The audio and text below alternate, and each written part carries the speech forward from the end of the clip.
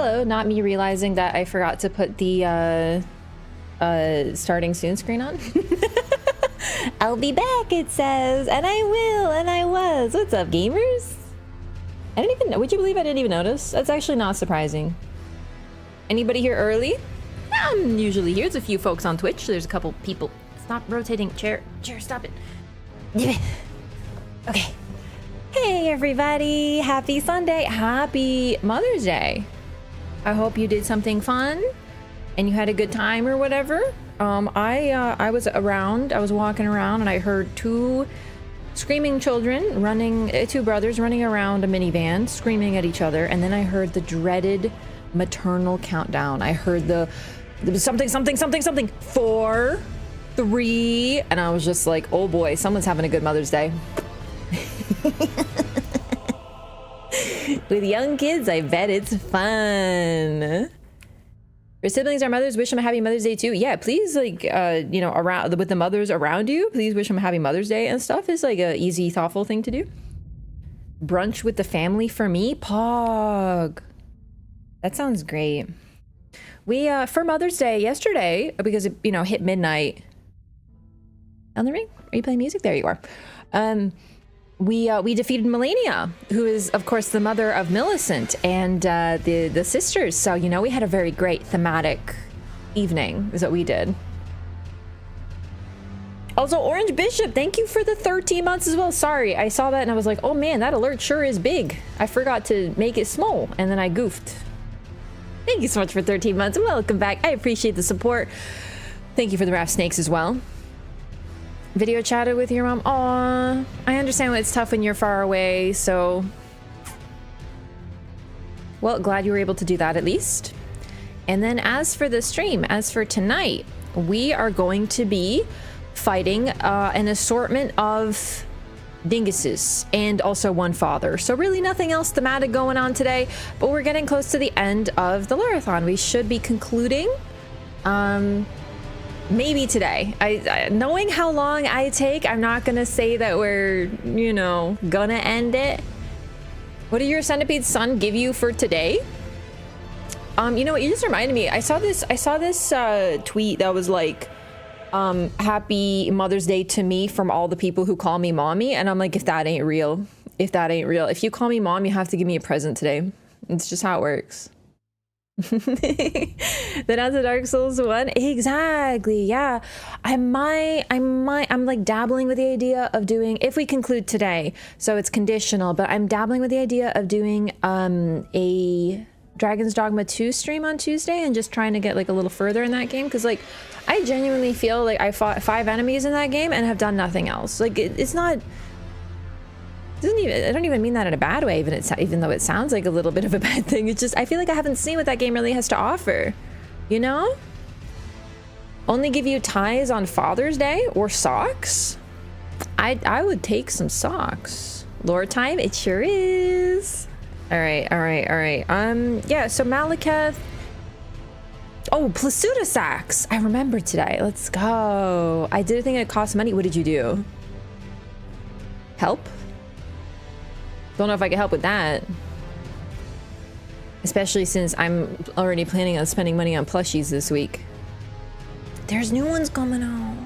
It's the Paradox Pokemon. They look very pog. I'm excited for Malekith lore. I am too. Malekith, we've been talking a bit here and there about Malekith, particularly about Garunk technically in this case, because you know we dealt with all of his quest line. So it's not like brand new by any means. What was I saying? I just completely lost my train of thought in the middle of my sentence as usual. We're gonna go over some stuff, but then, you know, you know what I mean. We've talked about it, but it's new. And there's new stuff that's very special in Malekith's arena. Bought a replica of the Master Sword. Oh, sick! Yo, post pictures when it gets there. For sure. Keep listening to DLC trailer music. I actually haven't watched the trailer in like a couple weeks now. I feel like I'm reformed now. I feel like I'm recovered from my addiction to watching the trailer. Hikari, what's up? We're all right at 30. What's up? Welcome in, gamers. Raptimus Prime, thank you for the follow as well. I'm shaking my water bottle. I don't know why. Like, it's just, I feel like I need to use my hands. I went walking today because it was warm, and that was pretty sick. Not much more to the story other than that, but it was nice. But then the clouds came out, and I was like really bummed. And then I went back inside. There's something in that? There's totally... Okay, it's a little half empty. Oh my god, it's doing that thing. Oh my... It is mostly empty. Okay, I need more water later, but for now I have water.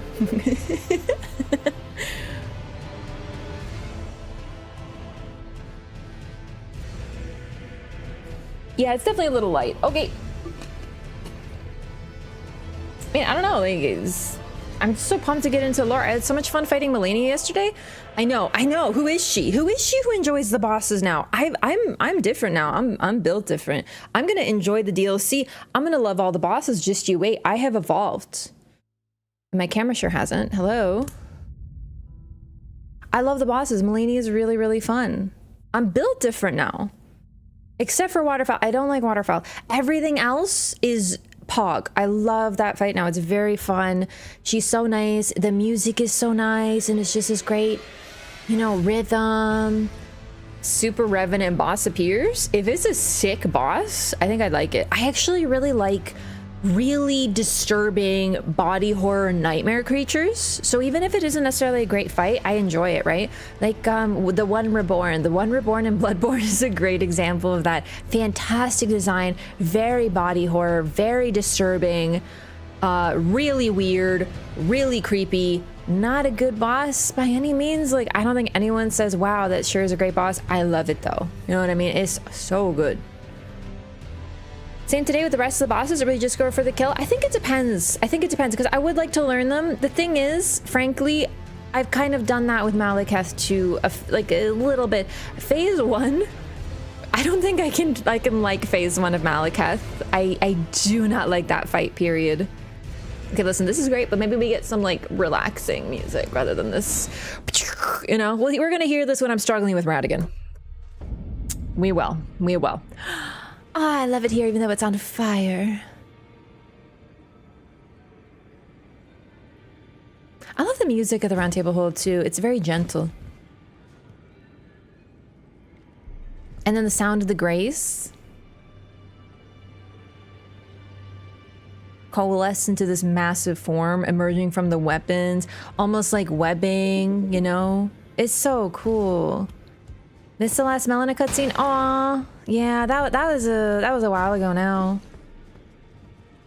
Gonna do Ashen Capital sewers? I'm gonna be honest, is the sewers any different? Because from what I know, there's an item down there.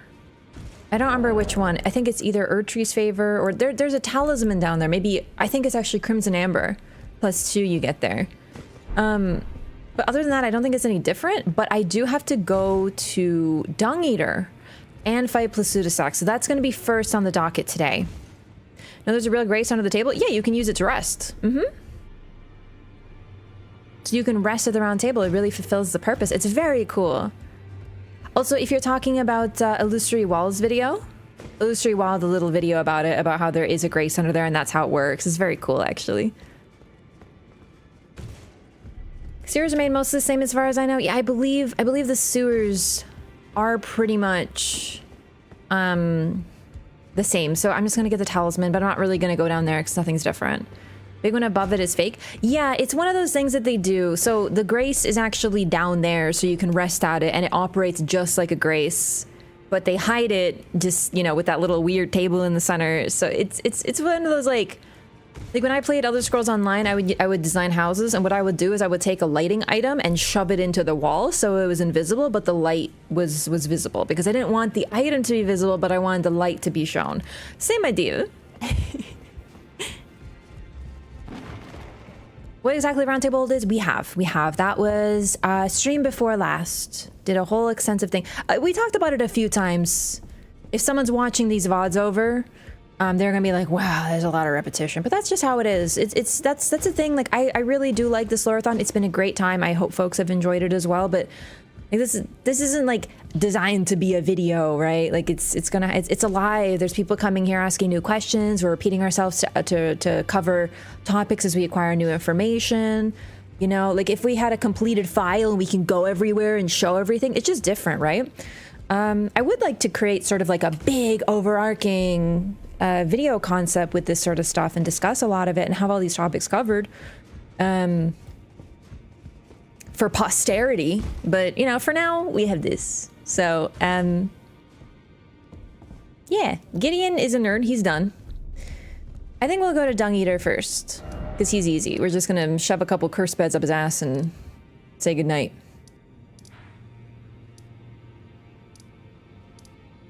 I don't remember what it... Here it is. Nope.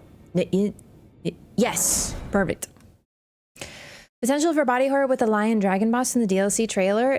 Maybe it's just a load of people in a costume. It is now likely to be just a bunch of people in a costume, but that doesn't mean they can't do something cool with it. For sure, because you can see the people within the costume.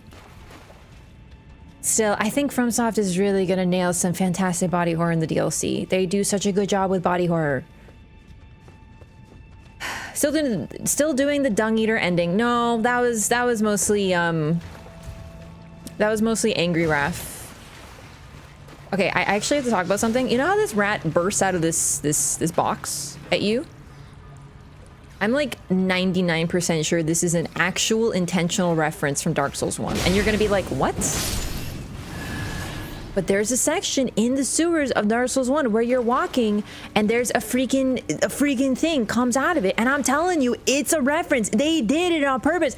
Like, I'm sitting here like, and all the people who don't know Dark Souls 1 are like, what? That's a rat. I'm telling you, it's from Dark Souls 1. We're gonna do it in Dark Souls 1 and I'm gonna be pointing like the Leo meme and you'll see. It's a reference to the real life examples of rats bursting out of boxes. You know what? Get out of here with your real life. No, I'm just kidding. It's true. Hey, are you gonna hurt me or are you just chilling? Like, are we vibing or? Oh, he breathing real hard. He ready. Are you chill? Oh, Lord, I trusted him. Oh, that's awkward. Dude, why is this rat such a gamer? Hello? Rats are iconic. It's true. True. Real. Ellie Ringies? Why does that sound delicious? It's gonna be Raph Point. For real, Raph Point. Ah! The freaking flower blasted me. But no, I'm not gonna do the Dung Eater ending, but I did in an outburst, I did say that if I die to Melania at this particular instant, I'm doing the Dung Eater ending. Everyone's gonna get shit. But no, I didn't mean it. We're not doing the Dung Eater ending. Thought it was like Doggo Friend for a sec, or like the rat that's like chilling in Bloodborne. Hey, buddy.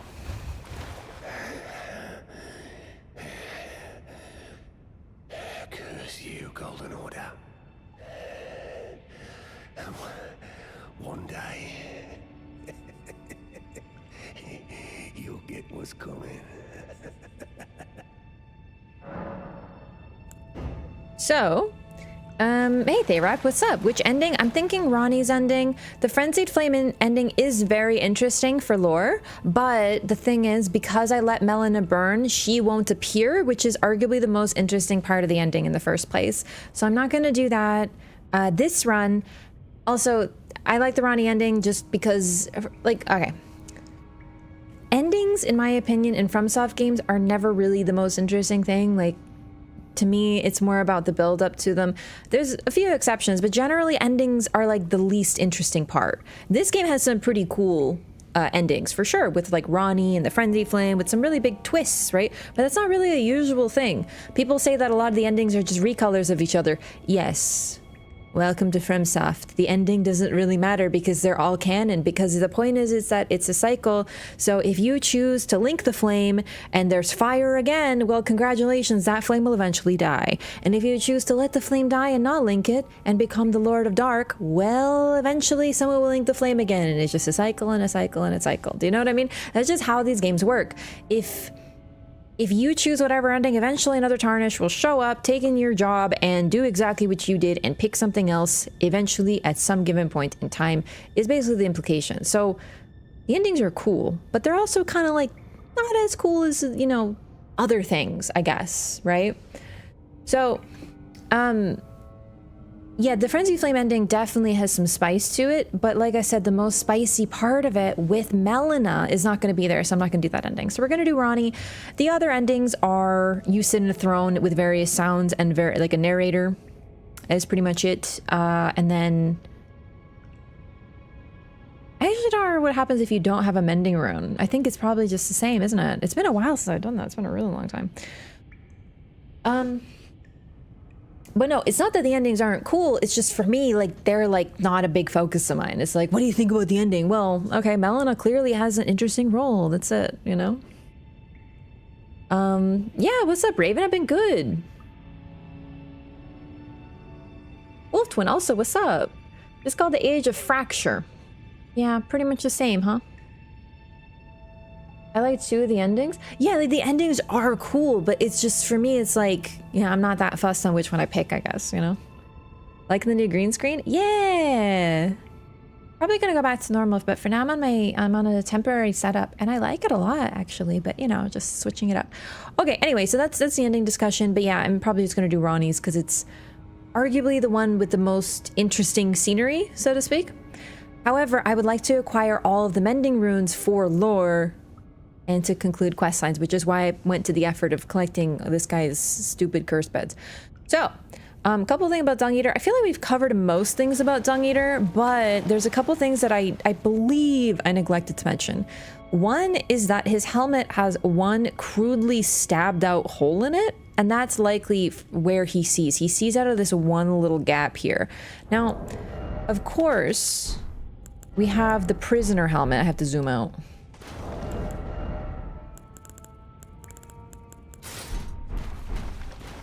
Which very similarly covers one eye and only allows you to gaze out of one.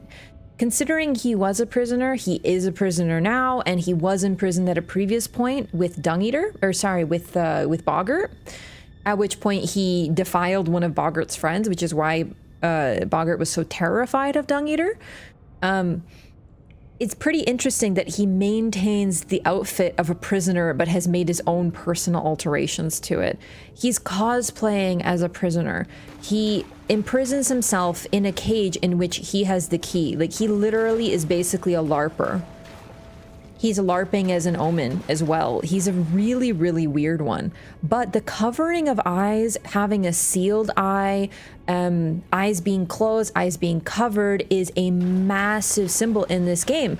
Specifically, and then I wrote it down, this is weeks ago, someone told me each eye represents something. One represents seeing the physical world, one represents seeing the spiritual world. But it's pretty cool because I'm pretty sure this is Melina. Melina has the same eye sealed and the same eye uncovered. I think this is prison uniform. No, but he's mimicking it, right? Because he chooses to wear this. This is his chosen fit. But yeah, so I just wanted to point out the eye covering because it's really interesting.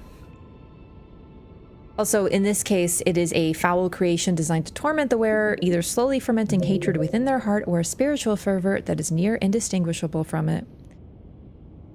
So this prisoner mask was forced upon somebody, but this is what he chooses to wear. And I might be like, how do you know he chose? Maybe he was put in that as punishment.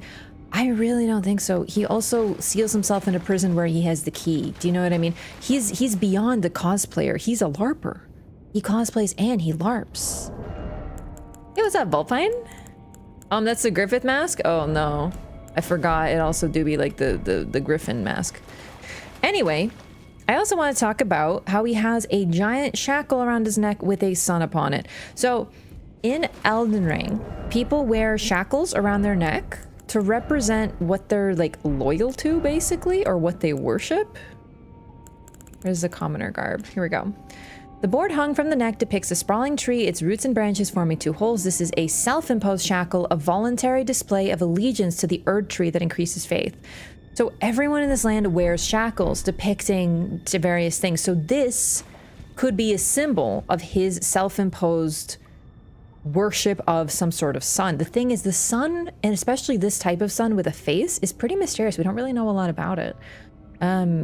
We have Castle Sol, we have the worship of an eclipse, but worship of an eclipse is not worshiping a sun, it's worshiping the covering of a sun. An eclipse sun would not have a face, so it's pretty interesting. I wonder if this is something that's going to be expanded upon, or if it's going to remain mysterious, but this could represent what he worships, a self-imposed shackle, considering the rest of his armor was likely also created by him intentionally, including, by the way, the hair. I know we've mentioned it before. The hair is attached to the armor. It is not his hair. He chose this red hair. His own hair is black. Yeah, creepy. He's a Golden Order guy? No. The sun is not represented by the Golden Order, or vice versa. The Golden Order in this game is not represented by the sun. The sun is a symbol that we know of from Dark Souls. So, for example, Solaire talks about seeking a sun. I think that that's a fun thing to talk about because we just don't have any information about the sun. It largely remains mysterious in this game. I just don't think we have the puzzle pieces to put together with this. So definitely what I would say is, from what we have, we don't know anything about the sun and why he has it as a symbol of his worship. Sunny has reminds me of Solaire, like they have a connection somehow. I don't know, because we do have suns in this game, it's just they haven't been expanded upon to enough of a degree, if you ask me. So yeah, I basically exactly Mooksy. Rob, yo, thanks for the gifted membership. Oops. Oh my god, this mouse is so sensitive. Thanks so much, Rob, I appreciate that. I'm wondering if I told you my theory, the Lion Mask boss in the DLC is Margit from back in the day. No, you didn't mention that. The thing is, if you're thinking of the same one I'm thinking of, I had my theories about it, and one thing I missed is that it is literally a, what is it called? The lion dance or whatever? Those things that are like piloted by people. You can see people within it. So it does look like it was taken and skinned and then turned into this thing that they're basically LARPing in. So unfortunately that creature doesn't seem to be truly alive, but it was at some point, and maybe we find where they got the mask part from. I don't know. I thought it was a symbol of the greater will. So he's like the complete antithesis to the Golden Order. Like he's literally like, fuck the Golden Order, right? So nah, but I don't think the sun is a symbol of the greater will. Like we have a star that is technically the symbol, and the Elden Ring, and the Erdtree, and Grace, but the sun itself, especially this depiction, as far as I know, and having looked at like everything the game has to offer and all the items that we've picked up together during this run, I don't think there's anything else like it. Like we do not have a sun like this. There is these. These are suns that do not seem to be eclipsed, but that's it. So we pointed this out last time. This background has a rune and then some little symbols in the background, but this sun that appears behind the puppet specifically, we don't know anything else about it. Like, why is there a sun back here? Sun mask guy's armor, say? Oh right, I do have that. Let's take a look. Also, keep in mind though, it looks like a sun, but it is not a sun. Like, look at this sun and look at this sun. They're not the same sun. Do you know what I mean? Like, a sun with a face is otherwise undepicted. This represents the brilliant inspiration and that once shone upon him. And it represents a blazing golden halo. It's arguably sun-like, for sure. History of Elden Ring, I guess, vid? Listen, I don't know what anyone else is saying. I know what I'm saying. What I can tell you is this particular depiction, we don't see anywhere else. Failed follower of Goldmask? No, I don't think so. Some reason represents the greater will as a sun. I understand why. I just personally disagree. I don't think we have enough information about the sun, and especially this particular sun.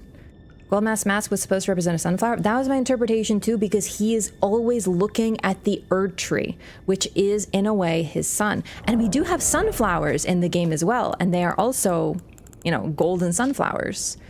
And they are at the foot of the Erdtree, retaining their color, and they grow facing the Erdtree. So Goldmask is basically cosplaying a sunflower, and it represents the halo of inspiration that once looked upon his, that once covered his face. And the reason it covers his face, sorry, I'm moving too much, my camera's going out of focus, is because he looked at the tree and the light from it gave him this inspiration. He very consciously covers his own face, compared with this sun, which is simply a sun, and it has a face. Also, it's like gray, shackled. Do you know what I mean? We don't know. I'm very confident in saying we don't know enough about the sun yet. That's pretty much it. This is a unique depiction. I don't buy the greater will as a sun, personally. I see why people can think that, but if I'm going to talk about the sun, I'm going to talk about the fell god. And I mentioned this before. The flame of the fell god. Do I have enough? I don't have enough faith. Using this spell, it looks like a literal sun coming toward you.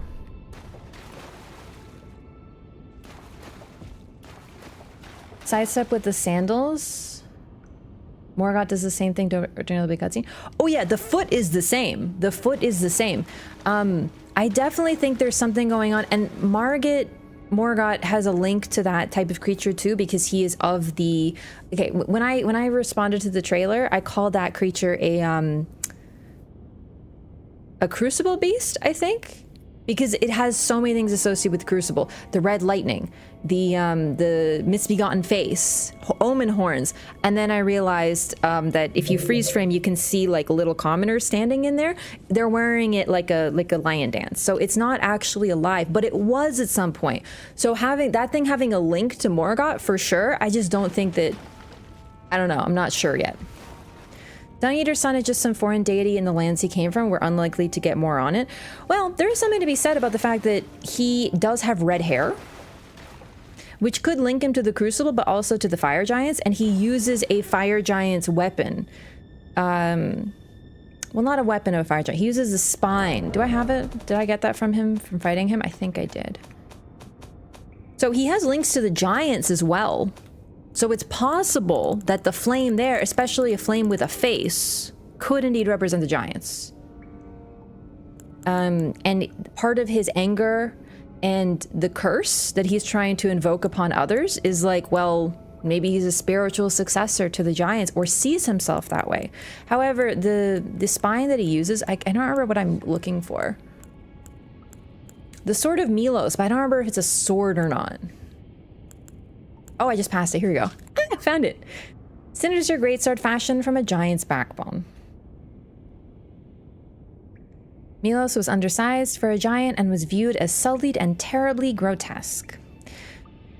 So, though he likes to inflict an omen curse on people, he has a sort of a subtler link to giants. Yeah, and I think we're gonna get his armor from this. I don't really remember where we get his armor. So, want to play with you? No, this is a lore run. I'm not playing with anybody. Hey, bud. You ready? Time to die.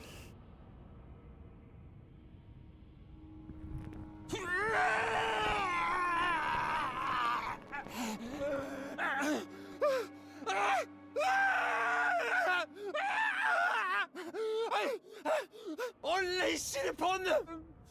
A curse blessings to war!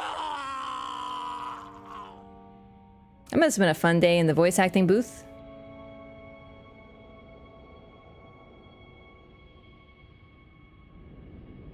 Ta-da! We did it! Woo! It looks kind of beautiful, doesn't it? So, I mean, like, really messed up, but pretty beautiful. Actually, do you see a sun in it? I see suns in it, but it's a sun that looks like a, okay, so that's supposed to represent the omen curse spreading like a disease within the order, but it does look kind of sun-like too, doesn't it? Ugh, it's creepy. It looks like an eclipse almost. Most definitely. It looks eclipsy. The eclipse shottle, but like a partial eclipse. Congratulations, it's a boy. All right, so one thing I'll say about Dung Eater is he despises the Golden Order and we don't know anything about him. I really wonder, considering he has symbols of giants, symbols of omen, both beings that were historically reviled by the Golden Order and were cursed by the Golden Order and destroyed by the Golden Order. So the giants are gone because of the Golden Order and the Age of the Earth Tree. So they're bitter. And I wonder if he is this sort of being that's taking on, he's like a vengeful force against the Golden Order and its worshippers, sent by those who were defeated by it. Also, yeah, the Sun Realm Shield, I wasn't lucky enough to get it this run, but it talks about how the seed of the sun is fated. This could relate to another nation that we don't know about, but it could also be very related to Castle Sol, right? Castle Sol could be a part of this nation. We also have the, once again, I want to point out these, I'm not saying we have no depictions of suns, but the one that he has is kind of unique. So that's why I want to point it out. But you can make some tangential links. For example, once again, we don't know why puppets have a sun behind them as part of their symbol, like dual suns. It's unique to the puppets. Only the puppets have it. Also, if you choose to, you can turn Dung Eater into a puppet. He is one of 2 NPCs that you can intentionally turn into a puppet, the other being Nephili. So one potential reading of this is that there's something special about him, but I really just think anyone can be turned into a puppet. Those are just the only potential targets. But it is interesting that there seems to be some hints of a lost culture or group or whatever associated with the sun. There's a few different potential things. I just don't think we have enough to make like a full image. Thanks for the mending rune.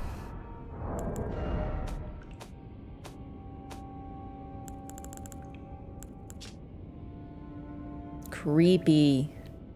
Also, remember that point that I talked about looks like a sun? It looks like a dual sun, like a split in half. Really specifically that yellow bit right over there. I don't know. There's definitely something to this. He was covered in horns? Oh, we'll do like a quick overview of him. I mentioned this sort of stuff before, but like, okay. He wears armor that is made of cut off omen horns. So he likely made this armor. He took the skin and the parts of an omen that were cut, the horns were cut, and turned it into his armor. He is not an omen. He does not have horns himself. He simply covered the armor in them. Now that I think about it, how do we get his garb? Do we already have it?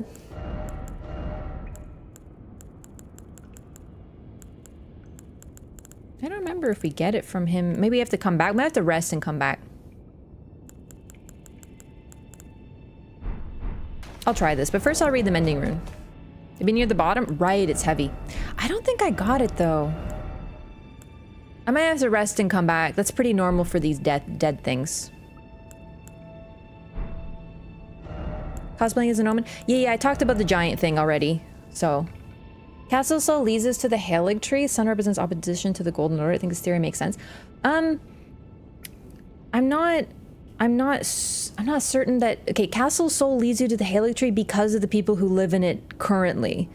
But I don't know that I'm willing to lead directly that Castle Sol... Do you know what I mean? Like, there's a point, but we don't know. Castle Sol is kind of occupied, and we don't know too much about who created it and the culture that it was a part of. We just know bits and pieces.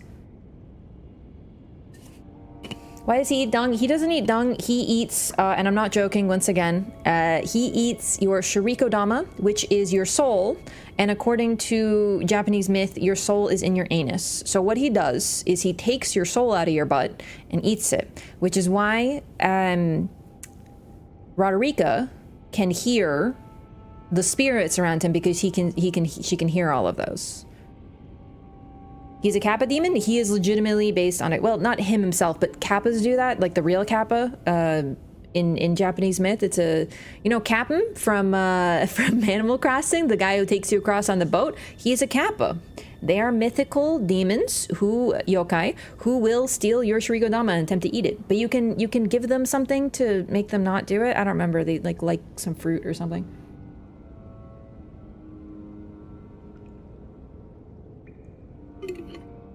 Cucumber? They love cucumber. That's true. Quit and reload? Actually, that's a good idea. Save me a run back. Oh, Jesus. No, I'm never doing that again. Never doing that again. No, I'll run back. I'll run back because this game is a nightmare. He's a freaking Bamco. Ugh.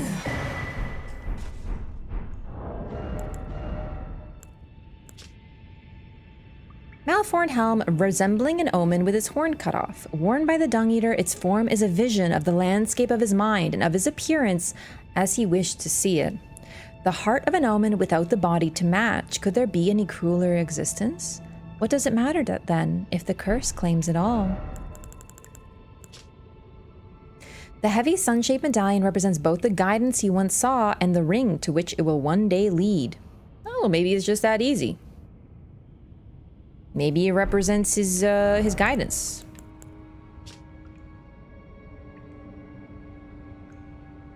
Okay, all the lore there is the same. So, I've talked a lot about Dung Eater. So I feel like we're pretty much covered with this nerd. Did I read the... I didn't read the... the great rune he gave us. Loathsome rune gestated by the Dung Eater, used to restore the fractured Elden ring when brandished by the Elden Lord. The reviled curse will last eternally, and the world's children, grandchildren, and every generation hence will be its pustules. If order is defiled entirely, defilement is defilement no more, and for every curse, a cursed blessing. Gestated, it intentionally uses the term gestated.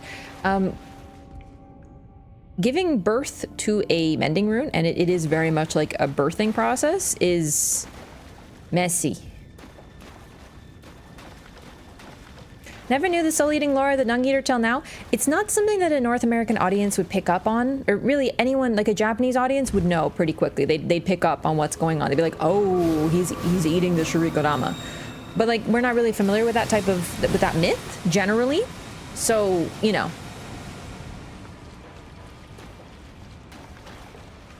I'm late, what's going on, Dung Eater? Let's go fight Placidusax. Oh great, a rat. Unless you played Sekiro. Even in Sekiro, it's like, I didn't know that what the Headless was doing was stealing your butthole soul. I didn't know that. I knew that they grab you and tear your insides out. I thought it was just a visceral attack. I didn't realize that they were stealing your soul out your butt. I don't know that your soul's in your butt. I didn't know this. You need context for these things, you know? A shared story that we are not privy to. And then Farmazola is a nightmare. I never remember where to go. I think beside the Great Bridge, and then we just go down? I think that's best. Hey Vaughn, what's up? Oops, gotta put a full cover on the monitor for literally every quit out. Sun will definitely be part of DLC. I can definitely see the sun being part of DLC, but the thing is, I don't know. I want to point out the Dung Eater symbol is pretty unique, but it just represents to him the guidance that he once saw, and it's supposed to represent his rune. Butt Souls, am I in the right stream? You haven't played the acclaimed sequel to Dark Souls? Butt Souls? What's up, Utana? Also, Nerd Handsome, what's up? They should put something here, just for like the me's. You know, the people who like explore. Hey, Sternum. Alright. Let's go fight Placidusax. Hey. That was good. Alright, everything about this went well.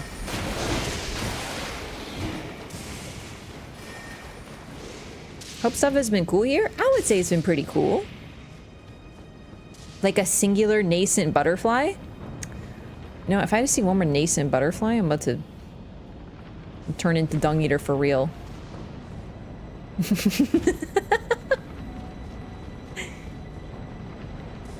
Oh, actually, Utana, what disease do you think this is? Like, if you saw someone and they had this, like, what would you diagnose them with? Also, yeah, so the horns are the outside, too. Like, you can see, it looks like a sun. Very eclipsy. Compared to this. But it's horns. Looks weird. Reminds me of a molar pregnancy. Sick! Yo, we had a molar pregnancy. Leprosy? You know what? It could be a little leprous.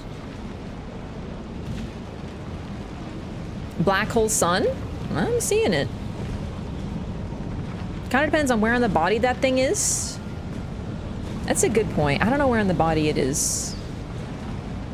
All right, so we can walk along here. This is like yet another sort of weird grave for these like really big beasts. I think these are likely way larger than the beasts that we even see. Because if you look at this, like, it's like 3 us's. Like 2 us's laying down, but if it were fully stretched out, it would be huge. It was kind of on his chest. Similar to Siraj. So we still see some fur. It's definitely dark, but would that be lion jaws? Yo, Quaither! Thank you so much for the re-membership. Welcome back. Thank you so much for the continued support. Appreciate that. Spreading out from the center? Yeah, I don't know what kind of jaw this would be, but I will say this looks specifically, like, particularly larger than the other ones we saw elsewhere in the game. Yo, Happiness! Thank you so much for the Prime as well. Thank you so much for the support. I really appreciate that. You get 1 Prime per month. Thank you for choosing to use it here. Thank you for the support. We love primers. Sarah didn't used to be a floor, though. It was a wall where they were entombed, right? Kind of, because this is where we rest. So this is how we activate Placidusax, and we can see it, and it kind of becomes... I could have sworn it stays a wall because we get up from it, but let's take a look. So we basically lay ourselves to rest. And one interesting thing about the Tarnish, and I mentioned this before, they are both living and dead. They're kind of unique. So laying down in graves is apparently just a normal thing for us. But I think our unique status as living and dead allows us to do things like this. That's why we can see the ghost light or whatever it's called that, oh my god, I'm forgetting names again. I'm having a goober moment. Your rivals! Welcome back! Thank you for 16 months!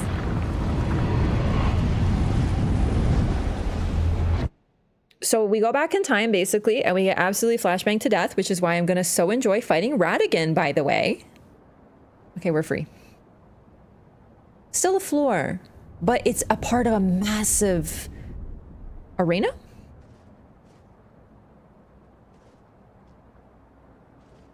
Though some are along the outside, for sure. But this is like, it's like a giant tomb, eh? This is such a fantastic cutscene. One of the coolest in the game. And it's hard to pick.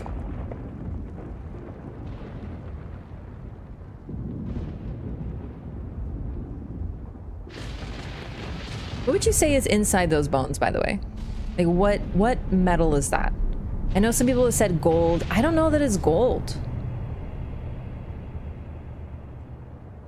More like a regular lion, but with a flatter skull atop. Also, I could have sworn it looks like the eyes are on the top of the skull. We'll take another look. The revered fossilization style of those graves. Yeah, it's really cool. Laid in an opposite direction from than the other corpses. True, yeah, we lay down with our heads here versus the others have their heads here. Good point.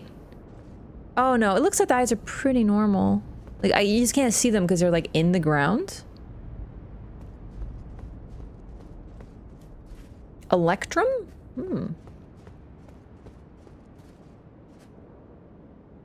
Here, no, we can see it. Those are predator eyes. Those are 100% predator eyes. This one's more clear. This looks way more like a cat skull. Yeah, no, way more like a cat. Well, then again, I don't know. I'm not very good at skulls. No, I think the jaw's too, like, long. Right? Wait, no, it could be a lion. But it's dark, interestingly.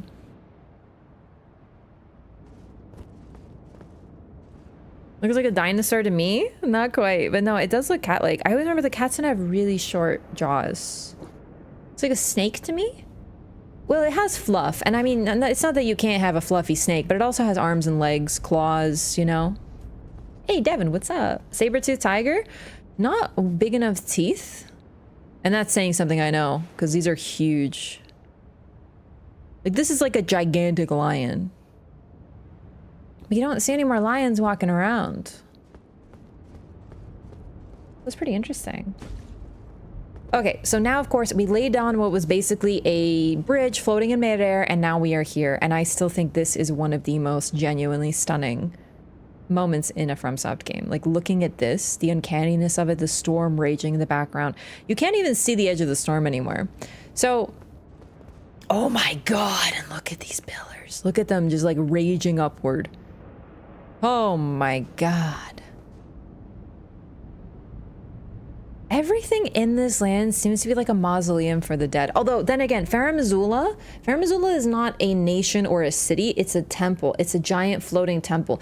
Everything involved in Farum Azula is effectively one gigantic temple, so it makes sense that there's like bodies everywhere and you know, beasts laid to rest. But they are huge too. Like, seriously, imagine if these were walking around. They'd be like 4 humans.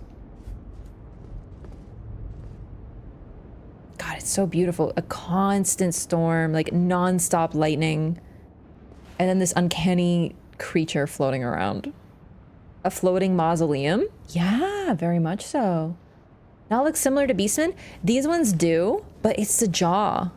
No, wait, this one to me, once again, looks more wolfy, but then again...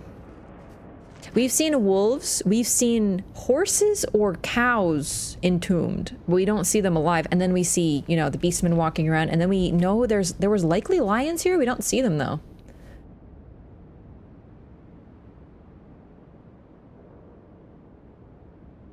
Also how quiet it is. So we have the we're inside of the storm. So the storm that we saw was quite a bit smaller, basically cutting through the center of Farum Azula. Now we've gone back in time through the power of FromSoft, and we are basically, the storm has grown. And we are now in the eye of the storm, which is why it's so peaceful here. Thera, thank you so much for 5 gifted subs. What the heck? I appreciate that so much. Thank you for 145 total in the channel. That means so much to me. Thank you for 5 more gifted. Thank you for 5 more butterflies flying around the chat. Thank you for the support.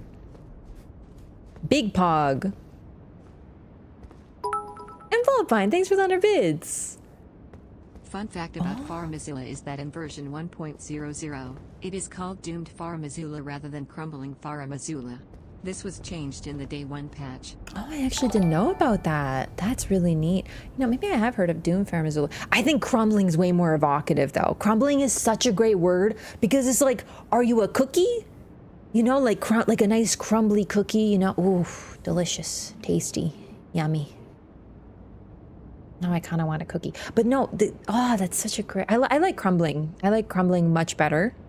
I think it's so evocative. And I like a word that sounds like what it does, like onomatopoeic, you know? Skeletons are the same race as Malekith? Malekith is kind of weird on his own. I'm not sure. I think his jaw is way more narrow and, well, no, he does have he looks a lot like a raccoon dog, like a tanuki when you take off his armor. Hang on, I missed something. So these are likely ancient Asian beastmen as well. Hirsude Heretic, thank you as well for the resub. Welcome back. Thank you for 9 months. Enjoy your new butterfly. Thank you again. Thank you for the hype train, everybody. Blythe race. The thing is, all right, it's really weird though, because Blythe is a half wolf, and Malekith should potentially be a half wolf as well, but we don't really know. The shadows are weird because according to all the lore that we're given, they are created by the 2 fingers out of like nothing. They just create them. They're just like spawn in a dude. That's what Malekith is supposed to be, and that's what Blythe is. Based on what we learned about Blythe, we can get some information on Malekith, but we can't really be certain about this. Because Malekith could be different. There's that line that describes Malekith as Marika's half-brother. So if they're just conjured out of nothing, how can they be half-brothers and half-sisters? Like, it doesn't make sense.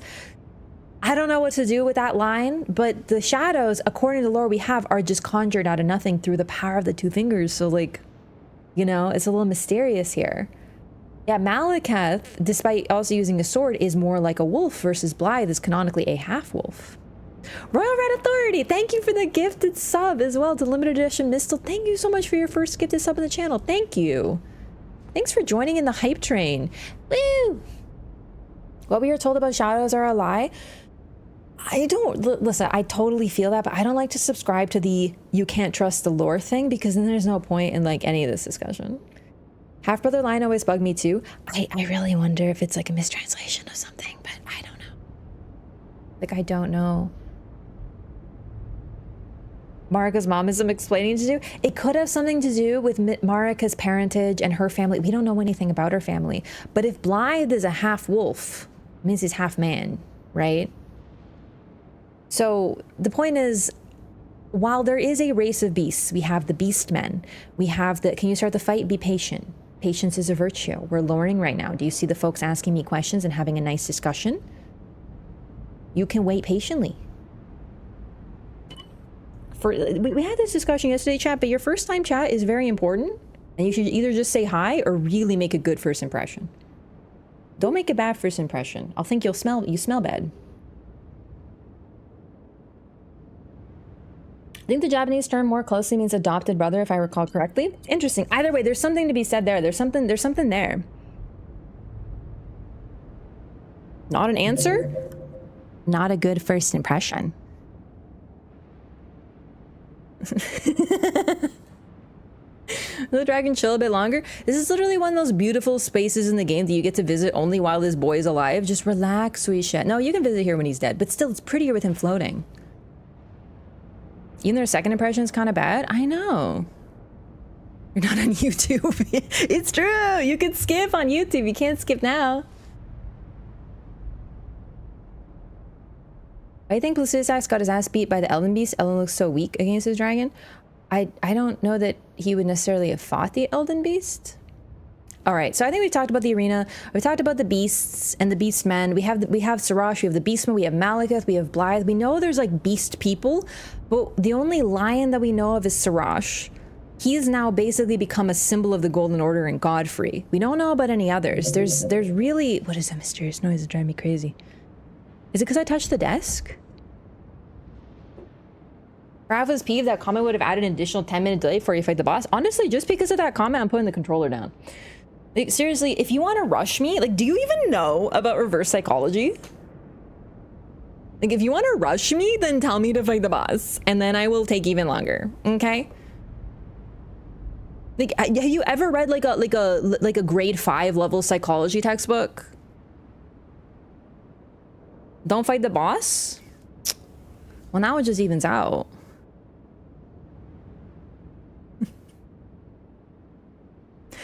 Listen, whatever you do, Lyko, don't time them out. I want to keep them. I want to keep them as a pet. Okay? Like, please.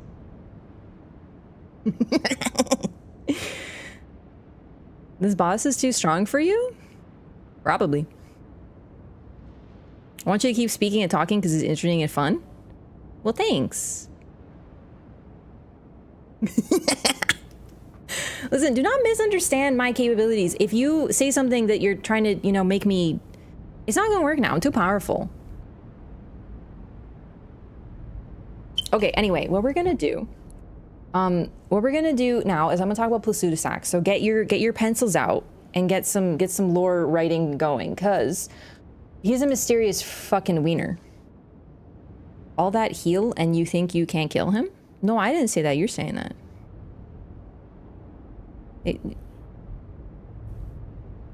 Listen, I know that no one on Twitch looks at titles, but like, can I invite you to look at the title? And like, you know, maybe LOREATHON isn't a word. I'll give you that. I'll give you that. Let's press button. No. No, I want to keep him. I want to keep this one. It's entertaining. Keep him. No. No. Bad Lyko. Down. Down.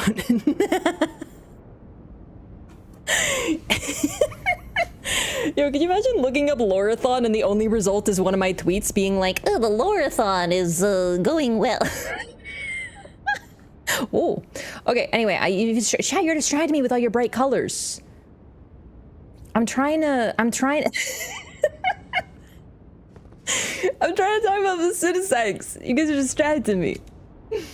So, game hard, you know, kill boss, only talk. I'm really fucking good at talking. Do you understand?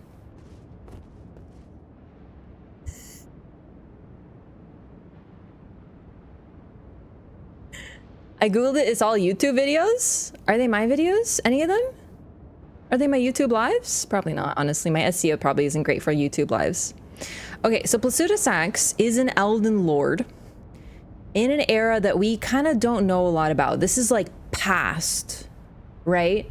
Like, oh my God. See, now Quaither distracting me with the gifted of memberships right in the corner. I think I didn't see that bright green over there. Thanks so much for the 5 gifted memberships to the YouTube community. Welcome in. I'm so pumped, actually. I'm gonna get more emotes on YouTube, and then you can post new pretty pictures. Pictures. I can't talk today.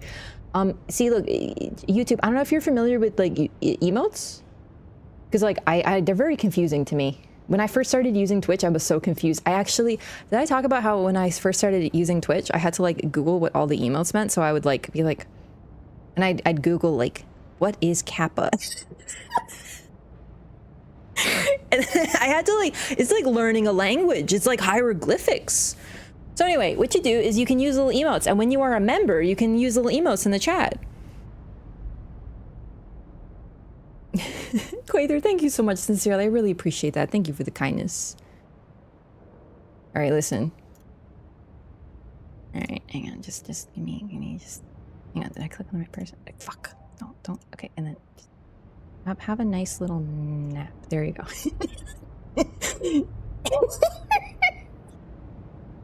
Okay, listen. Half the reason I told you to leave him alone was so that I could press the button.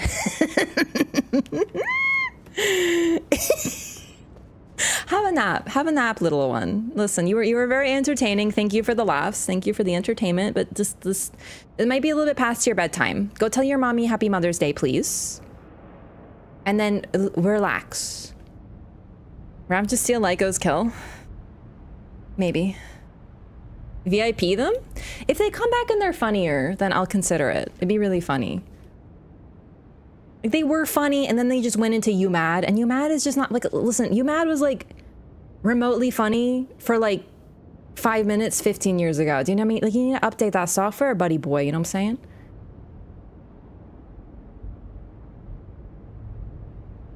Yeah, anyway, okay, I'm focusing now, I swear. Listen, you guys get me distracted, and I love it, but, like, ugh. You guys are so cute. Okay. Placidusax. He is, all right, listen, there's some stuff, like I think Zuli did a video on how there's actually 5 heads, but as far as we know, in his main depiction, which is on this talisman, there are 4. This is the ancient king whose seat lies at the heart of the storm beyond time. This is likely Placidusax at peak, and he's been here, waiting. In the present day, he is likely still there in the center of the storm, and he's waiting.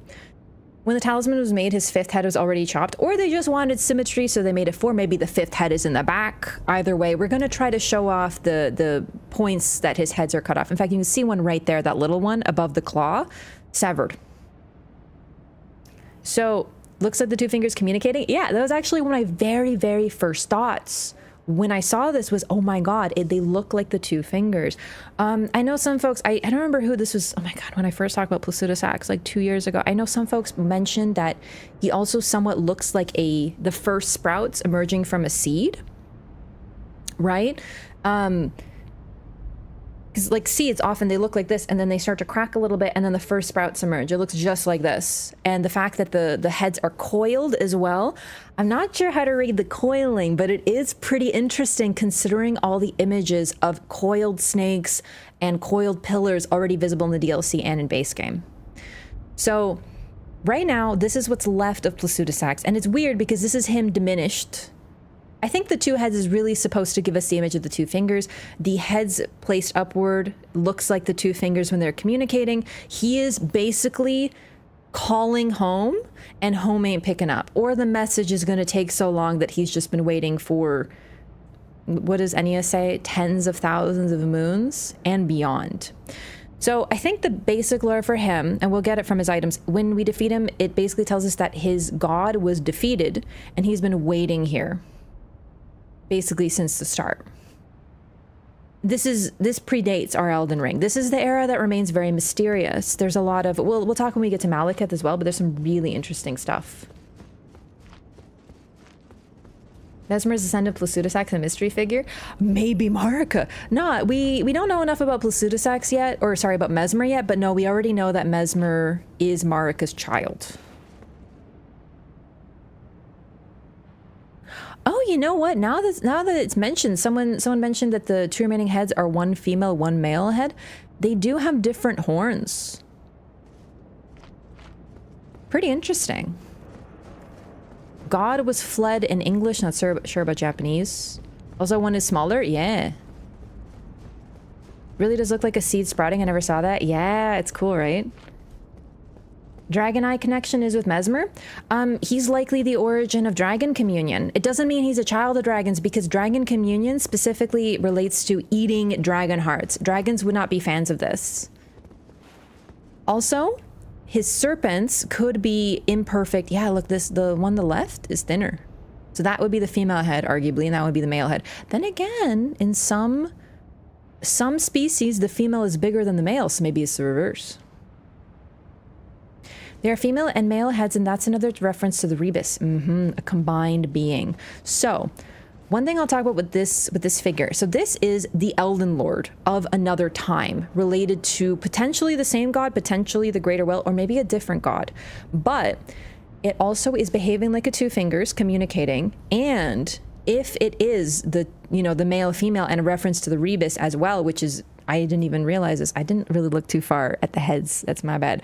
But if that is the case as well, then it's almost also operating as a vessel for the Elden Ring. So it's potential that Placidusax was kind of all things combined, was the Elden Lord and consort to the like equivalent to Marika Radagon, like the god of the land, and also taking the role of the two fingers. And then when the god had to flee, if it's the Greater Will and it came back, it probably was like, I got to do things a little differently this time. So it brought two fingers, it brought the Elden Beast, and it divided the roles instead of having one being that does everything. But either way, this one's quite unique. Even, oh shit, I got too close. It's fine, I was going to pull. But I wanted to see the animation. God, you're pretty. It's okay.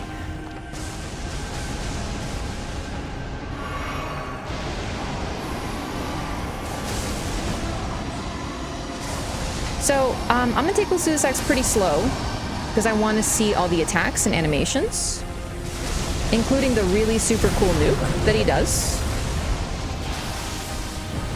There's the tail. It is indeed severed. Very Monster Hunter. One head down here, one head over there. So I see two heads. Let's try to take a look for a potential third.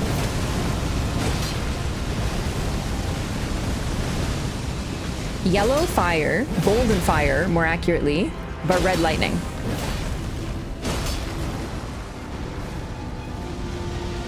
Oh shit. You missed, bitch.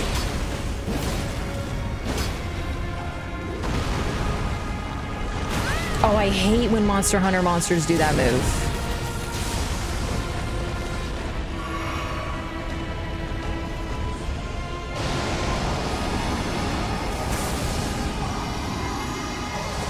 How much damage does this do, out of curiosity? Not that much.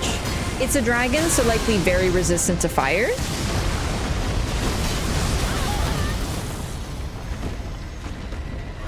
Placidusax. I always say Placidusax, but it's probably Placidusax. The root of its name is placid. Like peaceful, calm. So it's a really interesting name for like a dragon king. Ow. Oh my god, I didn't see that. Oh, I see it.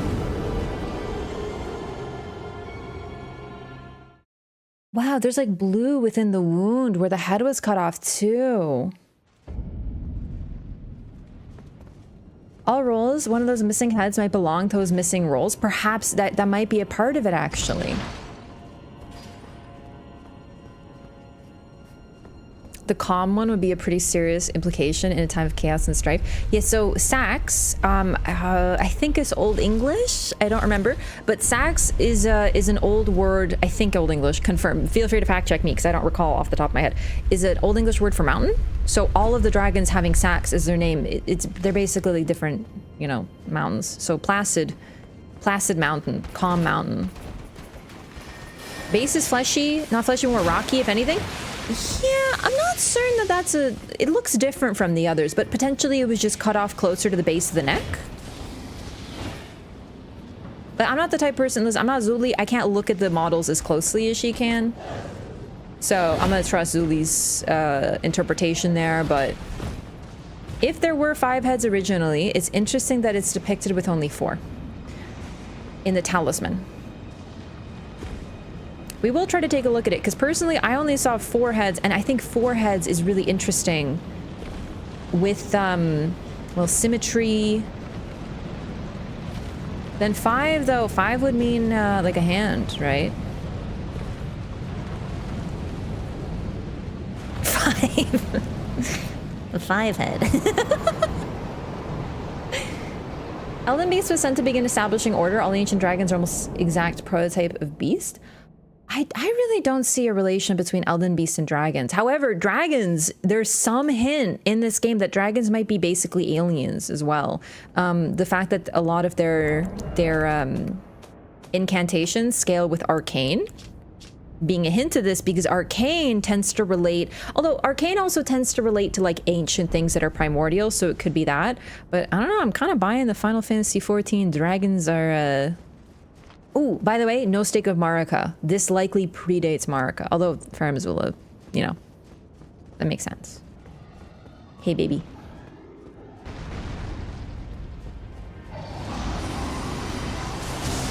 Yeah, I don't know. That one doesn't look like a head to me. But then again, no. It kind of does look like this. No. I don't know if that looks like a head to me. I don't know. But what else could it be, I guess? Uh-oh. That's gonna hurt. Only 4 fingers visible in a fist. Ooh, that's insightful. 2 wings compared to other ancient dragons. Good point. That's a huge deal, because the ancient dragons are almost always depicted with 4 wings, like all of them. Listen, I think Placidusax is very cool. I still don't love dragon fights. They just blow a bunch of fire, you can't see anything.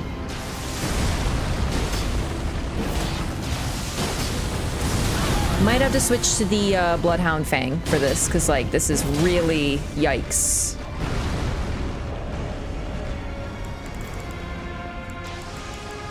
Hey baby, give me a minute. I'm cycling through my 18,000 weapons again. Let's see how much a +8 does to him. God, beautiful. Look at that.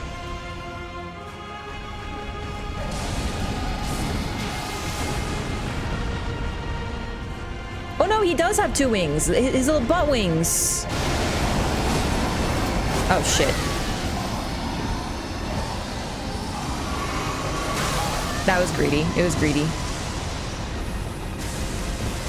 It's actually really cool how he summons the storm with his roar. Oh no. Oh, it's happening! It's happening! It's happening! It's happening!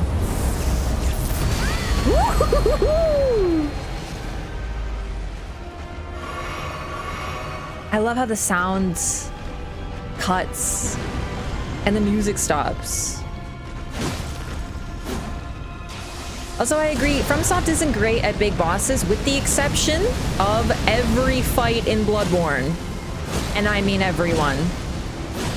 Spiral's the same shape as Grand Sax's weapon? Oh, yeah, sorry, I was so marveled. Yeah. So that is Grand Sax's weapon, but even though Grand Sax's weapon appears to have been physical, he's able to summon it. Whee!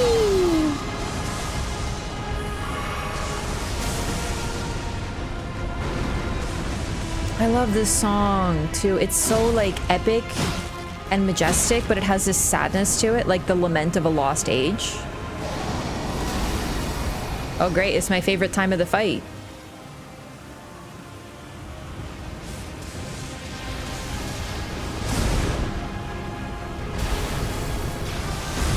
The teleports behind you phase. Oh, I missed that. I mistimed it! Ooh. Does Placidusax's lightning version based off Francis' weapon or vice versa? Considering this is like the lord of what is basically a bygone age, I'm feeling like this was the original.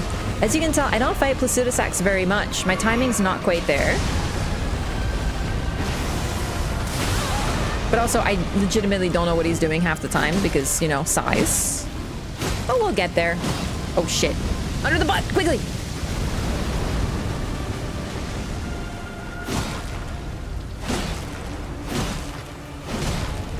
Blasphemous still has more damage, but let's check this out. Oh shit, 1 second. That actually does more damage than the Blasphemous at +8. So I think we'll level this one up to +10 to give us a backup for this boy. Placidusax is a leader when Grandsax is much bigger. Maybe they didn't determine lordship purely by strength like Godfrey. Yeah, I mean, Marika is the vessel of the Elden Ring for a very specific reason, and we're not certain of what that is, but we have some evidence as to what it could be. But generally, physical might is not the most important thing when it comes to well, then again, the Lord is different. But since Placidusax seems to take on more than one role, maybe the criteria are different. Dragon communion stuff are associated with arcane, none of the ancient dragon incants are. But that's because ancient dragon incants take on a sort of different role. The ancient dragon incants, you worship a dragon, and the dragon becomes your sugar mama or sugar daddy and gives you sorcery or incantations. It's basically like, hello, I am the daddy, and because I am the daddy, you get some lightning spells. So faith and love and worship is where the power exchange happens. So they operate on a different fundamental level. Square shortcut for Roundtable. Do not backseat me on how to get to the Roundtable hole. I'm going the wrong way. I just want to talk to Annie, I guess. If one more person tells me the shortcut to get the Roundtable, you people, do you not understand the joy of scrolling a map? Like, look at how far we've come. My God, everyone needs to cut everything. Back in my day, we read papers and stuff, and we didn't have phones, and you know.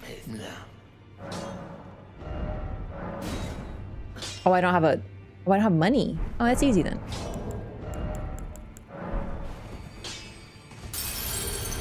What's the relationship between ancient dragons and normal dragons? Normal dragons have descended from ancient dragons, but are really, really comparatively weak. Squirrel also didn't know the shortcut. Yeah, but like, people always insist on telling me things I already know, like I don't know them. Like, maybe it's because I like doing things a certain way. Goodness, the amount of people are like, here's some information. I don't need this information. I know the information. I just choose to do things my way. Normal dragons are dumber as well. In pretty much every way, they are a downgrade. Yeah. They're also weak to like dragon wound grease. Check this out.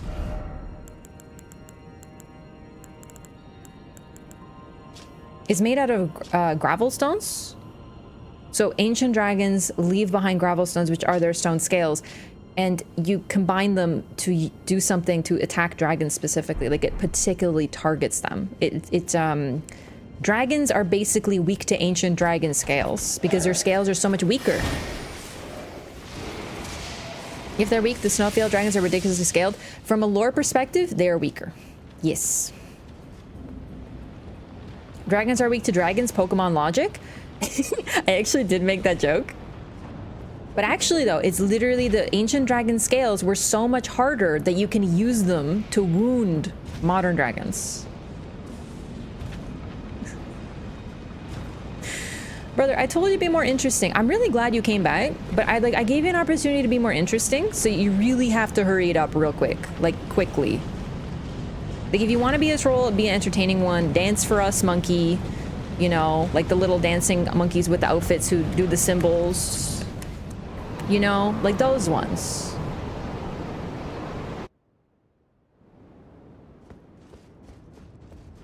All dragons are named Sax. All ancient dragons seem to have a Sax name.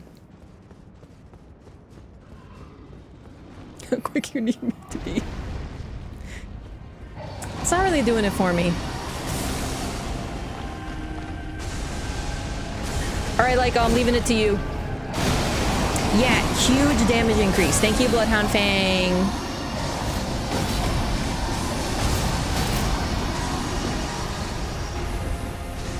Can all dragons turn to human form? This is likely something unique to ancient dragons as well. Most likely. Too boring? Yeah, they usually are. I give them so much opportunity to be entertaining too. I need my toys to be fun, or I throw them in the garbage can. Woo! Something happened? No, I'm just, I leveled up my Bloodhound Fang to +10. My Placidusax so fat though. You know how like in ancient times, I'm getting cooked. Please help me. I got stuck on his fucking butthole.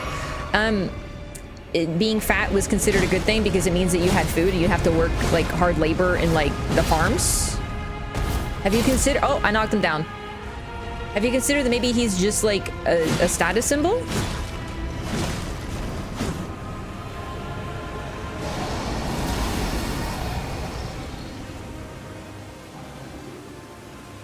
Kind of kid that got a pony when you asked for it, aren't you? No, I actually really took care of my toys and I still have most of them. I just need to be funny for... reality is often less funny than, you know, doing a bit. Chichika was made in 2013. That is likely a full adult. That's disappointing. Happy Mother's Day to his mother, I guess. Yikes. Like, imagine having a child and then finding out that they're a troll on the internet. What a fucking disappointment that would be.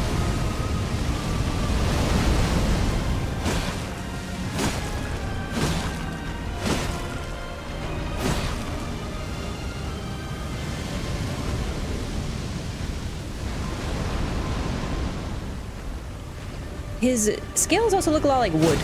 Not the wings, though.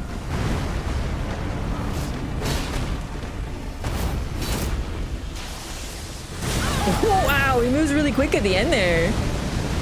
Happy Mother's Day. Thank you. I am a mother to a wonderful cat. His name is Marlowe. He's a good boy.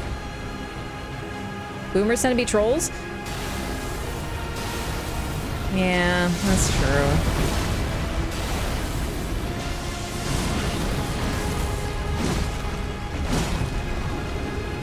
So special about them having human form? Well, they're the only beings who can do that.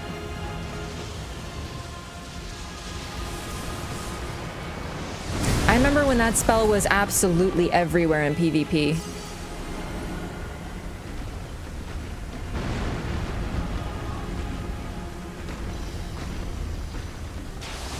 Oh, it's raining!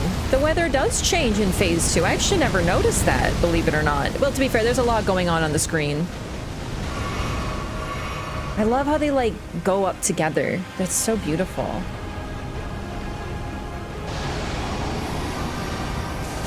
Oh, shit. I want to see isn't there a bigger nuke? Ancient dragons take human form. Lanciax's item descriptions. They did that to commune with their... What? He picked me up. He kidnapped me.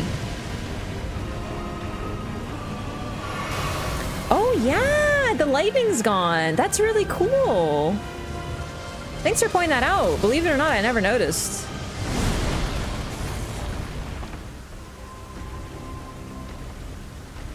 Heads have their own thoughts, or are they a hive mind? I don't know. Placidusax and Hydra-like beings in these games are really interesting. We don't know a lot about them. They're very mysterious. Fuck. Iframes. Baby.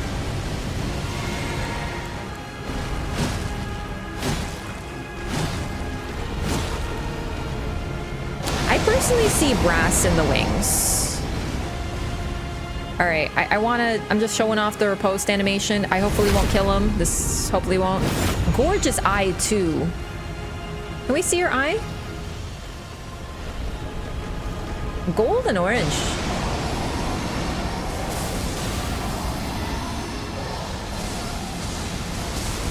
Where is? Oh, there is. Woo! I want to see that. There are the laser beams! Whee!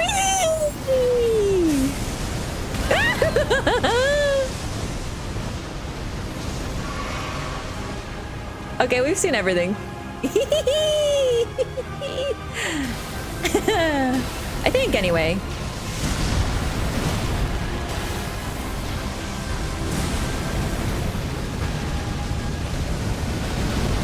Whee! Oh, that's awkward. No, no, no, no, no, no, under the butt, quickly. Fuck, too late. Goodbye, Placy. It could be gold, but you know what? The eye, to me, looked like it was half golden and half kind of orangey. Not like Frenzy Flame Orange. Remembrance of the Dragon Lord. Even the Remembrance looks kind of old, doesn't it? I should have kept the others. Oh, I love that look of it. Beautiful. Cool fight. Sad I missed in my first run through. Ah, you can always come back and do it. That's what's great. Must have been a bug when I fought Placidusax and never used a beam on me. It's a pretty rare move, all things considered. Also, you have to be, if I'm not mistaken, you have to be kind of farther away from him for him to trigger it. I'm not certain, because he tends to do it when he's very far away from me. All that heal and you killed the Placidusax. Exactly. All that heal. One more point to theory that dragons are aliens. Aliens use lasers too. It's true. Dragons either way are very, very ancient, primordial. So there could be the relation to arcane, but I will point out that arcane does in almost every other way relate to space and space related things and things from beyond the stars and comets and meteors and the what's it called, the primeval current, primordial current. I'm forgetting now if it's primeval or primordial. Do laser at low health. It's a phase 2 move. So Placy doesn't have like a traditional phase 2 transformation, but like a lot of FromSoft bosses, when he hits a certain health point, he starts using different moves. So you have to have him at a certain percentage for him to do it too. Remembrance of Dragon Lord Placidusax, hewn into the Erd Tree. The Dragon Lord whose seat lies at the heart of the storm beyond time is said to have been Elden Lord in the age before the Erd Tree. Once his god was fled, the Lord continued to await its return. So the thing is, we don't know why his god was fled. We don't know if there was a loss, if, you know, Placidusax is weakened. The thing is, we don't know if Placidusax waited when he had 4 heads or 5 heads, or, you know, like, we don't know how. Oh my god, and then the storm clears. Oh, it's beautiful here. Yeah, the start of the fight, I just remembered, yeah, the weather changes. So the start of the fight, you have the lightning, you won't have that by the end. That's why you gotta take your time and enjoy and appreciate. Like a flying saucer? Listen, I'm really down for this dragons or aliens theory. Any lore about the Rune of Time? Is he the one holding it? Or is it the Elden Ring rune? That's the thing, we don't get a rune from him. Clouds are the same. That, I think, is different, though, because the sun's out.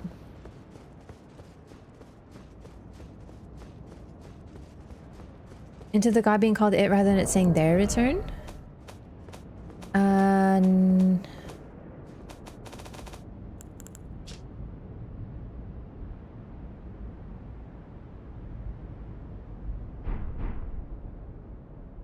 don't know.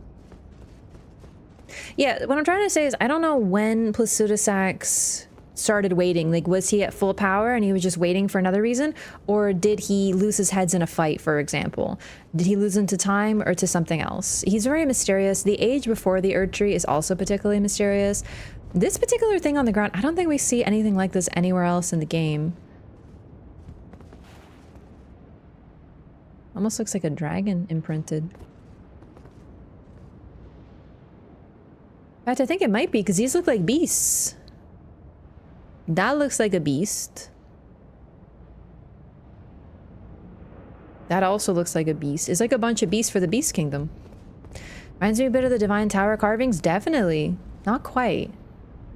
Are those bones laying around? Yeah, there's a few. Some bones are no longer in their place of rest. Did we change the timeline by killing Placidusax? No, this is outside of time. Now, what does that mean? Well, that's a good question. Ah, these are the bones of the cow. Or the horse. So... Are they all, though? Oh my god, they are. So, in the temple... In the temple proper at Farum Azula, we can encounter... It's basically only like horse/cow skulls that are buried. And the beast or prey... it's like prey animals versus the predator animals are all in different graves. Dinner? No, prey animals have places of honor. In the modern Farum Azula. So a little about Sarash and the Beast. We know they were granted intelligence, but other than that, we don't know anything. It's almost like they've been displaced from the graves. It's weird because we don't see any horse people. I really want there to be like a giant horse dude. Like, look at this.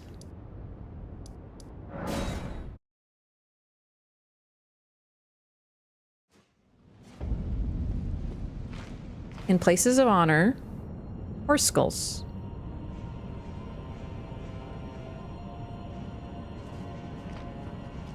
Isn't it pronounced Placidusax? Yeah, but Placidusax is like the most garbage name to say on the tongue. So I'm just gonna say it my way because the human tongue craves ease of pronunciation.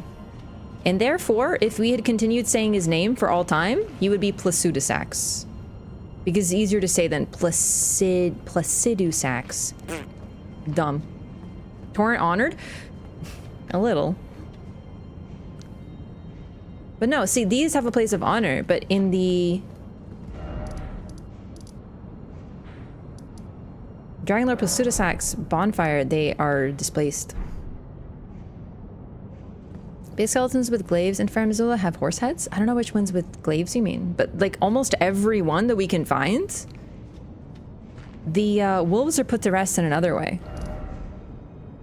Alright, well that's Placi. We're getting ready to fight Malekith now.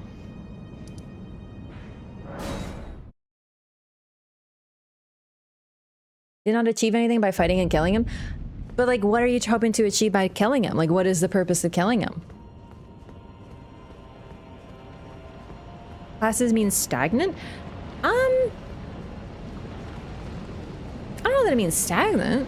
I guess it can if you really go down the meanings, but doesn't it mean just chilling? Like you're just chilling?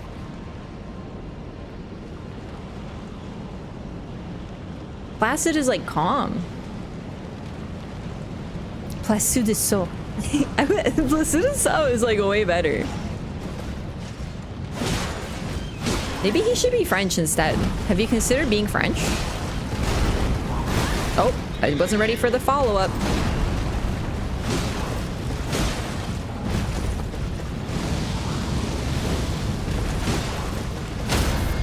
Oh boy.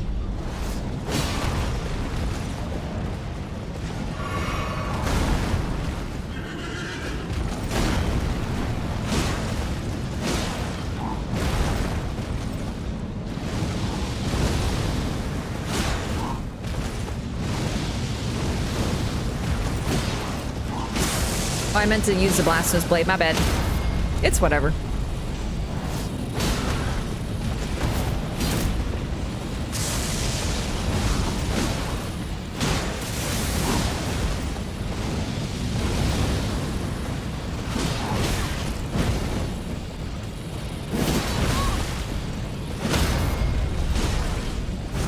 This blade might also be a little too OP. Jesus.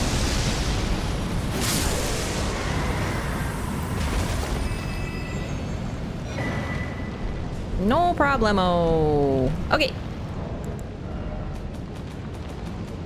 So now we get the malformed dragon helm. And gear. All of it. It's literally quite possibly one of the ugliest things in the entire video game.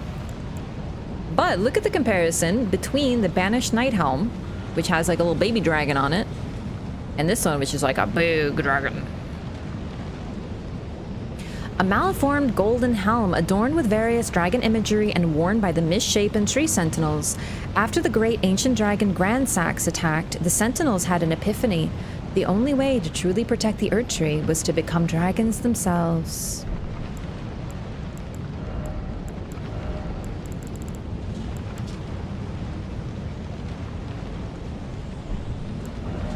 So it shows how the Golden Order, actually good comparison, the Golden Order or a Tree Sentinel, Malformed Dragon. Huge difference.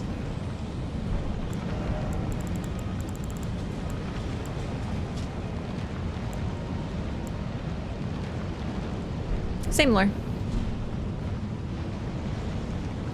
Only great curve sword that deals bleed damage and can be smothered with grease, and you can buff it. Yeah, no, this, like, I knew this weapon was OP, but Jesus Christ, Bloodhound Fang, relax, you know? It's one of the most powerful weapons in the game, bar none.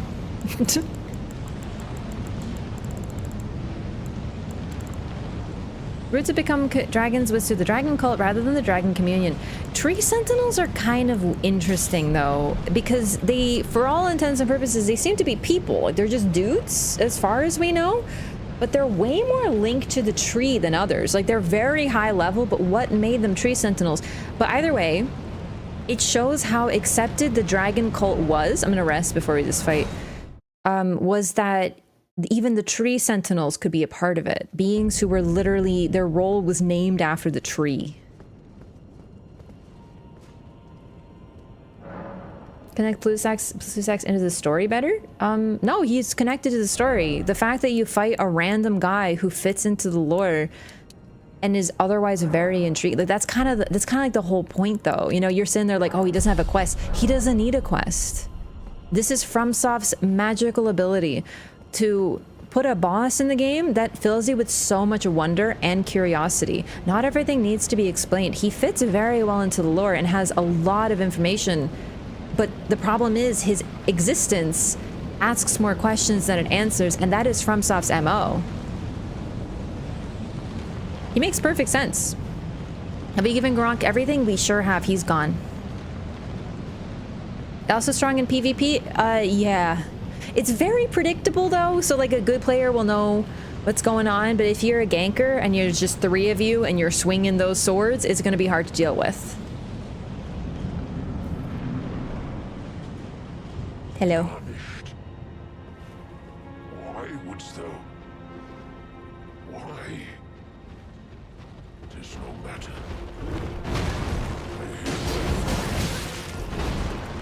The distant death.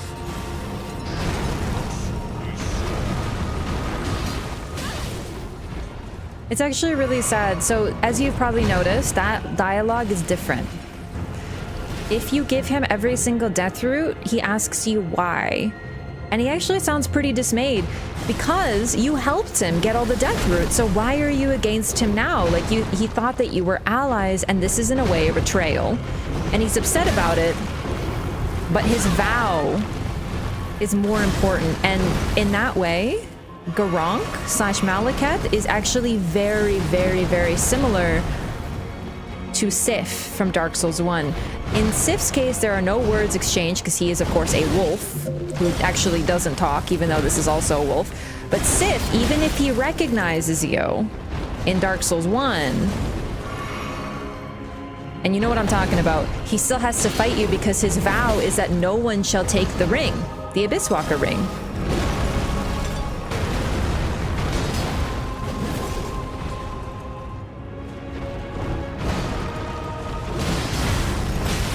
I don't love phase 1. Isn't Sif female? So the thing is that we don't know. Sif is a female Norse god name, but Kieran is a traditionally male Celtic, I believe, name, and that is a female name in Dark Souls. Juno is a traditionally female name, and it is a male name in this game. It's just kind of how these games work. We don't know what gender Sif is. Just have fun. Girl or boy in this case, we never get a true confirmation.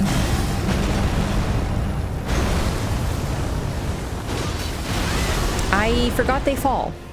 I did. Whether good boy or good girl, Sif will break your heart. Heard he's actually stronger if you've given all the death root. I don't know how to confirm that, to be honest with you. Here we go. Another phenomenal cutscene. Look at the shackle around his neck as well.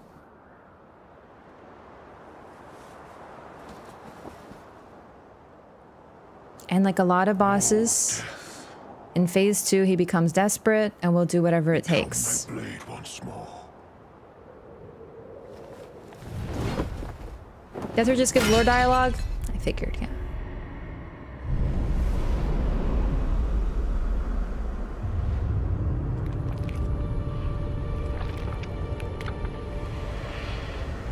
Red with hints of gold.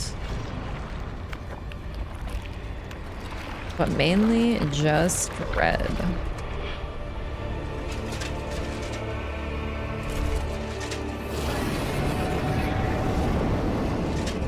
Way more of a lionish roar than a dog. Gorgeous narrow jaw. Very fluffy, no tail. Very fluffy boy, we pet. Very Artorias, yeah.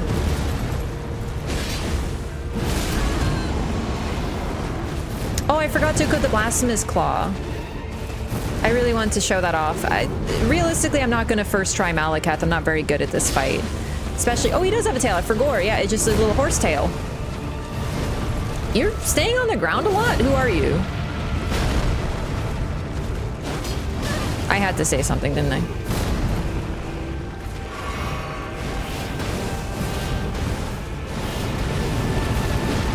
See, that I could have parried if I had the Blasphemous Claw equipped. That's my bad. One moment, please. Be chill, be chill, be cool, be cool, be cool, be cool, be cool. You're cool. Thanks. Thank you. Thank you. I love you. Good boy. I want to see if I can show off the parries because they're freaking sick. Except for, you know, there, I guess. Hey.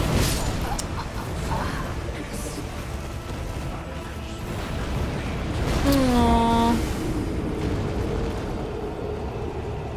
Marika's black blade. Look, he's even got a cattail. It's just fluffy, dude.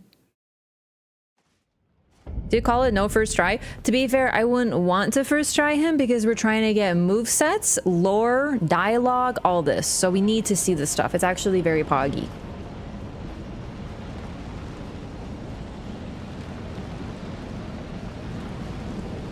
So he had the Rune of Death sealed into the blade.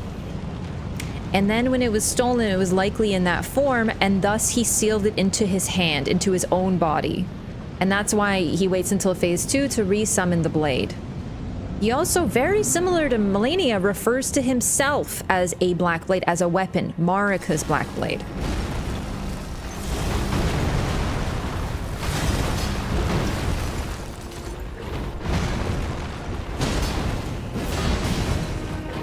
Oh my god, that cute input was so bad. Alright, let's see if I can try to enjoy phase 1. I genuinely think it's one of the worst things they've ever done. Though, so... stay in place!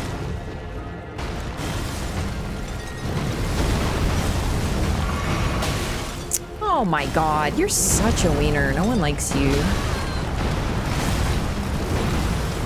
I think phase 1 Maliketh is genuinely indefensible. Like, I think it is like the worst fight in the game by far. He's very similar actually to a fight in Bloodborne, Bloodletting Beast, except if Bloodletting Beast was like distinctly unfun and stupid. And that's right, I even love Bloodletting Beast.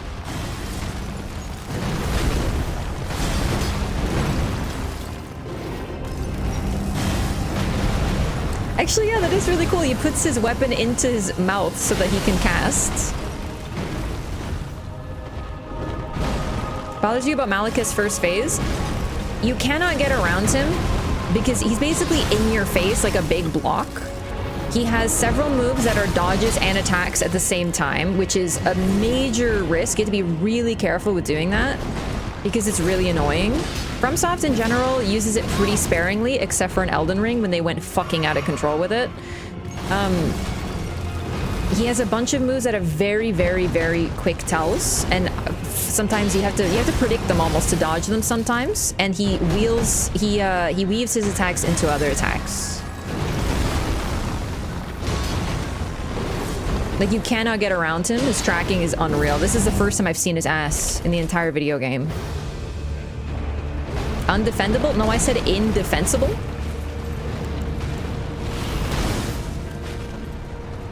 They're different.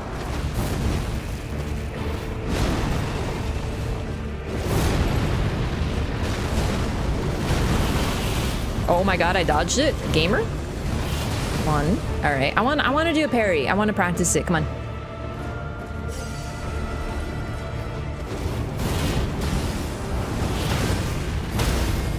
Boom, baby.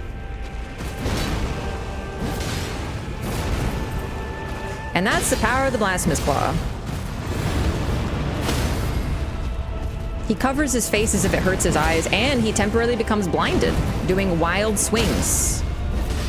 I don't think I've ever staggered him in my life. Hello? Oh, baby, I'll take it. Oops.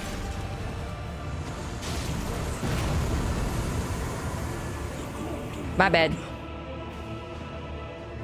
Get him so quick.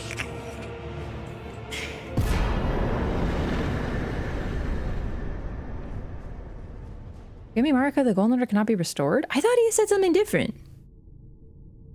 I thought he said that the... Marika, is this what it means to sin? He said it earlier, so now he says different dialogue. I was like, no, boys, I didn't ever stagger him because he's never on the freaking ground. What do you mean? It's a bit odd. Yeah, I could have sworn he said the whole Marika, is this what it means to sin?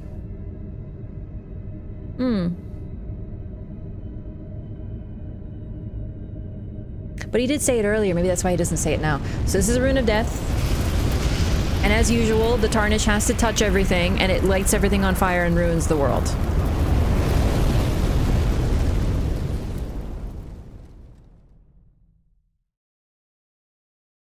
The rune of death is unbound.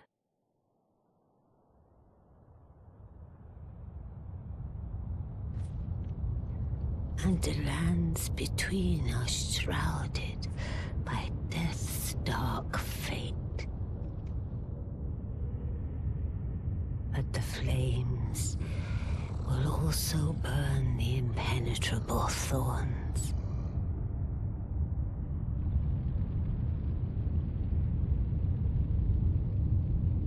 Farewell it is then.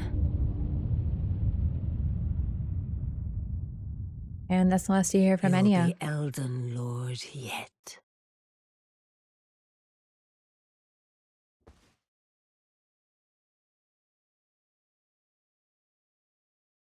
You know what, the thing about, like, the Tarnished, like, we love touching everything. It's a huge problem in Dark Souls and Bloodborne. You touch everything. You shouldn't touch things.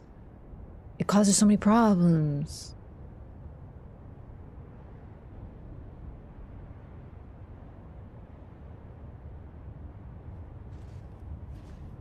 I'm gonna watch my video again, because I could have sworn that's the unique dialogue you get when you get all the death root. Maybe I didn't get the death root, though.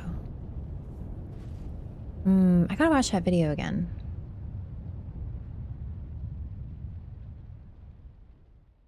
He apologizes to Marika that he can't restore the Golden Order.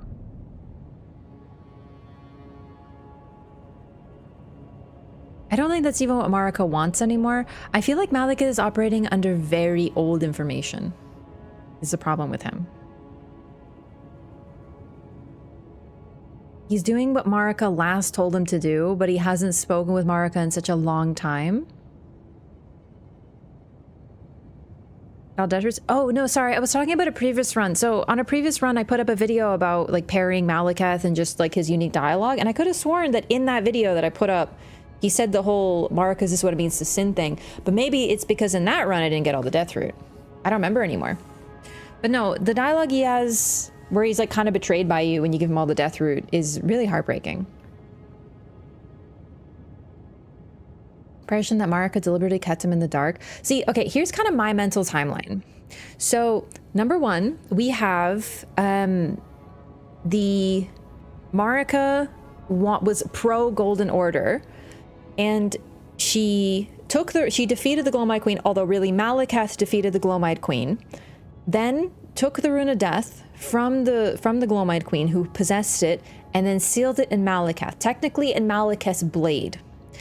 Marika commanded him to do this, and she only wanted him as a vessel for the Elden Ring.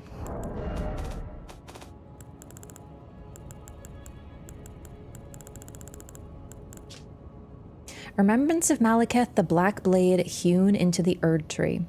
Maliketh was a shadow-bound beast given to his Empyrean. Marika's sole need of her shadow was a vessel to lock away destined death. Even then, she betrayed him.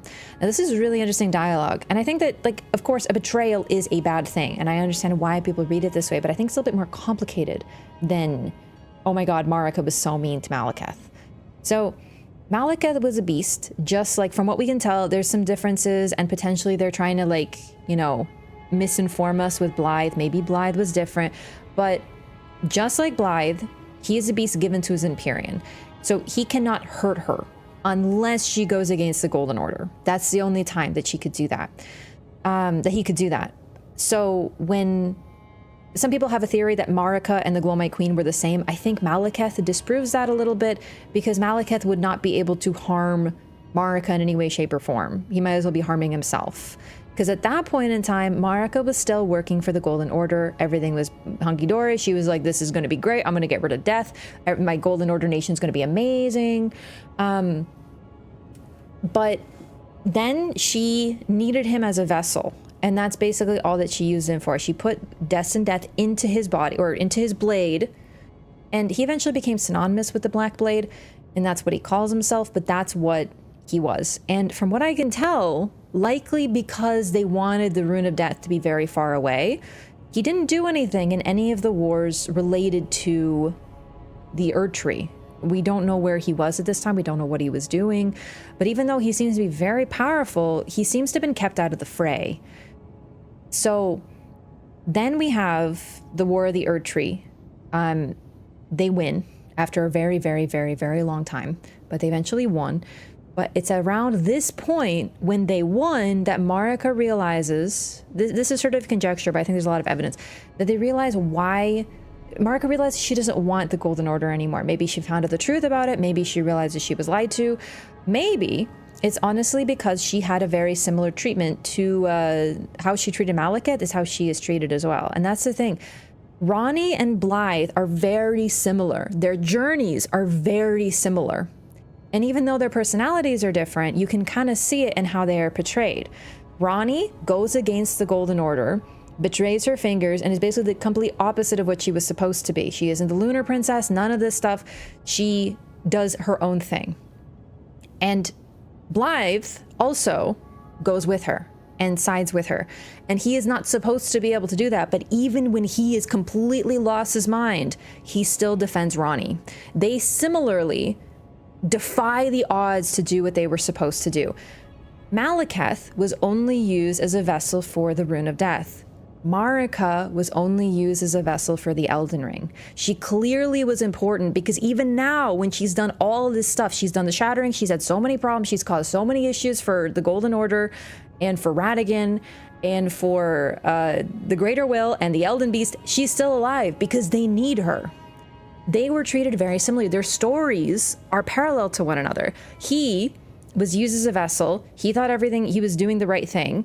She thought she was doing the right thing. Both of them got betrayed by the person who used them as a vessel. It's literally the same thing. Also, I think that she hasn't spoken to Maliketh since she put the Rune of Death in him. This is just a theory, but the whole thing is he still listens to his last order, which was probably to keep the Rune of Death safe and to not let anyone have it. Which is why when it's stolen by Ranni and the Black Knives, he is devastated and he makes it his entire goal to try to get it back. But he can't. And that's what it means to sin. He cannot undo the sin. Even though the thing is, it's arguably not a sin. It's not his fault. It just, he sees it that way. It's his perspective.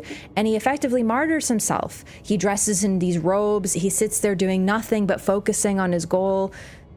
They're, once again, exactly like Marika. It's really interesting. And that's pretty much the main thing about Maliketh.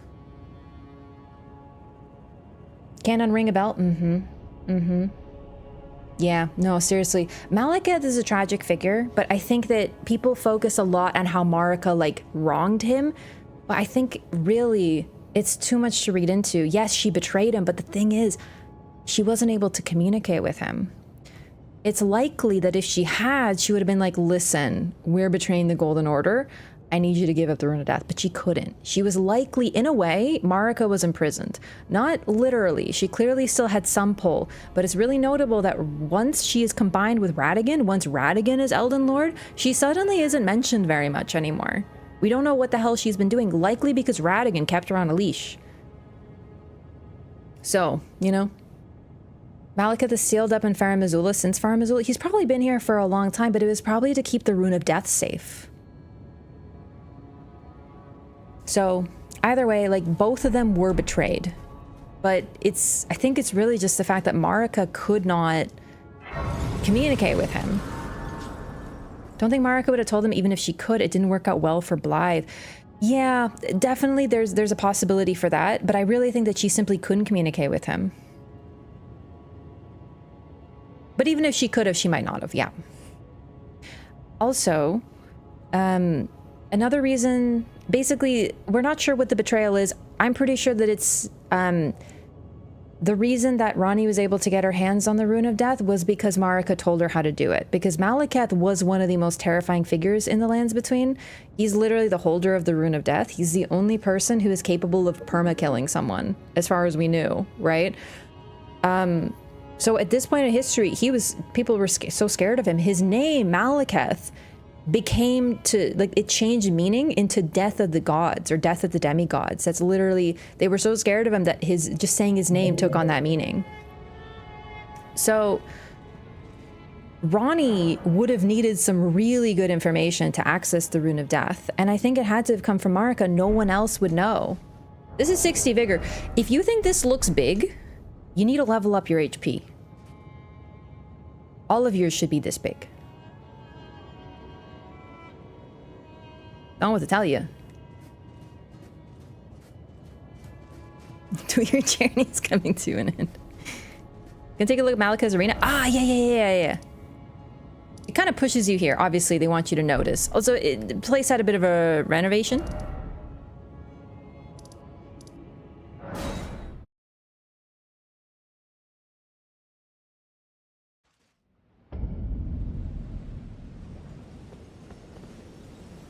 It lets you teleport here, but you still have to activate the grace. It's pretty cool, actually.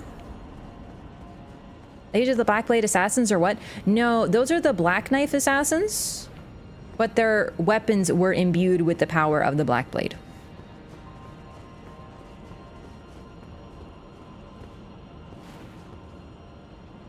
Then we have this statue. It's one of the most interesting statues in the game, and also right above it is this.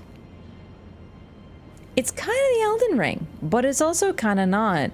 There's a depiction of roots. The regular Elden Ring that we know of is around there, and then we have this at the top. Like a rune arc at the top, and then like an eye at the top looking thing. It's kind of the Elden Ring, but there's also more to it. It's possible this is the Elden Ring that Placidusax had. Like an older version. And then of course we have this figure. Feminine looking, but you know, it doesn't really necessarily mean anything. Just like a dainty looking individual with pulled back curled blonde hair, although blonde maybe not, because you know, it's a statue, with 3 wolves. There's a lot of theories as to who this could depict. It's likely a very ancient individual considering the depiction right above it, right? But it likely refers to, yeah, shadow beasts. One figure with 3 wolves around them. This links very much to the spirit calling bell and the very first ashes that we get, the lone wolf ashes.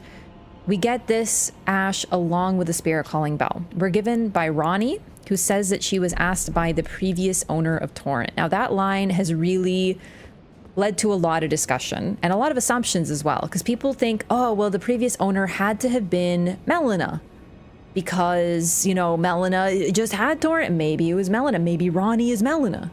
And then we have, oh my God, the previous owner was Mikola.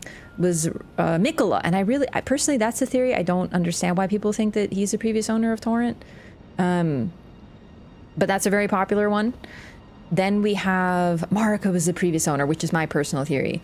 Then people think maybe this is the Glowmide Queen, and the Glowmide Queen is the previous owner, and Ronnie is the Glowmide Queen, and Melon is the Glowmide Queen. It gets really confusing. This one statue has been the subject of a lot of different discussion. But there's also, I think it definitely relates to Empyreans, if not necessarily one specific Empyrean, Empyreans in general. Ronnie has 3 wolves outside of her tower. She has Blythe the half-wolf. We also have, this is Maliketh's arena where he hangs out. He is Marika's shadowbound beast. And then we have a mysterious feminine-looking figure, sort of in a prayerful position, surrounded by wolves protectively. Or perhaps like attacked by wolves but safe despite it. We don't know. The hair doesn't really fit anyone we know. They have a hairband, hair pulled back, and laurels on the side. Similar to the figure that we saw in Latenna's arena, but like not quite the same. Any runes on the chest of the statue? It's possible that Melina got Torrent's whistle from her mother, who's very likely Marika. Yeah, I personally subscribe to the Marika was the previous owner of Torrent theory, because Torrent is an ancestral spirit, and ancestral spirits relate to the very ancient religion of the ancestral followers, which is once again beyond ancient. Torrent is likely very, very, very old. So the fact, and also the person who is subtly guiding your hand all the way throughout the lands between is Marika. She's the reason you're there in the first place. She's the reason you exist. The reason Elden Ring is a video game that we can play is because of Marika's machinations. Additionally, she wants to help you, and she likely worked with Ronnie for the Knight of the Black Knives, as I discussed previously. So that's personally why I think that she makes the most sense. However, I'm not saying that Miquella isn't a spirit tuner. I just don't think he tuned every spirit. Because if Marika was a spirit tuner and a very talented one, Miquella would be a spirit tuner and a very talented one as well. Laurel leaves can mean beginning or the first. My preference is from Greek mythology, the first laurel tree. Ah, yeah. They tend to be around like royals. So I'm not saying this depiction is Marika, but I think we're supposed to think of an Empyrean with this. Work with Ronnie or use Ronnie? Worked with Ronnie. Truly. They both had the same goal. I don't think you can use people if you have the same goal. Because like her whole, Marika's whole thing was to martyr herself. She's not doing it for personal benefit at this point. Marika was a Glowmide Queen from the time she was an ancestral follower. I just don't think Malekith could have defeated the Glowmide Queen if it was also Marika. Do you know what I mean? I think they were contemporary. I think the Glowmide Queen and Marika are related in some way. Maybe not literally. Maybe they were sisters. Maybe they were cousins. Maybe that's her mom. Maybe they have a relation. Maybe they have no relation. But either way, I don't think they can be the same person. Totally use people who have the same goal. I really just think that a lot of people have a very negative perception of Marika, and thus they see everything she does as some evil Machiavellian plot. Meanwhile, she goofed up real bad, but is trying to fix it, unlike everyone else. I think it's really interesting. Depicts a previous god if it was also a female humanoid, like the previous vassal of the Elden Ring before Marika. I think that's very likely, because there's stuff that sort of echoes down from the Empyreans, like their association with wolves and the fact that they're given wolves. I think the crucible is what Hayata was referring to as the one being. I think that the being that came from the crucible, all life that came from the crucible used to be combined into one being. So not the crucible itself, but the thing that comes from the crucible. Used to think it was Miquella, but now I think it might be Marika on Torrent. I have been the DLC image is Marika on Torrent from the get-go. I still think it's true, because I think that Miquella and Marika are the same. I really think that the depiction that we see of Miquella on Torrent is Miquella on Torrent, but it's supposed to also be Marika on Torrent. The fact that we got the image without anything, it's just like a shadow of a tree, and there's no buildings, was the initial promo image that we received a year ago for the DLC. I think that's Marika entering a land that's empty with nothing in it. And then Miquella, way later, is now coming to that same land, but it's been built up into a nation of some kind. I think they're supposed to be echoes of each other. Even the fact that they look alike is a part of their lore. So I really think they're the same. Marika's not Radagon, but also Miquella. No. Miquella is Marika in the sense of her offspring, but not a child. Now you lost me? I talk about this all the time. This is the shit I won't shut up about. This is the shit I go on about, how Miquella is not just a child, but closer to like an offshoot or even like a clone. Not literally a clone, not in terms of science and little drip drops, but I truly think that Miquella is Marika in a very true sense. And Malenia is Radagon. They're literally the same, but gender swapped. Like legitimately, this is my thing that I do not stop talking about. Everyone here, I feel, has heard this like a billion times. Everyone's like, oh, Jesus Christ, here she is about the Miquella and Malenia or the children, but not children thing. I'm telling you, this is the biggest lore, and the DLC is going to tell us this, I swear, because Miquella is following in his mother's footsteps in a very real sense, because he's trying to know what she did to avoid the same mistakes, potentially. I've literally never heard you describe this. I don't know what to tell you. I literally go on about this at least once per stream. I'm shocked. You must always alt tab or go, take a pee or get a snack at this time, because I talk about this at least once per stream. It's my favorite theory, because the whole thing is that everyone's like, Miquella's Ronnie, Miquella's Melina, Miquella's this. What about his mother? Who he looks exactly like.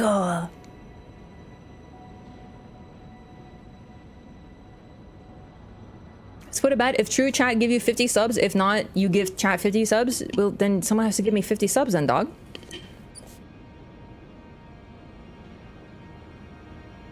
Clipping this for later scrutiny. Seriously. No, like they are literally... okay, the phrase that I've used is distilled versions of their parents. Like in an alchemical sense. Because Marika was real good until she wasn't. And so that's why Radagon focused so much on Miquella at the expense of all his other children, because he's like, oh, I can make him perfect. I can make a perfect Golden Order boy raised from birth to be an Empyrean and a god and a new vessel for the Elden Ring. And I won't teach him any of that nasty nonsense that Marika would teach him. Except for the fact that just like Marika, Miquella is very clever, rebellious, and likes to make his own path. I can fix him. Dude, Radagon, I can fix her so hard that he created a clone of his wife and made them a boy and tried to he literally tried to make them perfect, but he still couldn't pull it off. Because once again, the whole nature of Marika, and probably what makes her such an ideal god and vessel, is her nature of curiosity, rebellion, and strength of will, which Miquella also possesses.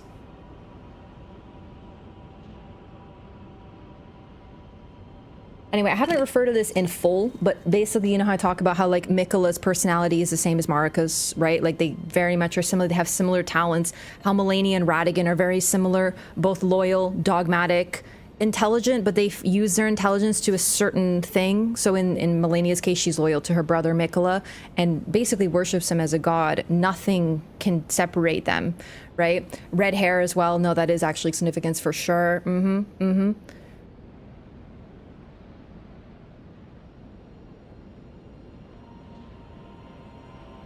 I don't recall any descriptions saying anything about Marika and Miquella interacting at all. I think that was intentional, though. The only descriptions we have is Radagon and Miquella interacting, and we now know for sure that Radagon and Marika shared a body, and Radagon likely was the dominant one, probably because of support from the Greater Will through the Elden Beast. So the reason we don't know what Marika was doing at this time is likely because she was fucking suppressed, and she could only exert her will in very subtle ways. So she can't do much herself. She's basically a prisoner in her own body. It's actually really, really disturbing because she's this god and this important vessel, and she was effectively imprisoned, not just in like a tower like a princess, but in her own human form. Demigod, goddess form, whatever, you know what I mean? Her body itself was the prison, and Radagon was the prison keeper. So, you know, the fact that we don't know, like, why did Marika let her children be locked in sewers? Why didn't she interact with Miquella? Like, seriously, she had to do some pretty extreme stuff. What if Miquella never really knew his mother? I genuinely think that's what the DLC is about. I think he's trying to learn about his mother because that information was always kept from him by Radagon. And Radagon also has a vested interest in keeping information about the past locked away. And he would have very carefully kept Miquella from learning these things because learning the history of the world and like his mother and his family would also make him realize that the Golden Order wasn't everything there was to it. However, Miquella has like a heart that cared about his sister, and thus, even with Radagon's attempts, he couldn't keep the truth from him, and Miquella, by his own will, left the Golden Order. So anyway, that's pretty much this arena. It's pretty interesting, but this is the big one.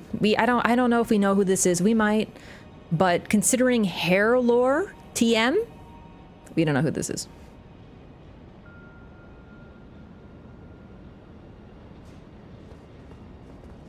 Also, yeah, they ain't got no teeth. They are snarling, but they look so cute.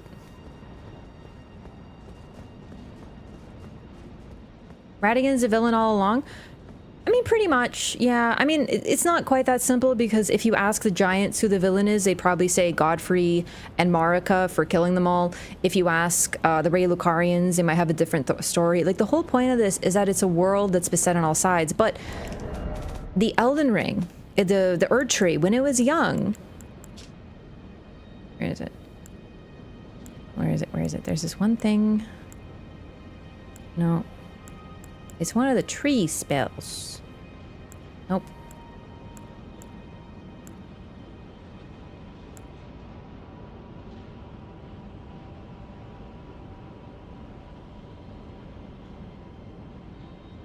Incantation of Erd Tree. Worship incantation. This isn't the one, but this is cool. Incantation was used by the Knights of the Erd Tree during the assault by the great ancient dragon Grandsax and the bitter war of the ancient dragons that followed.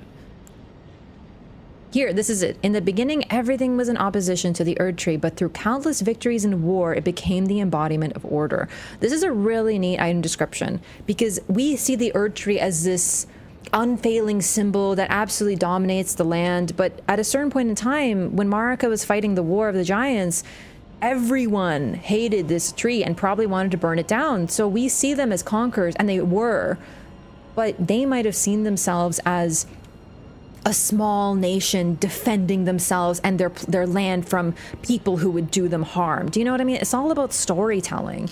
It's really hard to have clear villains and heroes, but arguably, honestly, I do think Radagon pretty much fits the role of villain really clearly because he is specifically on the side of stagnation, and stagnation, aka keeping things the same, even if they are a nightmare, is pretty much the biggest no-no you can do in FromSoft. Propaganda thing about where the Shadow Beasts come from seems like propaganda because how they ignore there was a previous Elden Lord. But they, I mean, okay, they do ignore. They don't share that information, but that doesn't mean that there wasn't a Shadow Beast. We don't know. We just don't know about it, right?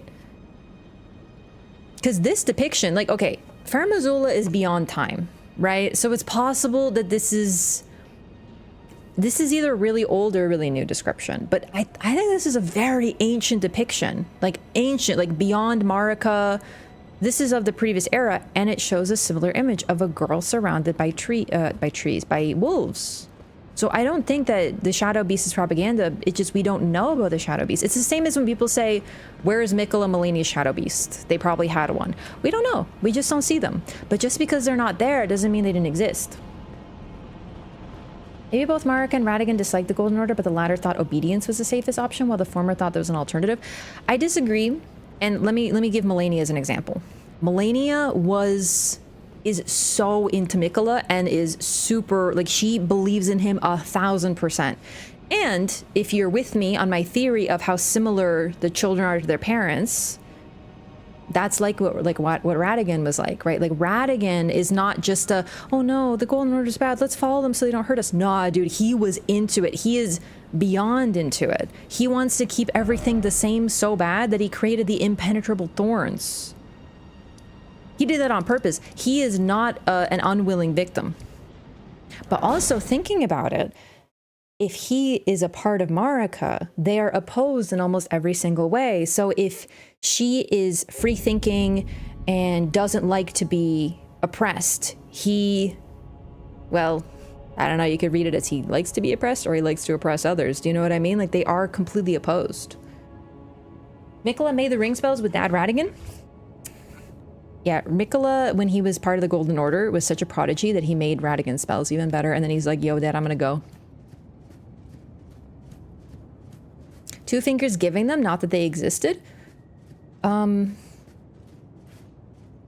you think that part's propaganda, but like, I don't know, we have to find, like, the thing is, it's hard to say that because we see that with Blythe literally. Do you know what I mean? We see it happen with Blythe. So it's not even propaganda. There's evidence of what they're telling us. Thorn's Radagon's? I thought Beast sealed the tree. It's most likely Radagon's because that's what his rune looks like. He did it.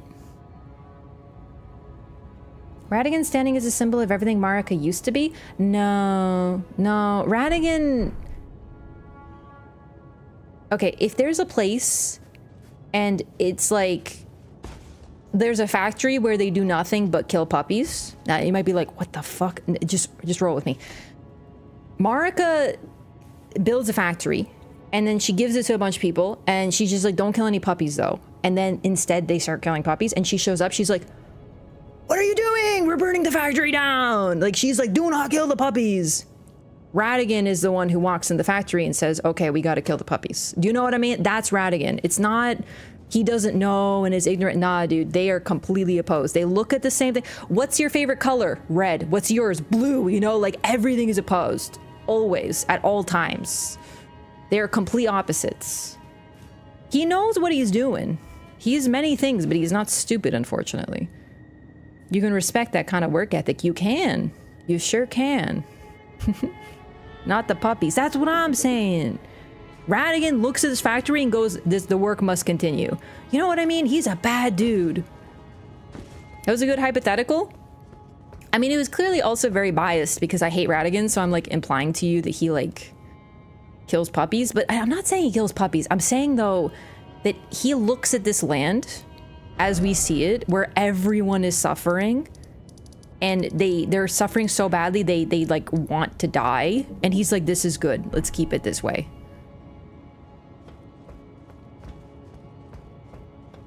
Radagon isn't stupid, doesn't that mean Marika is? Oh, that's a good point. Nah, but we have lots of evidence she isn't stupid. It's not like classical intelligence, though. It's like they both... Oh, shit. Oh. They both look at something and come to different conclusions. Like, Marika's like, okay, the Golden Order lied to me. It's actually gonna eat all of us, and it's bad. And he goes, no, it's actually a good thing that it's gonna eat all of us. You know? Hi, what's up? Behold, the Erd tree yet stands. Tall and unwavering, mindless of the scorch of the flame of ruin. Ha ha. Then we are yet golden ones.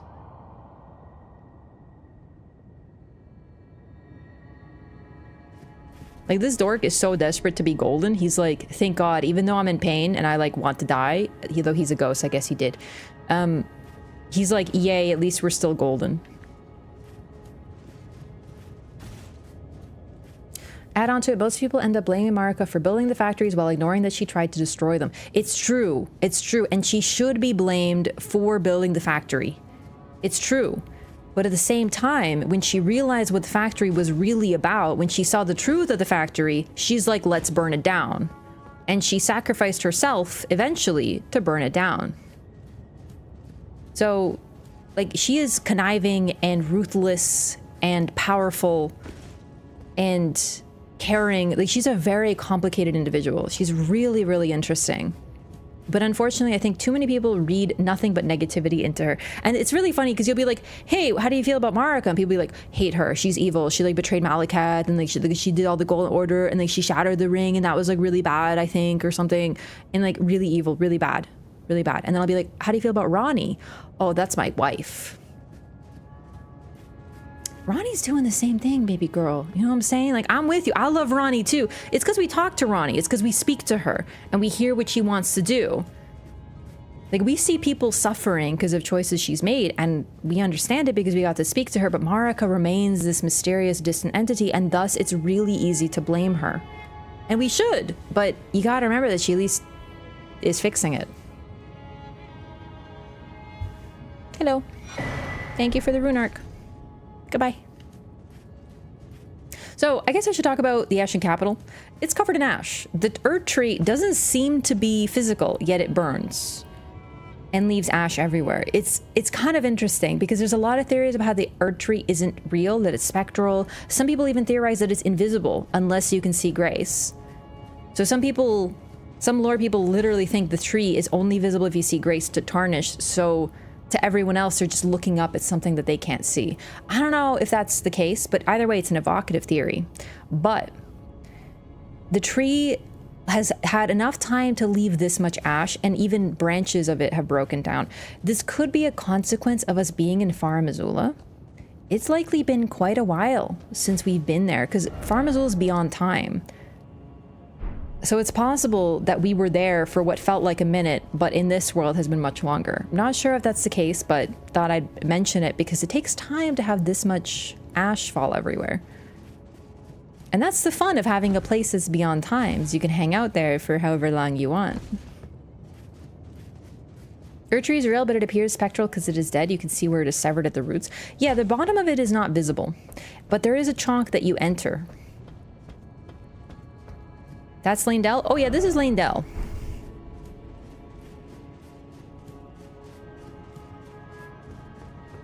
This has now conveniently been moved aside so we can jump down here.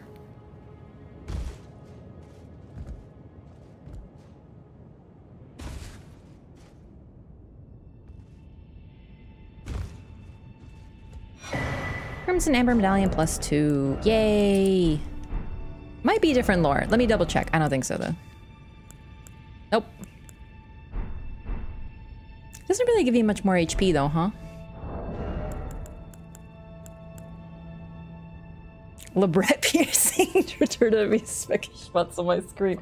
That's your hint to clean your screen more.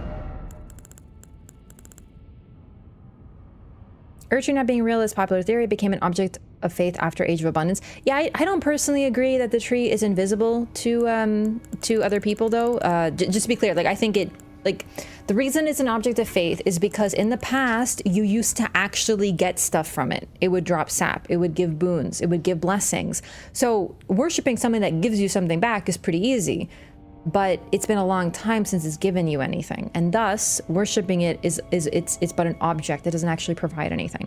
So the fact that it's invisible, I don't agree with, but I understand what they're saying with it being an object of faith. Like it doesn't give you anything, but people still worship it because of what it used to do, even if they have no memory of it, even if it was so long ago that their grandparents and their great-grandparents mention it. That's it. Grandsax attacked and the Golden Order made a big gold case shield. I mean, it looks really spectral, but you know, it is interesting that the first sparks along the tree come from Melina, who is also a spirit. So to burn a spirit tree, you need a spirit, is what it looks like. We can still access the sewers no matter how burnt it looks. Exactly, yeah. So I just want to pick that up, but unfortunately there's nothing new in, well actually maybe fortunately, because the sewers are kind of a nightmare. There's not really anything new there except for that.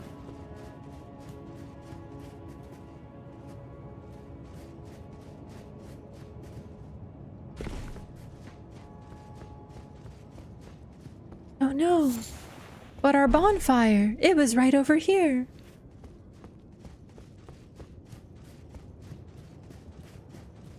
Oh no, but the Roundtable hold. Oh, you know what? We can get a really good look at these statues now. Bunch of sunflowers. Oh.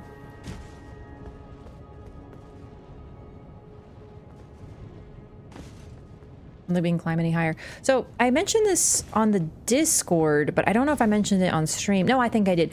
A lot of these statues have vines growing up them, and they're golden vines. Doesn't it look like Marika? No. No, the hair is completely different. No, but the statues have vines growing out them. We can see them all over the place, and the vines are almost protective. Like there's a protective depiction, and it's rather positive. Like the vine is growing up the weapon, leaves, they're golden, it's good. But what's really interesting is that the vines are normally a negative thing, and vines are often predatory. Like a lot of people like watching ivy grow up their building, or even wisteria can grow up buildings. Vines can grow up trees, and it looks very pretty. Vines specifically are often predatory. They choke the life out of the tree and kill it. Vines, especially in relation to a tree, are not a good thing. So it's weird that these depictions of the vine in this game seems to be positive, but they're kind of parasitic in reality. And the tree itself doesn't seem to grow like that. So it's really interesting. This is like their chosen depiction, but to like in the real world, that'd be a pretty negative thing. Statue looks like she wants to sneeze, but holding it back. Could also be a boy. Statues always look dainty. I feel like, you know, the statue of David? That David looks pretty boyish, you know what I'm saying?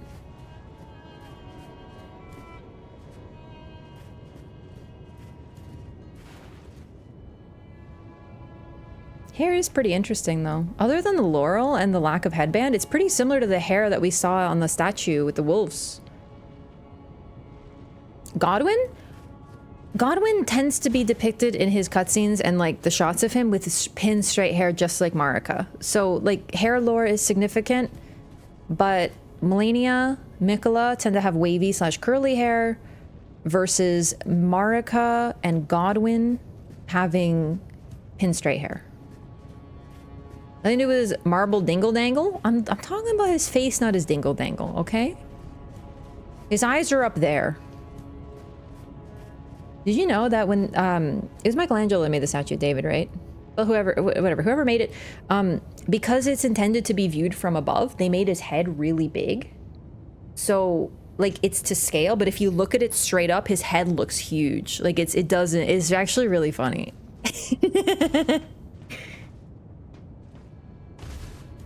What if Marika's not only Radagon, but all her children? I mean, that's kind of like what motherhood is. Have you heard of genetics? Happy Mother's Day, by the way.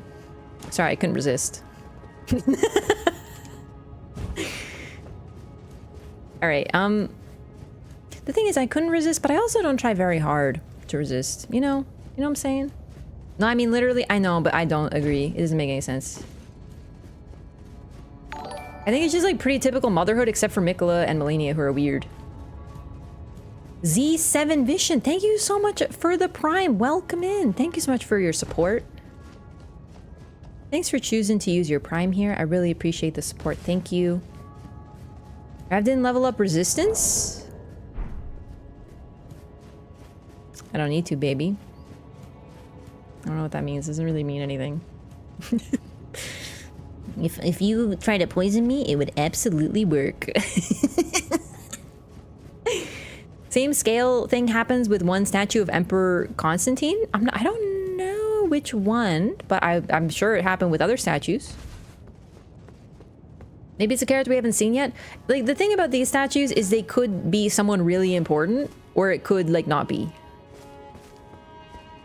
Considering how big and important they are, they're probably someone important, but they could just represent, like, guardians or something.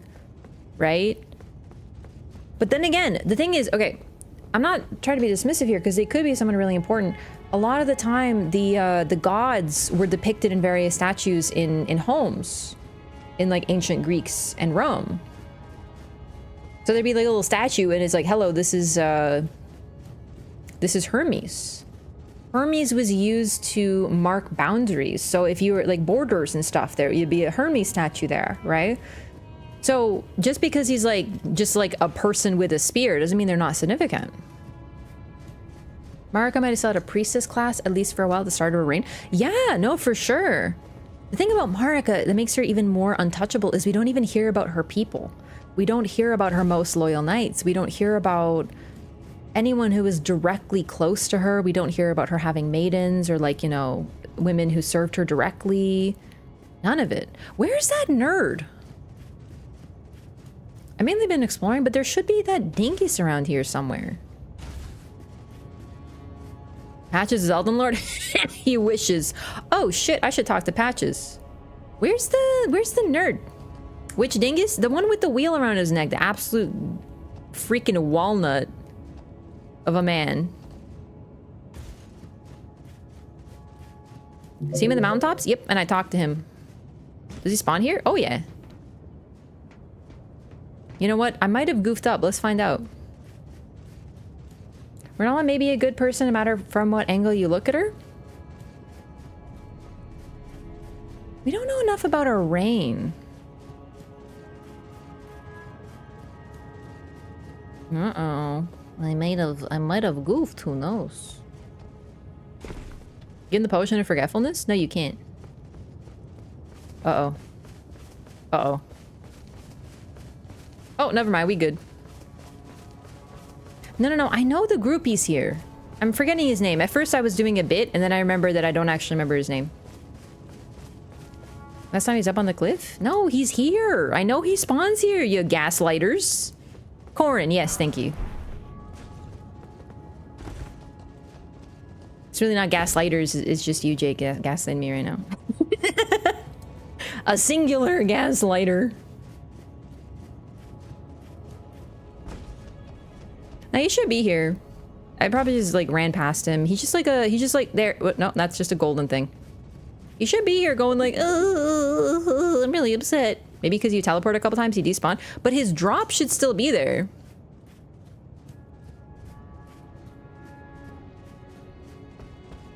Also, no, I teleported on my first playthrough a bunch too, probably. He should be, I think he's pretty obvi. Given the potion, doesn't he appear on the mountaintops instead? But he wasn't given the potion. He said, no, I cannot. Or whatever. I mean, unless giving it to him gave it to him and he like owns it in his pocket. Uh-oh. No, it's right here. So you did try? Yeah. Maybe closer to the dragon? I could have sworn he's like by these buildings, no?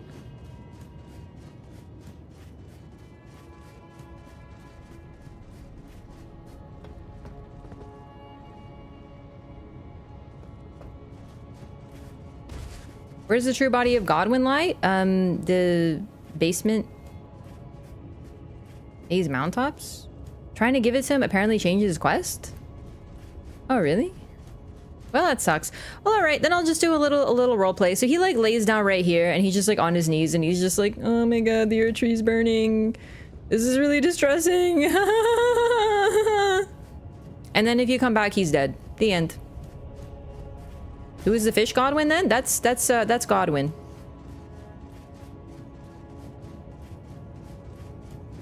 Basement Godwin? Sorry. I call everything underground a basement.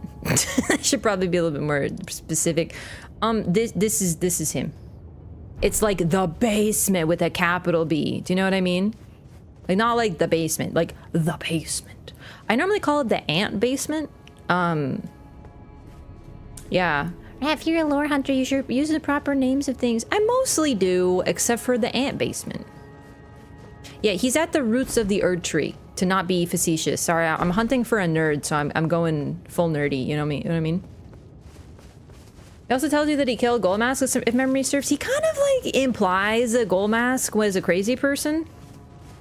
But I don't think he killed Goldmask because the process of birthing a mending rune pretty much kills you. We see this with well, not Goldmask. I'm using it as evidence for Goldmask. We see it with Dung Eater and Fia.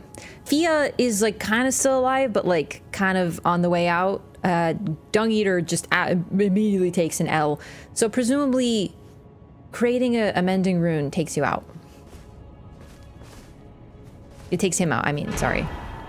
Mending rune of perfect order. The most subtly terrifying mending rune of all of them.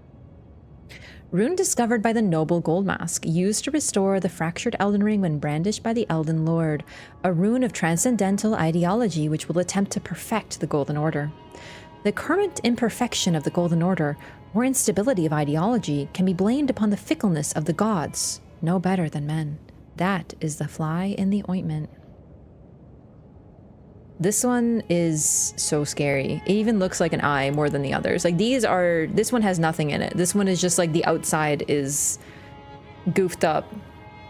This one has a disease within it. This one has, I mean, it honestly looks like the cosmos within it, but otherwise it also looks like an eye. It looks like a rune item. Not quite as vivid, but it's there. So to sort of explain the mending rune and why I call it the scariest one, doesn't apply. He straight up tells you that Goldmask was nothing but a madman, but that doesn't mean he killed him. That's what I'm saying, though. It doesn't mean he killed him. He just says, oh man, you suck. It doesn't mean he killed him. There's a difference between killing someone and thinking they're crazy. I think lots of people are crazy. I never killed anybody. Corhyn talking about the fires in the most... I don't know what that emote means. It's just like painting nails. I mean, I know what it means, but I don't know what it like... In the most painting nails way possible is not something I knew I needed.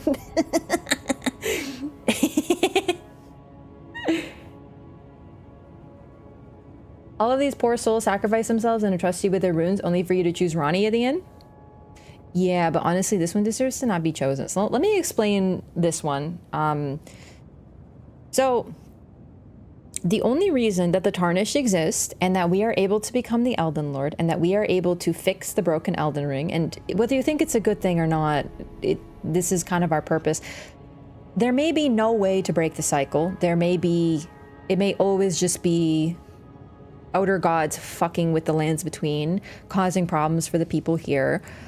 But the entire reason that we're able to do any of it and make this choice in the first place is because of Marika. She caused the shattering, which allowed us to come in to fix this.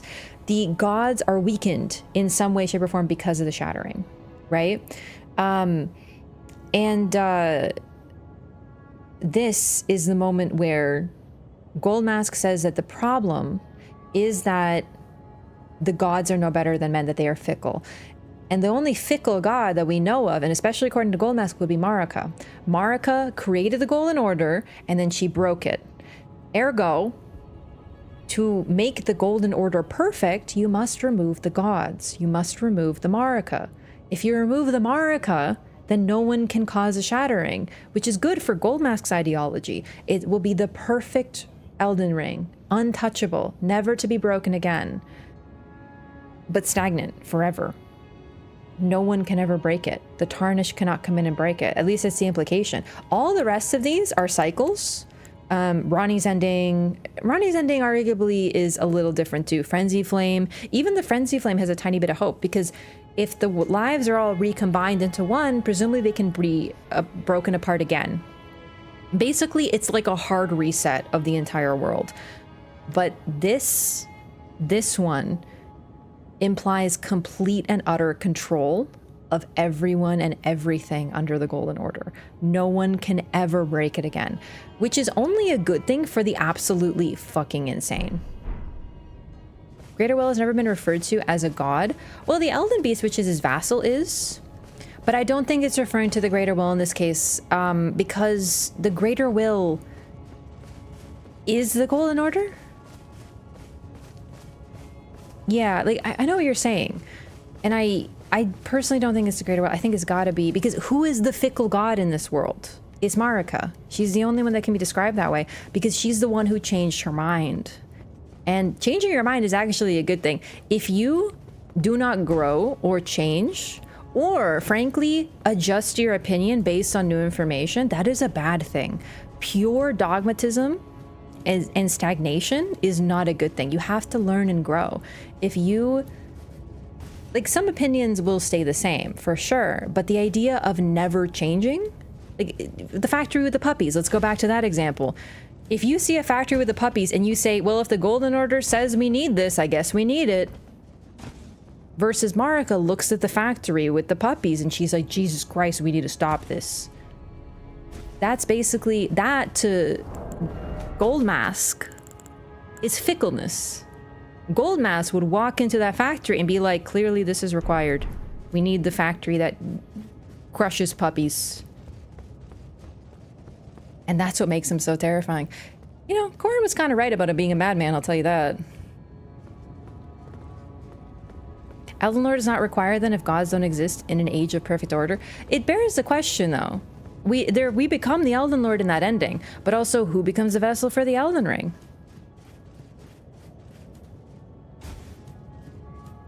There's a lot of questions involved in this.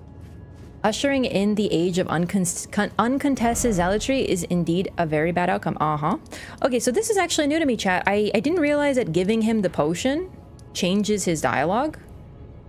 Jabir, are you still here? Ah, I forgot about this. So this is new to me. So I'm like really glad that I did that. I just wasn't aware. So that's why I was looking for him for so long. Hey. Burn the Erd tree and incinerate. Okay, no, he's just chilling. All right, so let's go find Corhyn. He should be in the same place.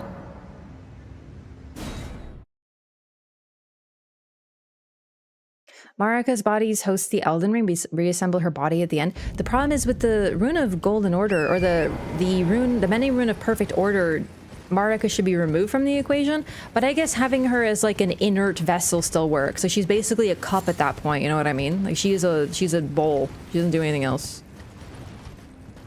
You can be Elden Lord without a god. The thing is that we kind of can't. Because the whole thing is an Elden Lord is a consort to a vessel of the Elden Ring, and we cannot be the vessel for the Elden Ring. But then again, Marika, like I said, she's just a cup. So it makes the same thing. Makes the same result in the end.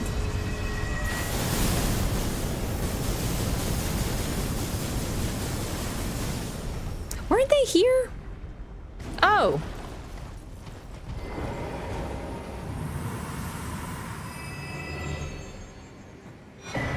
All right, everyone, you ready for an anatomy lesson? This, as I like to call it, this is the Grey Hood. Hood far larger than the head it is meant to cover. A burial shroud of sorts for those who discover at long last the truth they sought. Increases intelligence and faith to the detriment of HP. Yes, surely this is the moon that young Renala gazed upon, and that's the moon! Now, this, as I like to call it, is the clitoral hood.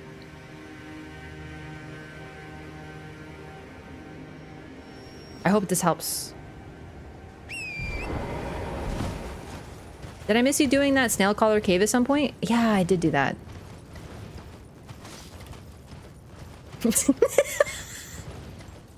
Here we go. I genuinely love doing this to chat and everyone, like, I can actually hear the ugh. Here we go again. I can hear it.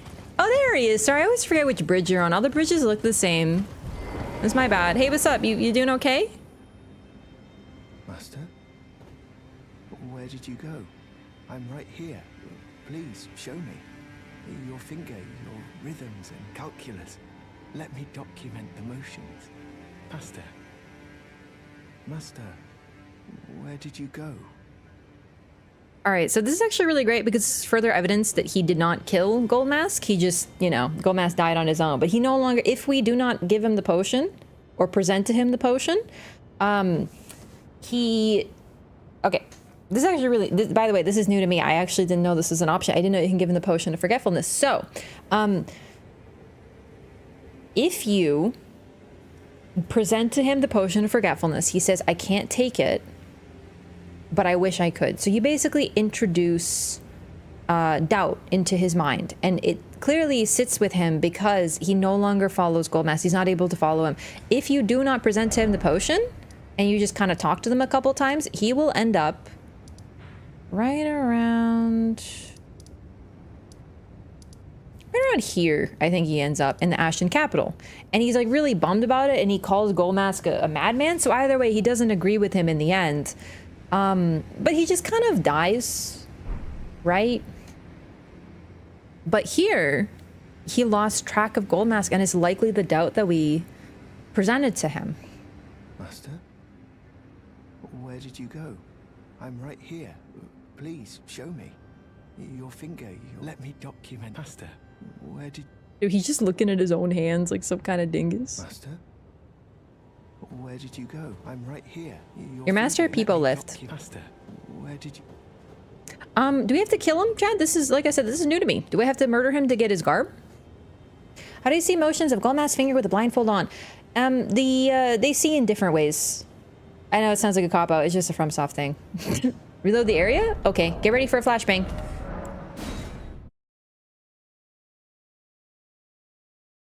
You're not getting me today. Like bats?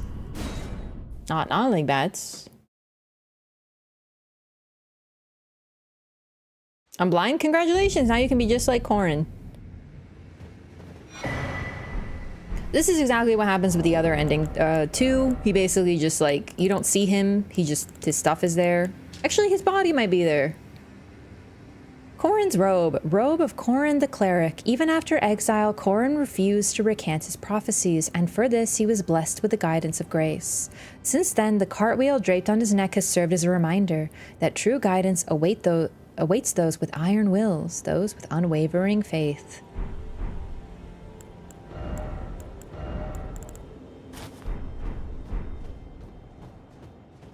Seeing is not always done with the eyes. That is a more accurate description. The blindfold for a prophet, in like Corhyn's case, simply represents that he leads. He knows his path through faith. He doesn't need to see with his eyes. Also, if Goldmask speaks the language of fingers, it's likely a language of light, which can be perceived through something we can't see, because we can't see it. Like, we don't see anything. You can stare at Goldmask's finger, it never moves, but Corhyn can understand it.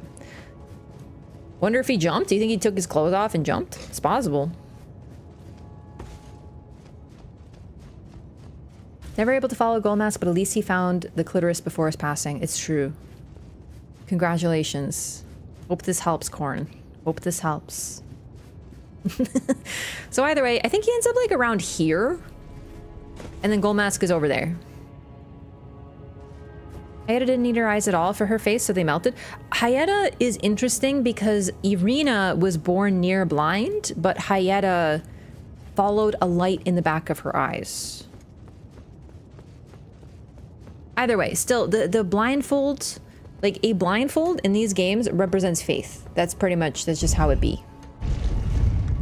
Goldmask has his clothes now. Oh shit, I forgot about his clothes. Oh, and patches. All right, let's go get Goldmask's clothes and then we'll get patches because he should be back in his cave now. Weird thing there is Irina's corpse staying in the world. It really is weird. It really is. I don't know how to read that, but it could just be one of those like already dead. Okay, you know? Because I think we tried when Irina is dead. You cannot get blood from her corpse. You can interact with it, but you can't get blood from it for the Vare quest. Oversight, in my opinion. I hate to say it, but they haven't corrected it, and they've corrected most things like that. I feel, but it's possible. Yeah. Thanks for the clothes, nerd. So I just want you to understand exactly how sexy his clothing is. Like, literally, this man is so naked. It's just, he doesn't look that, you know, naked because his skin's, like, gray. But, like, I'm telling you, man, this man's wearing... It's not even a thong, dude. It's not even a thong.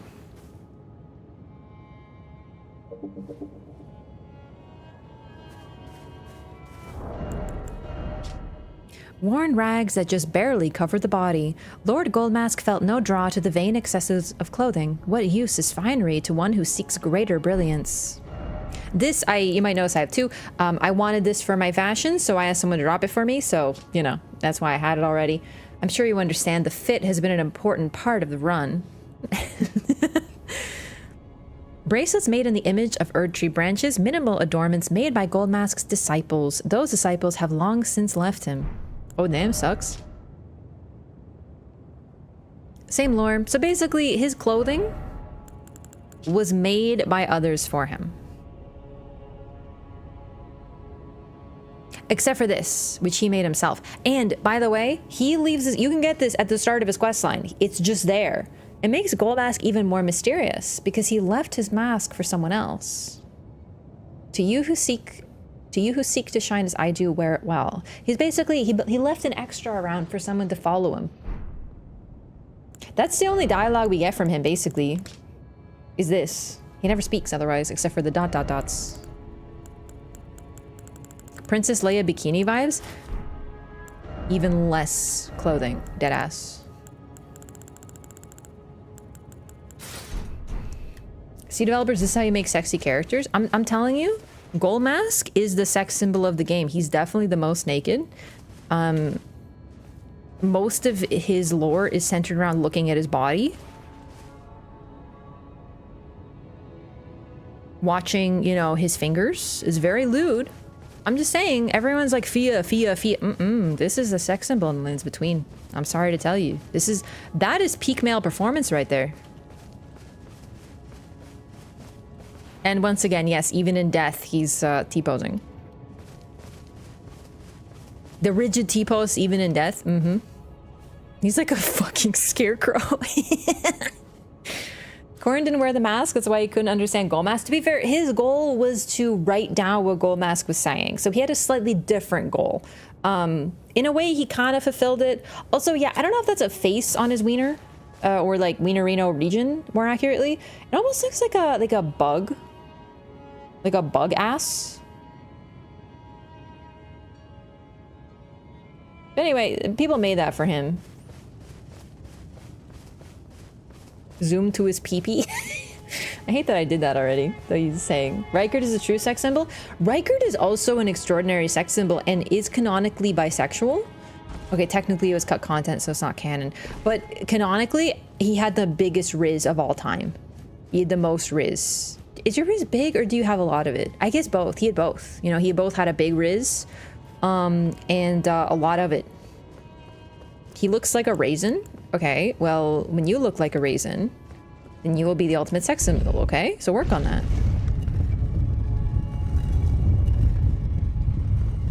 Or a giant snake. So, go on. Didn't he just commit every sin possible? Yeah, but like first he was like really seductive. Standing there, waiting, holding his staff with the unique animation. Actually, no, he holds it with a unique animation later. A scarab? Not quite a scarab, but like different. Scarabs don't have a segmented ass. I don't know what the bug... Is it the thorax? I've been called a snake, but I don't look like one. Oh, damn. Is it the thorax? Oh, damn. Look at me. Knowing bug terms and such. All right, gamers, give me 1 second. I'm just going to use the restroom, and then we shall listen to Gideon. And I do mean listen to Gideon. He is a great fight because you can basically clap him before he even finishes his conversation. But we're doing a LOREATHON, so we're going to listen to all of his discourse, and then he's going to probably beat us up, and we'll eventually take him out. He spams spells like nobody's business. He has like maximum cast time reduction, and he knows a lot of spells. Entomologist Raph? I like butterflies. I sometimes remember terms. All right, give me 1 sec. Oh wait, I did this wrong. Okay.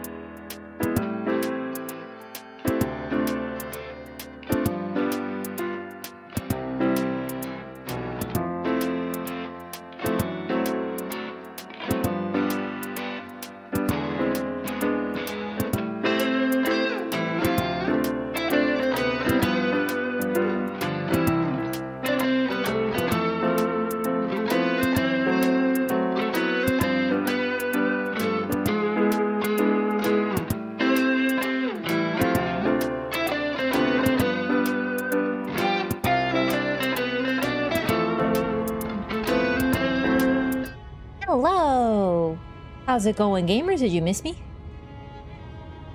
All right, so I think we're near done with pretty much every NPC questline. Like the rest should be basically me fighting bosses.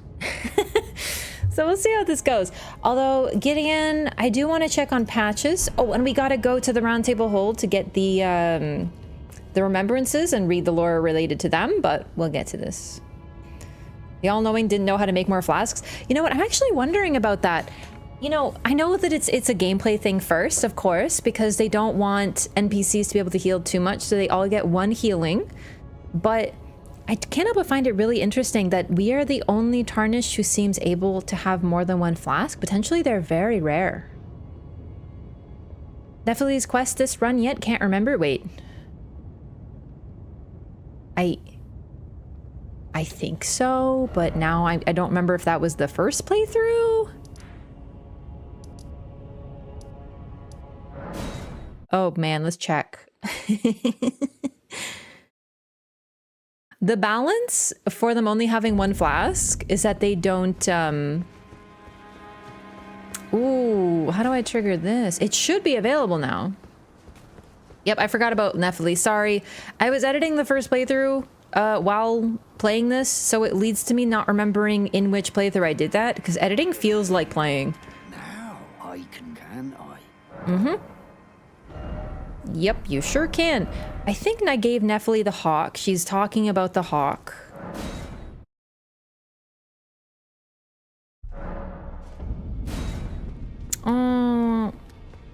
Uh-oh. Now I realize it might be too late for Nephili. She should have moved, though. Uh-oh. I gave her the... You know, I might not have talked to her. Well, time to find out if I goofed it. Oh, hey! Ash. It reminds me. Okay. In this, it reminds me. Okay, so she's still on the hawk. Okay, let's go talk to Kenneth again.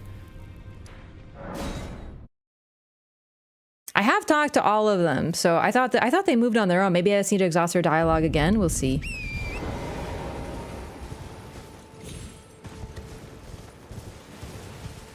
This triggers after Morgott. Millicent? More than 1 HP flask, remember correctly? I don't remember. Kenneth isn't necessary for this. I discovered I forget the trigger for her to move. I'm just covering my bases here because from my experience from the first playthrough, I just defeated Morgott and then Nephili wasn't there and I went looking.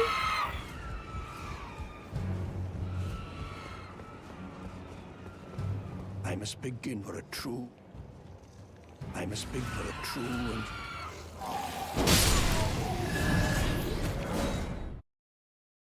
Cliff-facing Grace in Liurnia. That's specific.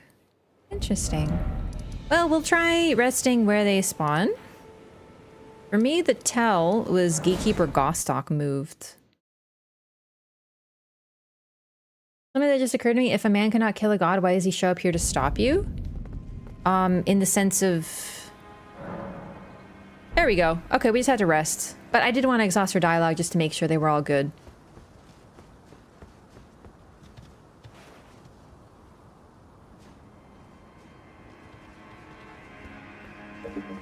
All done.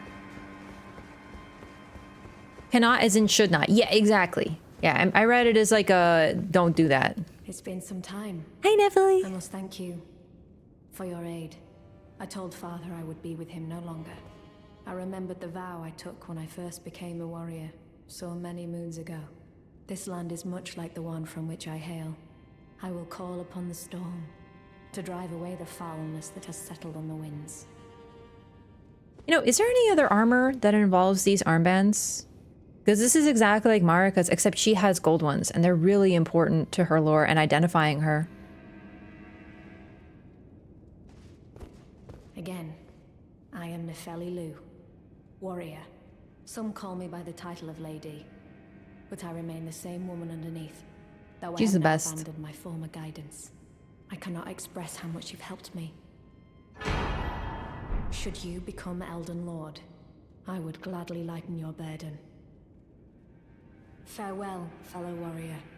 I will remain to summon the storm, but your guidance and your fight surely lie elsewhere. Characters in this game have weird stop between their speech. It's called gravitas.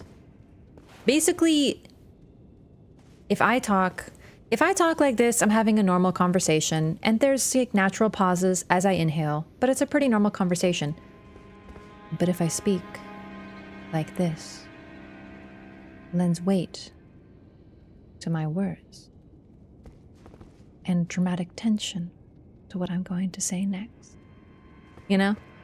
Ah, nice to see you after so long. Safe and sound, I take it, yes? Good. Ah, quite. I have indeed selected a new ruler. Lady Nephili is strong and just, worthy of the burden of Limgrave's lineage.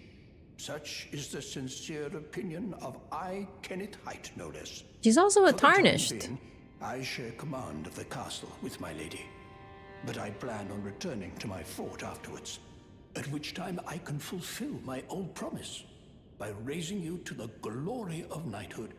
I hope it is just as wonderful as you imagine. Okay, For weirdo. the time being, I share command of the castle, at which time I raising you. All right. I hope it. I really don't think that's gonna happen, brother.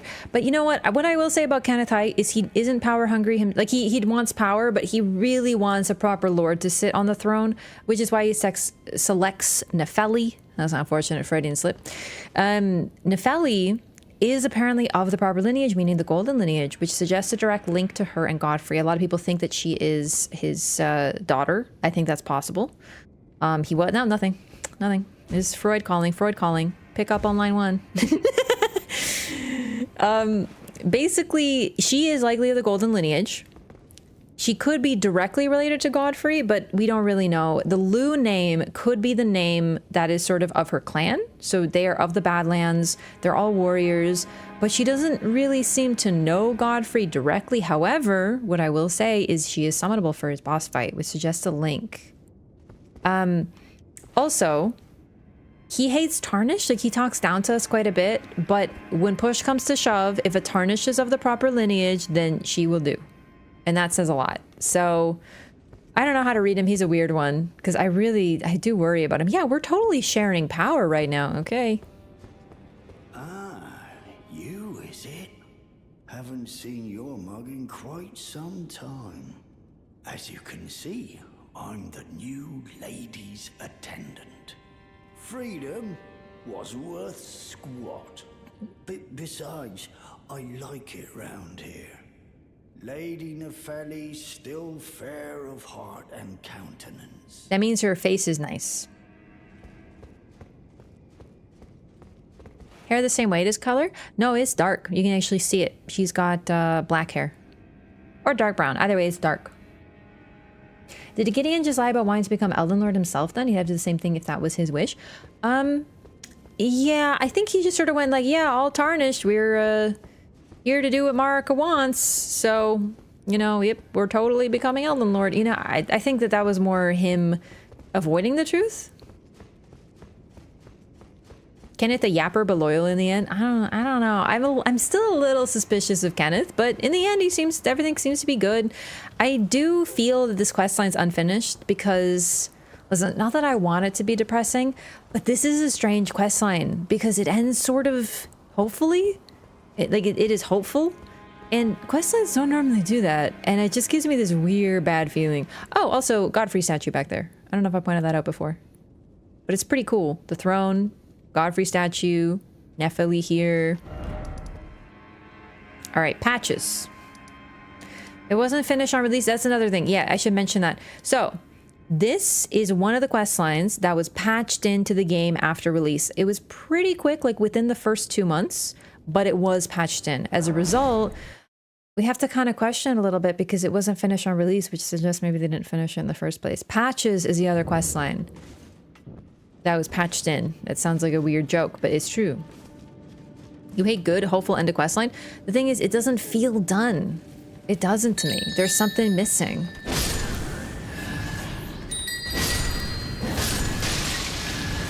From a storytelling perspective, it doesn't feel right.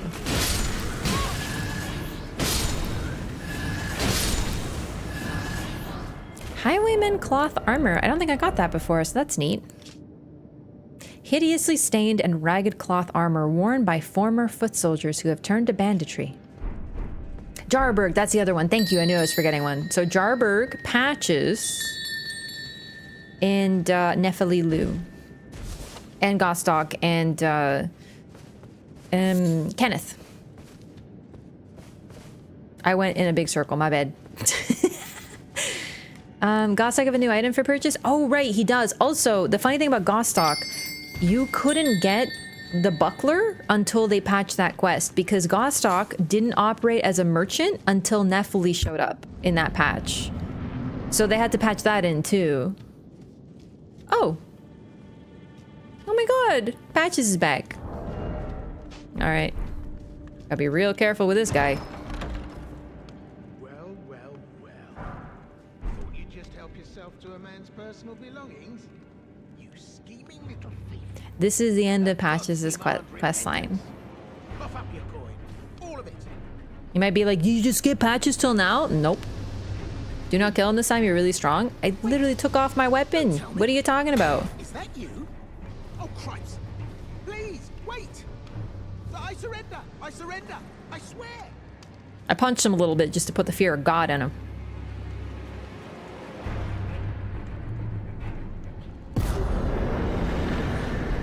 Glad to see we're on the same page. I'd never cross you. Not even close.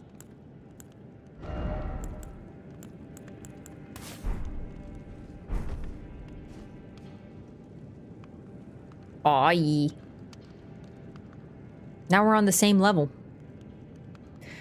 Being sad we don't see more traps like this. I feel the same way. I really did wish there was more traps in general. What's the death counter looking like? I don't really count. It's been ages since I've seen you. I didn't even realize it was you. Took you for a demi-human or some such. You know how it is. Just an innocent I love the mistake. smile in his voice when he Water says under the that. bridge, eh? Back to business as usual. This time you don't have to hurt him. It just takes him a second to recognize you. Maybe Patch's eyes aren't so good. Bells. This bandit business is hardly what it's cracked up to be. Especially if we keep running into the likes of you. Maybe I'll set up another shop with the lads.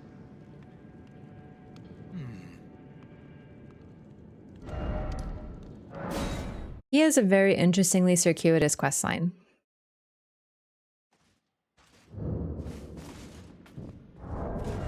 Not gonna ban you for a typo, don't worry. Unless the typo is really bad. So be careful.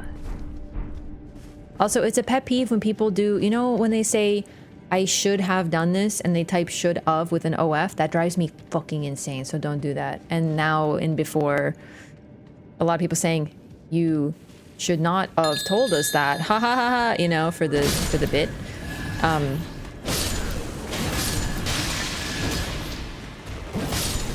No, Wrath is one of my nicknames, so like it's fine.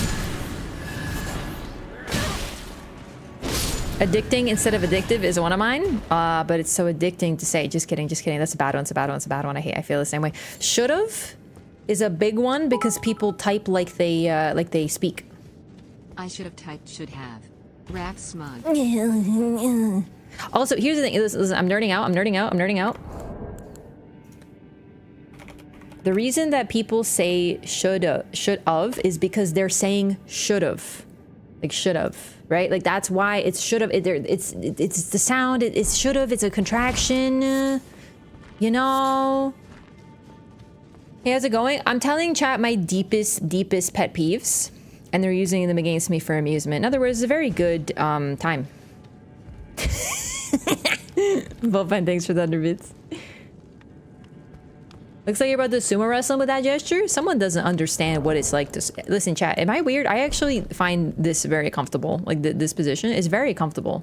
Like, can I sit there for like an hour? No, but it's very nice. It's good to stretch your hammies out a little, or whatever. Let me ask you a question? Oh, God. As long... Sorry, I laughed too hard. I choked on air. As long as I can understand it, it's probably fine. Grammar stream as in German, I approve. It's just a common typo. I understand why it happens, but it just shows that people are not reading as much as they should because they're falling into the habit because they're typing like they speak, and we're neglecting the written word a little bit, you know. Popular in manga and anime too. I mean, I don't know why it's a slab squat, to be honest.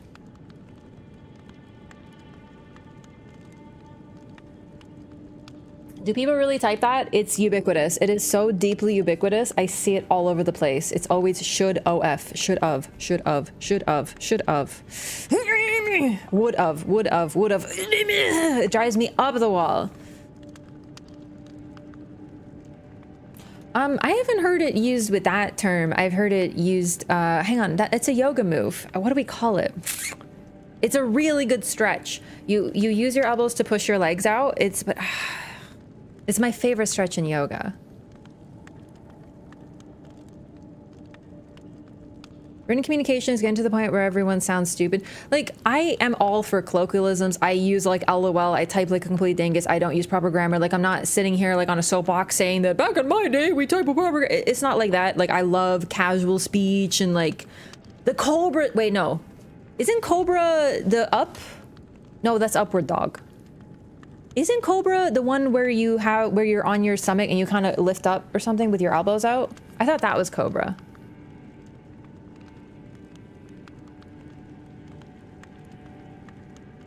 I don't know what it's called, but it's really great. I highly recommend it.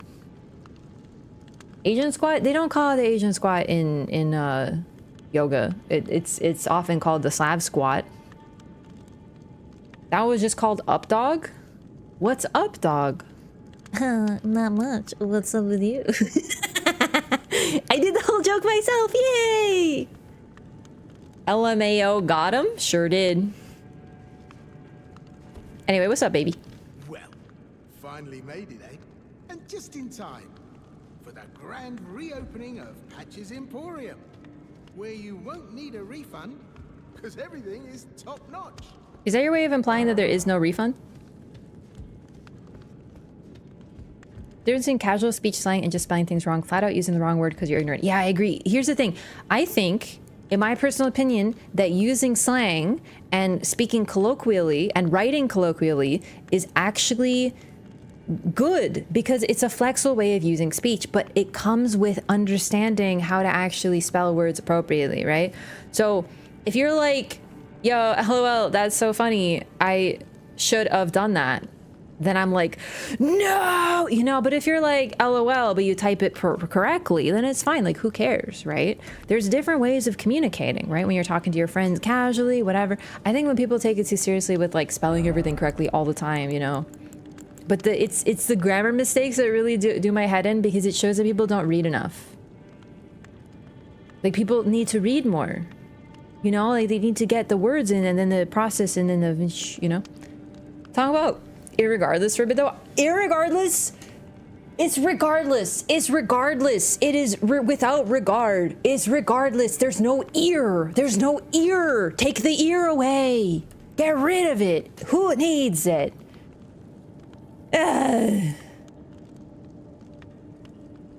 I said it's the matter, baby, and they said, what's a matter, baby?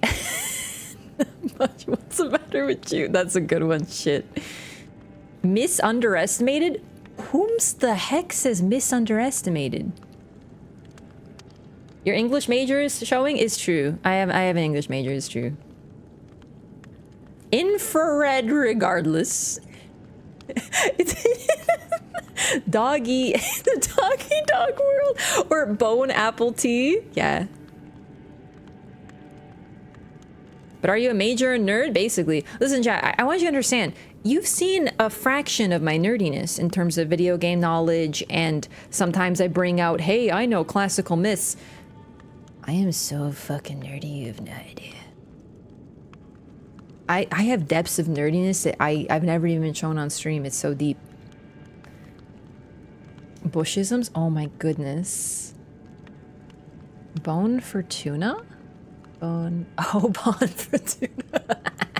It happens a lot with French words that have become phrases in English, because like bon appetit. Bon appetit is like... We don't have a word for bon appetit in English, which is why we stole the French one. It just means please enjoy your meal, basically, right? But, you know, it's French. So people hear bon apple tea. Yeah.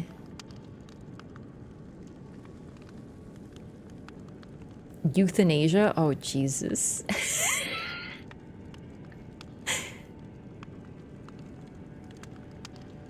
Where are you at? Okay, but where are you at is really funny. And good. That's a casual one. Where are you at is fine. Where are you? Where are you? You know, I can see it. And he broods over for a whole episode and goes psycho. Okay, that's so funny. I did not see that. I haven't seen that show. Or, wait, what show is it?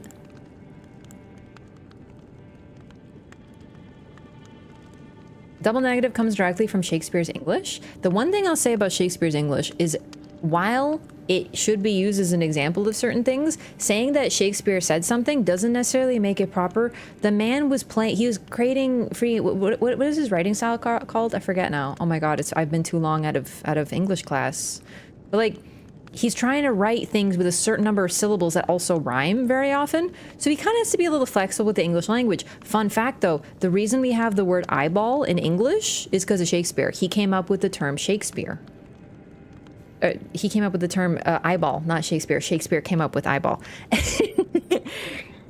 Iambic pentameter, thank you. Ugh. So he's writing with a very specific rule set, so he got to play with it a little bit, right? So I'm not saying that it's like inaccurate. He drops bars. He do be dropping them bars. Who came up with Shakespeare then? I don't know. I guess his mom. Happy Mother's Day, by the way.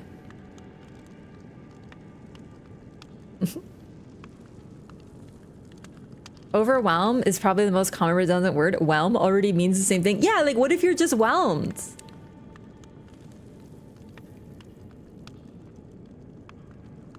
Happy. Okay, listen. Yesterday I accidentally said happy birthday to all the moms. I corrected myself, but chat remembers everything. Oh my God, it's Mother's Day tomorrow. Happy birthday to all the moms.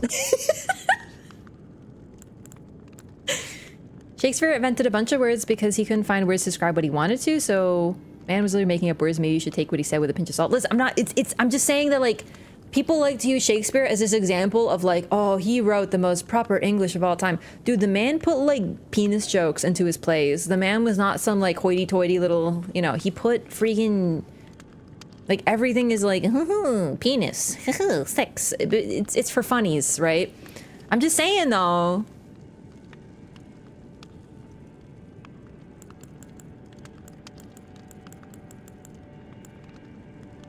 Gave away my Pokemon cards. To be fair, those are crazy Pokemon cards. All right, I think we're done. Hey, Patches, you got any more dialogue for me? Something on your shopping list?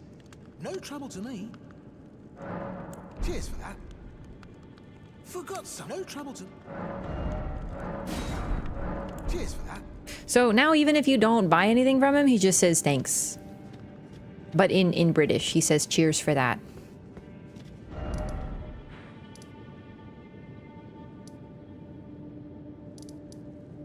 Hyena squat though from Demon Souls. He just squats like that. Isn't he Patches the hyena in Demon Souls, and that's why it's the hyena squat? Dick jokes are the pinnacle of wit. I mean, like Shakespeare was really funny. I'm just saying that like people think he's like super serious and stuff. Dude wrote about like a bunch of stuff. Is Patches bald? Oh yeah, he's bald. He's always bald. He been bald. You know what I'm saying? All right, I think we're done. Nephili. Oh wait, Godstock has a new item. Patches. I think we're done with everybody. Plays Shakespeare might have wrote has a whole ass yo mama joke. Yeah, dude, he wrote lots of jokes. Also, yeah, you say might have because some people theorize some of his plays were written by other figures. There's this one section in one of his plays that I swear Christopher Marlowe wrote. Like, I can read the style and it sounds really different. It's very serious and very heavy. Still, so I can loot all the corpses I like. Sorry. He hasn't changed. Take a look at the goods if you fancy. Including an ancient dragon smithing stone. Yay, thanks, bye. Isn't that Marlowe's namesake? I named Marlowe after him, yep.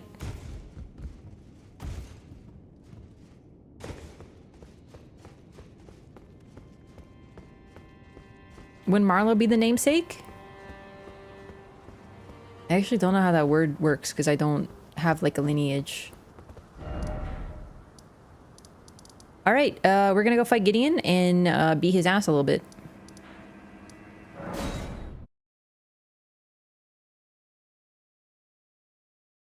Oh, Necrothia, thanks for the 3-stream streak.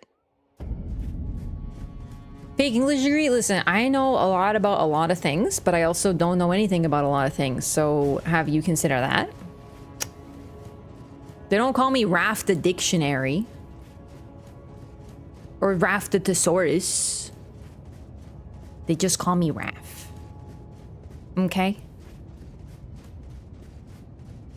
Kill him before he's done talking? No, we gotta learn all of his stupid, nerdy, dumb words. We call you Raphosaurus. There are some who call me Raphosaurus. There are some who say Raph the Entomologist, Raph the Lore Master, Raph the MV Pizza. Yeah, that's what they call me. I may or may not be like a little bit lost. It's okay. I'll find my way. Oh, isn't Bach like still here maybe? Oh wait, no, Bach's dead. Wait, is Bach dead? Shit, what did I do with Bach this playthrough?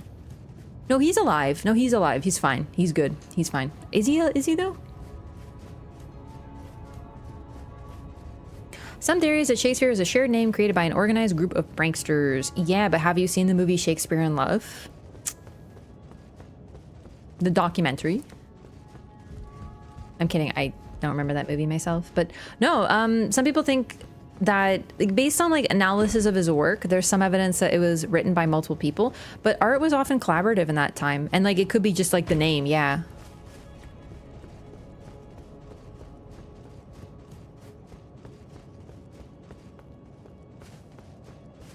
I was doing DLC prep the other day and had a lore question for the first time ever.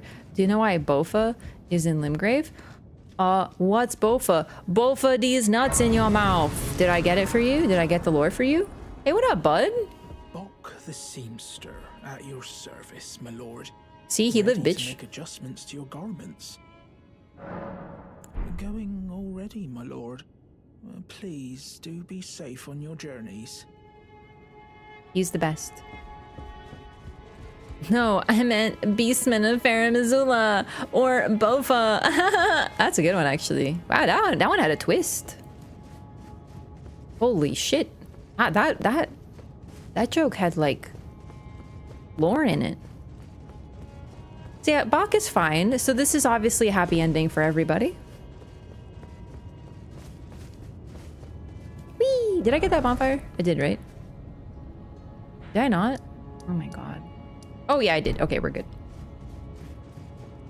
Bach was after Leyndell turned to the capital of Ash. Yeah, as long as he's still alive, he's in the same place. Not a joke, I'm actually being serious. Okay, I don't remember what the question was anymore. So the reason he's still there is because I told him that he's beautiful with his mother's voice. Happy Mother's Day, by the way.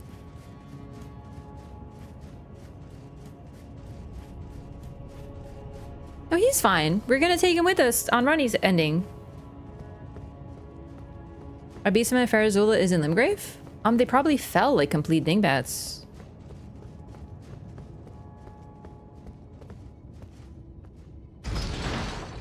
There's a couple beastmen in a couple dungeons as well, so they clearly made it to this land. It's unknown really how. You know one thing I didn't do, admittedly? Any of these, I think. I don't think I got the Belfry items. They failed at platforming? Not badly enough, though. They lived. Dingbats can fall? Yeah, I've literally killed bats with gravity damage in this game. Lone Blast Nose Blade? It is very strong. It really is.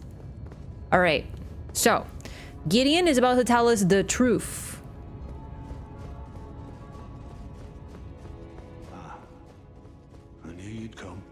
To stand before the Elden Ring, to become Elden Lord. What a sad state of affairs. I commend your spirit, but alas, none shall take the throne. 2 fingers. Queen Marika has high hopes for us, that we continue to struggle. Unto eternity. Oh shit, I missed! He put an eyeball on me, the big dork. So, he uses spells from like every school. Basically, it's a Scarlet Aeonia. still, right there. Take this, old man. He uses Riker's Rancor. He uses Rhea Lucarian spells. Uses that shit. Millennium spells. Looks like he has an eyeball in his midsection. We'll take a look at his armor shortly, but like pretty much exactly, yeah. My god, you're spamming that one. What are you, a Millennium? Oh my god, I almost got freaking rotted for real. Oh, there's Moog's spell.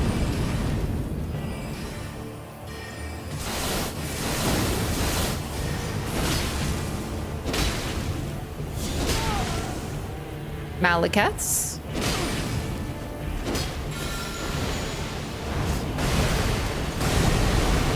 Oh, that's fully my bad.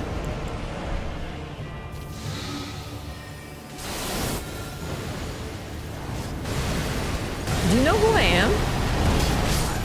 I'm the MV Pizza. My bones, a tarnished, cannot become a lord. Not even you. A man cannot kill a god. Alrighty, so let's talk about why Gideon was here. Gideon insists that Marika does not actually want the Tarnished to become Elden Lord. She wants them to struggle for all eternity. In other words, Marika wants stagnation. Godskin Noble's attack, not Maliketh. Oh, my bad. I didn't let him finish, so it looked like Maliketh. I thought he was doing the freaking thing. I was actually about to say I didn't think he did Maliketh spells. Looks like I was right. All right, so let's read his lore because it gives us quite a bit of insight. But yeah, so he basically says don't do this because you shouldn't, because you're not allowed, because you're not like, you're just like a man. A man in this means like a human. You know, because haha, I know, man, I made that joke one time. I made that joke my first playthrough and someone's like, ugh, everyone makes that joke. I made it for the first time on my first playthrough. Mean commenter. Because the Lord of the Rings is fucking iconic, okay? And it's a very Shakespearean twist. I'm doing the thing again. Hang on. Probably inspired by freaking Shakespeare, in fact. Because Shakespeare had the whole Macduff thing with Macbeth, you know? You mean Radagon wants stagnation? No. I am saying that is what Gideon says. Gideon is likely incorrect, but let's get into that. Scepter in the form of a hand grasping a pearl, signature weapon of Sir Gideon Ofnir, the All-Knowing. The pearl stands for the world, the heavens, and an eye, representing the many forms of knowledge, never fully attainable. Even knowing that, the All-Knowing's hand grasps for it. Either Marika's deeper secrets or Gideon is being gaslit by Radagon. That's likely what's happening here. It's almost certain that that's what's happening here. It said in movies when I was a kid, not now. Yeah, listen, I recently watched the Hobbit movies. I liked them when I watched them the first time, but rewatching them, it's got some problems. I bet the book's great though. I haven't read it yet. Anyway, for what I'm referring to, I won't talk about that. I'm not going to talk about the Shakespeare thing again. I'm gonna be good. I'm gonna be good. I want to get this lore out. Oh, hang on. Oh, no, yeah, there we go. All right, and then we need his outfit. So, someone said that his eye, there's like an eye on his midsection. That is intentional. His entire drip is covered with ears and eyes. There's eyes in his headband, ears on his beard. It represents that he sees all and hears all. He has spies everywhere, his whole spy network, but his symbol is an eye, always seeking. We don't know what his face looks like unless you watch a Zuli video, but he's likely meant to represent Odin. Odin gave up an eye. It was an eye for knowledge. He hung himself, I believe it's upside down, which is where we get the hanged man symbol in tarot. But anyway, he gave up a part of his body, his eye, in exchange for knowledge. So that he could see all. And I think it was Odin who was the source of Ragnarok, or the source of knowledge of Ragnarok. It's how we knew Ragnarok would happen. Although, please correct me if I'm wrong, because I fear that might be God of War coming in. Ooh, a bug. One moment, please. It's just a little guy. But it looks like some sort of creature. I'm sorry, you're not a friend. You're a pest. You must go. Goodbye, little friend. I'm sorry. His scepter might be comparable to the great club weapon you got from the thingy, the all-devouring thing. Yeah, the devourer scepter. I was actually going to point out its similarity, and I wanna show you now. He has a unique not spawn animation, but like when you first meet him in the Roundtable hold, he's actually leaning on it. And he's covering up the eye, or pearl in this case. It's pretty neat. I can never find weapons in this freaking... Once I get this many, it's a GG for me. Odin sacrificed himself to gain access to the runes? I don't know what that means. I don't know as much about Norse myth. Anyway, it is a hammer. Oh, right. Unique skill, knowledge above all. Raise a scepter to manifest the realm of the all-knowing. Enemy magic and holy damage negation will be reduced for all within the area, including the caster. Can I cast that? Wait.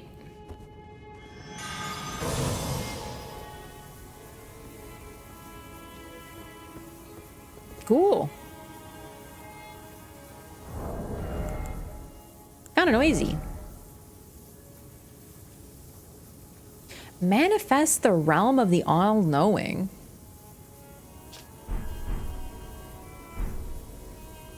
It's very unpleasant.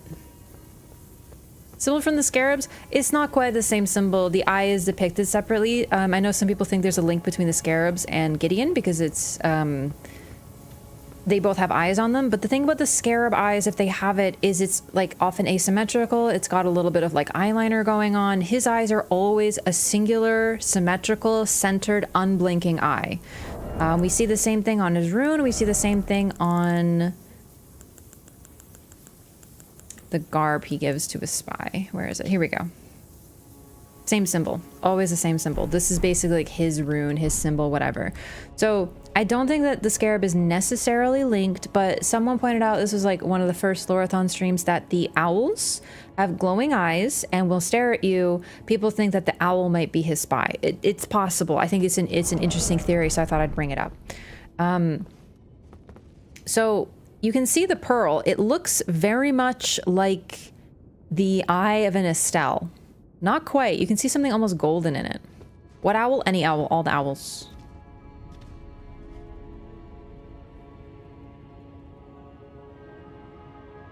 And within it, I'm glad I can get this angle. You can literally see like that. To me, looks like the Milky Way. Like it looks like space. So you see space within, and like the knowledge of all of the universe. Likely, it's eerily similar to the primeval current that people are into, right? Like some of the scholars are searching for. The hand grasping it, and then below the hand, it's coiled.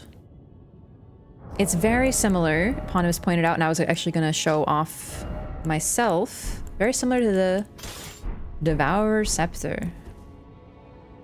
Did I put them on the same level? Oh man, I sure did. Ah, whatever, we'll do a side by side. So this is a symbol of the world, hands grasping upward and a snake eating all of it. So Rykard versus Gideon. It's pretty cool. Might just be light reflection? No. This type of stuff is always intentional. There's a reason you can see space within it. Also, what exactly would be reflecting off of? There's nothing that looks like that in here. Alright, now his gear. So his gear has eyes and ears all over it, basically. As a collector of knowledge, that was effectively his symbol. Helm set with countless eyes and ears, worn by Gideon Ofnir, the all-knowing. Knowledge begins with the recognition of one's ignorance, the realization that the search for knowledge is unending. But when Gideon glimpsed into the will of Queen Marika, he shuddered in fear. At the end that should not be. So, I have a slightly different interpretation of this. Some people think, and I'll read all the dialogue before we get to this. Same thing.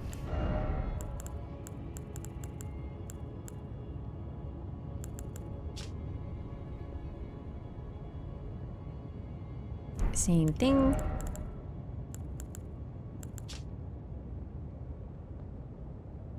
And same thing. Okay.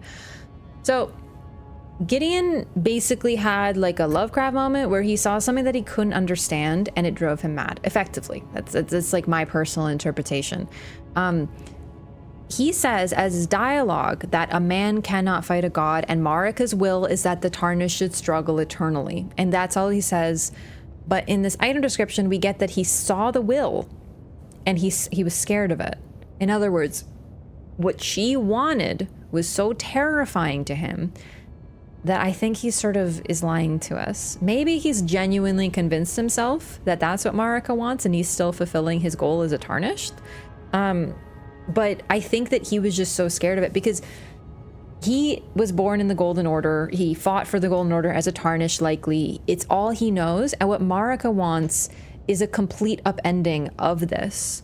It's possible he's older than that too. But the point is, it's sort of like he is so scared of what Marika actually wants that he won't allow it to happen, which is why he stops us. Some people think that what he saw was actually Radagon, because Radagon is Marika. It's a good argument. So some people think that what he's talking about is Radagon's will, that the Tarnished should struggle eternally, because that is what Radagon would want. He would not want anyone to challenge him, right? So I personally don't read that. I think he's I think he's lying, but not truly lying.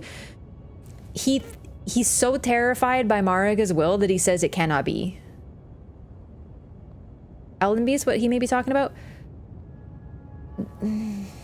I don't know. It's just what Marika wants is the ring to be shattered, for everything that is here to be gone, the greater will to be pushed away, likely close to what Ronnie or even Mikola wants. So Mikola is a little bit more mysterious. We don't know exactly what he wants, but we know what Ronnie wants, and she wants the greater will and all them to fuck off.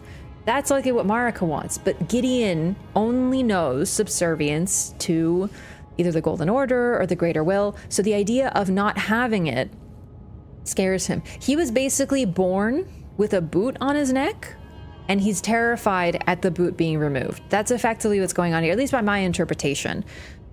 I think that he saw it and was like, that end should not be.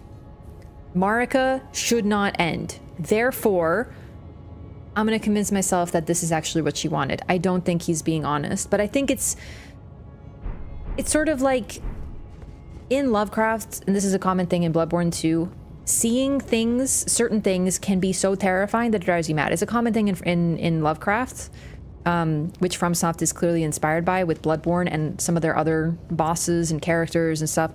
It's something that is so unknowable that even witnessing it or learning something just absolutely shatters your brain.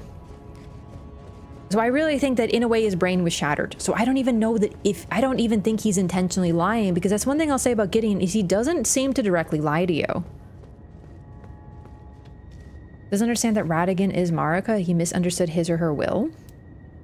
Gideon knows things, that a key piece of information is to get it. Yeah, he might not have this knowledge. He's focused on great runes to the point that he's neglected Radagon, for example, because Radagon doesn't have a great rune. That's possible too. So I don't think so. I really think that it's because I think people focus more. It depends on what you focus on more. Some people focus more on his dialogue. I focus more on the item description, because I think the item description of his outfit tells us more, personally.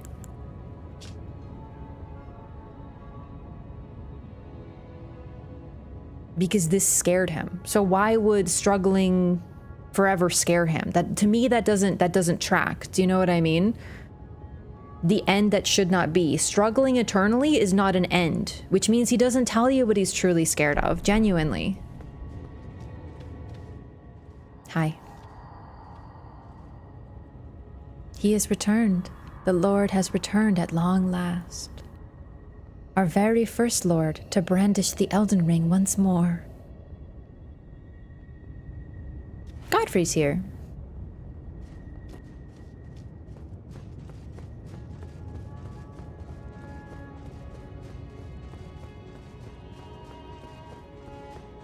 He was like, dang, dude, let's go. That's what you do. You spread the lore.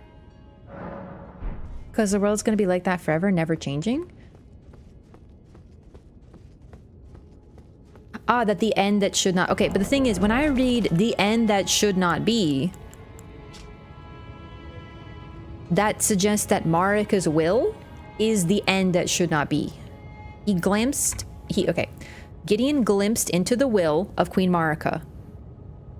He glimpsed into the end that should not be. Do you know what I mean? They go into one another, which means struggling eternally is not an end. In other words, he saw an end. He doesn't tell you that he saw an end, but he saw an end. So this, to me, is more real. I don't think he saw Radagon's will. I don't.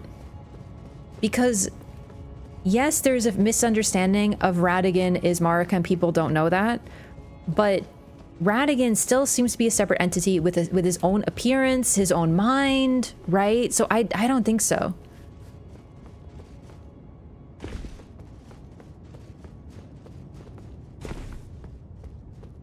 Like, he's chilling in Marika's head, and then you just hear, hey, I'm Marika, yeah, I'm totally Marika, please, the Tarnished would like to struggle eternally, that is my will, as Marika. Like, really, brother, you think we're gonna fall for that? We're not stupid. No, that's not bro Mikola, that's bro Radagon. aka fuckboy Radagon. Also, I just wanted to do this to point this out.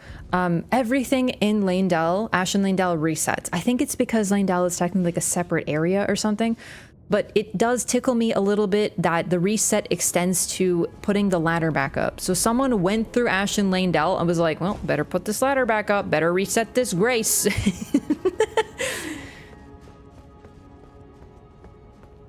So I don't know. It depends on your interpretation. I'm not telling anyone that they're wrong. I'm just sharing my perspective. I do not think that he witnessed Radagon's will, because I think he would have known the difference. He might have been like, why am I witnessing, you know, because we don't know. What does that mean? Did he psychically get into her mind? Was he reading a bunch of books or journals that Marika left behind, and then he suddenly, what's going on with my leg here? We don't know what that means. Did he glimpse the will in a direct sense of like looking into a portal, or did he like read a book and was like, oh damn, right? Like, which is it? We don't know. So it just kind of depends. But either way, I get the feeling of forbidden knowledge that drove him mad. Ta-da! Austin Powers speeding.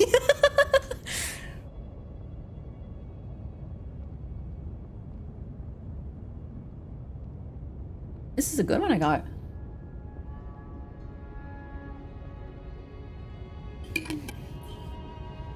Got the zoomies and needs enrichment? Real. All right. Before we get to Godfrey, and he is very fun and cool. I don't love phase 2, but it's growing on me. But phase 1 is Poggy. We want to get the remembrances for these items. If even Goldmask was stumped, but he wasn't really stumped, he focused on different things. So like if I am writing a paper, oh, I forgot Enya's gone after Maliketh. You hear her talk, but she's done. Bye, Enya. Love you. So we can still interact with her, but she is inert. So this is kind of why I think that the source of this roundtable hold is Hugh, because he's the only one like active still. But anyway, what's the other thing? Okay, if I'm writing a paper on the color pink and I'm studying the history of pink, and then someone asks me about the color blue and I say, I don't know, and they say, well, that means you're dumb. You're not dumb, you just studied something else, right? So that's kind of what's going on here. Gideon and Goldmask have different focuses. And yes, Gideon's eventual goal is to get all knowledge, but we don't know like how he went about that. He clearly focused on the missing demigods and the Great Runes, because, and this is the thing, the Great Runes present the greatest threat to, well, Marika in this case, right? So a Tarnished becoming a lord is what he's trying to prevent. So as a result, of course, he's focusing the most on that, and other knowledge will be acquired later, because right now he's operating from a position of fear. And make no mistake, he is scared. He saw something that scared him. And everything he's done since, I think his goal has changed because of that fear. So anyway, that's kind of my point here. It doesn't mean that Gideon didn't know about Radagon, but maybe he just wasn't important to him. I don't know. The thing is, too, what I will say is that this is the spell that triggers the statue that teaches us about Marika Radagon. We get the opposing spell from him, right? I'm not saying that he knows both, but it is pretty interesting. All right, so we can get from Malekith the Black Blade. We can get the Black Blade, or the Black Blade. Power gleaned from the remembrance of Malekith. Caster creates an illusory black blade, then leaps forward to deliver a spinning slash that emits a wave of light. This blade was once imbued with destined death. In addition to dealing damage, it reduces foes' maximum HP and continues to sap their current HP for a very short time. Malekith's Black Blade. Malekith's Black Blade, which once harbored the power of the Rune of Death, a sad shadow of its former glory. After a fragment of death was stolen on that fateful night, Malekith bound the blade within his own flesh, such that none might ever rob death again. Unique skill, Destined Death. Set free the remnants of destined death, plunging the greatsword into the ground to summon a myriad of blades. In addition to dealing immediate damage, this attack reduces the enemy's maximum HP and continues to wear down HP for a short time. So, when it was stolen, he put it into his flesh, but he was clearly a capable vessel before. It's still pretty interesting. I think I'll take the spell. I can't use it, but I can get someone to drop this for me. I can't get him to drop the spell, so we're gonna do this. And then Placidusax. The Dragon King's Cragblade. Piercing gravelstone sword containing primeval lightning. A portion of the Dragon Lord's power gained from a remembrance. This weapon commands great power over the paltry, mortal dragons of today.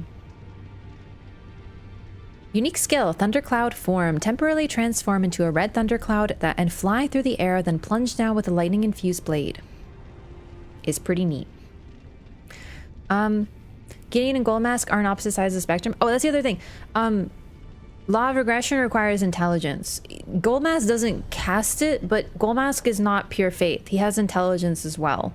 Golden Order fundamentalist incantations, and he is a Golden Order fundamentalist, require both int and faith. So that's the thing about Gideon, or not Gideon, sorry, Goldmask. He's actually really smart as well. So, like, don't think that Goldmask is just dumb and Gideon's the int. Like, they need both. They both need both. Also, actually thinking about it, let's take a look at Scarlet Aeonia.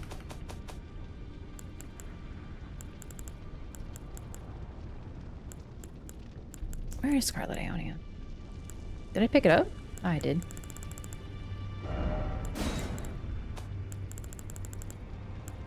Oh, there it is.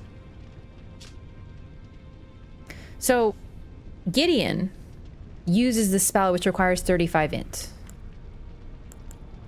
Faith, sorry, 35 faith. It just goes to show, like, he also uses an incantation thing linked to the what do you call it? A talisman? What's it called? A seal. He uses the 2-finger seal. So, like, it's Gideon and Goldmask are not necessarily opposed. They're actually really similar. So, I'm not saying that Gideon knew for sure about Marika and Radagon. I'm just saying that it doesn't mean he didn't know. Okay. Then we have Placidusax's Ruin. Power gleaned from the remembrance of Dragon Lord Placidusax. Transforms caster into the Dragon Lord to spew golden breath from above. Oh my god, hiccups. These are the dying wails of the Dragon Lord who once dwelled eternally beyond time. He only uses it at low health, so I think that's the reference to that. That's a hard line though. We're picking that. It's really cool. Terrifying, but really cool. Can I use it actually? All faith. That's actually really interesting. So the communion ones include arc, but this one doesn't. Ooh, neat. That's actually a really neat detail, that it doesn't require arc, because we didn't consume his heart to get that skill. We just use the remembrance. So it's a little different. Drink water. Don't backseat my hiccups, but also I finished my water. All right, it's Gideon time. Gideon, Godfrey time. I'm pretty sure we're done like everything we can, so let's go for it. We're gonna summon Nephili, not for the full fight, just to show it off, because it's neat.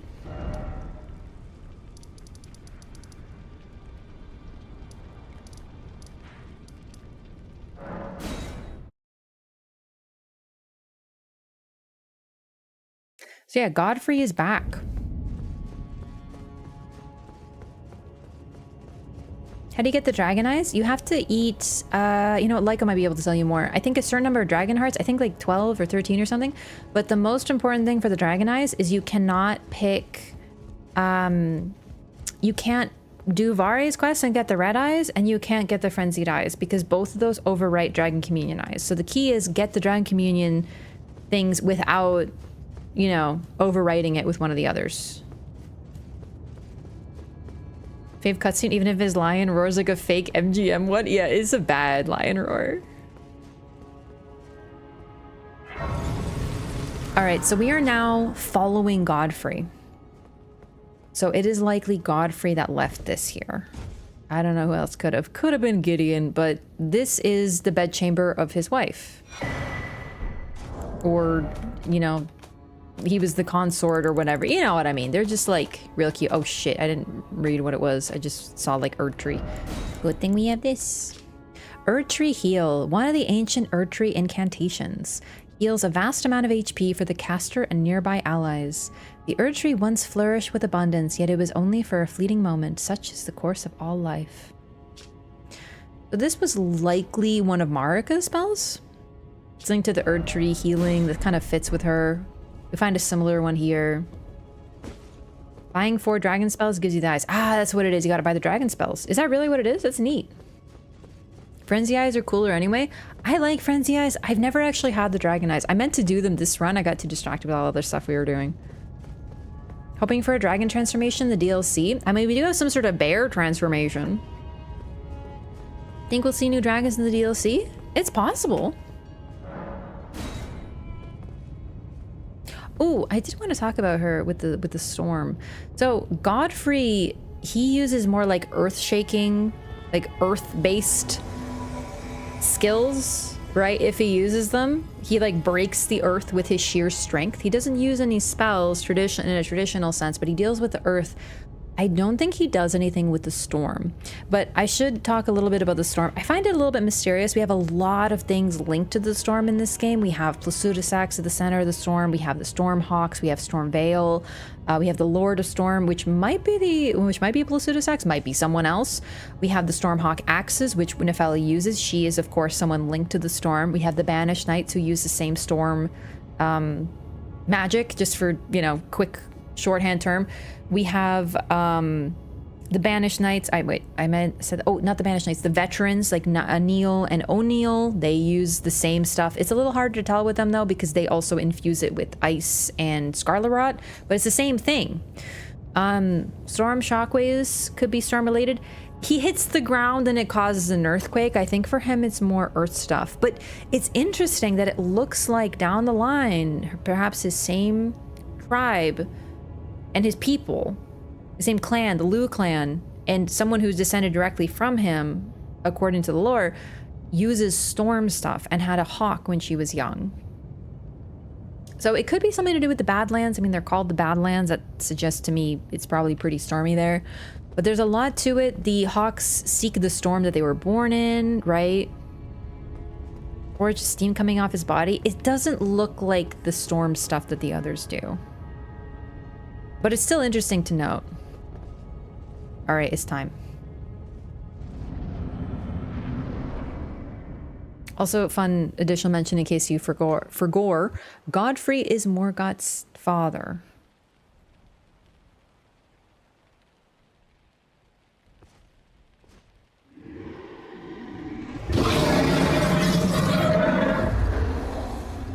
It's been Oh, that's a a lion. long while, Morgoth.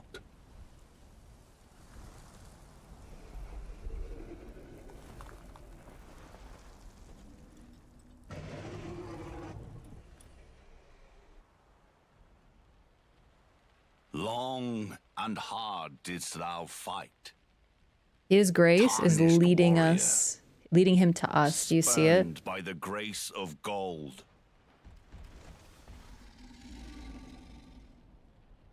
Be assured, the Elden Ring resteth close at hand.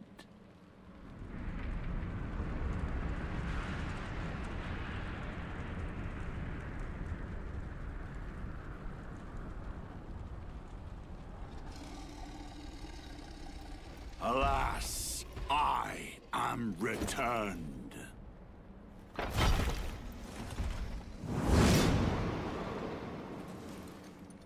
Siraj To be grasping granted him. Audience once more.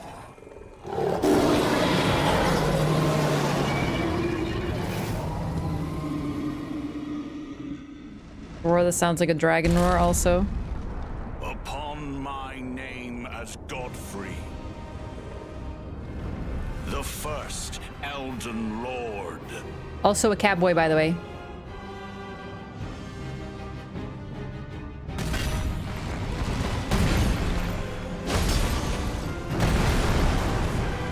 God, I love this track.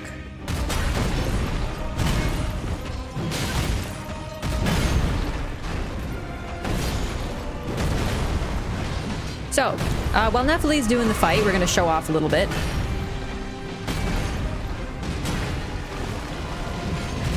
So, it's really funny. Okay, Godfrey, first Elden Lord. He's associated with the symbol of the lion because of Siraj upon his back. There's this ring in Dark Souls 2 that you wear actually exactly like this, and it prevents backstabs, and I swear they reused it. It's literally just half a lion on his back wearing armor. Siraj is the Beast Regent. He's really interesting. He basically guides Godfrey and has also kind of become synonymous with him. The symbol of the lion can largely be associated as a symbol of Godfrey at this point in the lore. But we know that during this fight, anyway, we learn basically that Siraj is nerfing Godfrey and keeping him contained. Because Godfrey, aka Horalu, is actually an absolute fucking madman who fights like a beast. And he doesn't talk like much of a lord.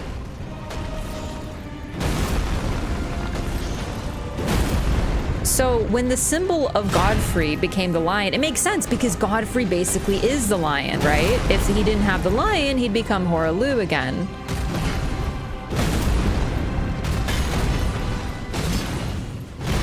But nonetheless, oh, you're right. It would be really funny. Yeah, we're gonna bring Nephili into phase 2. I want to see her get grabbed. It'd be really funny. Oh, we should die in phase 1 for the dialogue.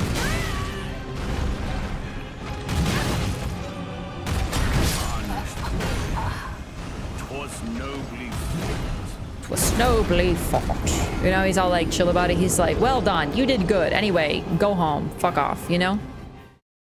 But yeah, the fact that the symbol for Godfrey was a lion, it makes sense because once again, if he didn't have the lion, he wouldn't be Godfrey. But it's a little bit funny that he basically became associated with his power limiter. Like, in his desperate phase, when he's the closest to death, when he gets the most desperate, he goes Horalu, which means that's when he's strongest, right? It's actually really, really funny that they basically were like, oh my god, the great symbol of the king, the Elden Lord, Godfrey. And it's like, that's actually my power limiter that keeps me contained so I don't beat the shit out of all of you all the time.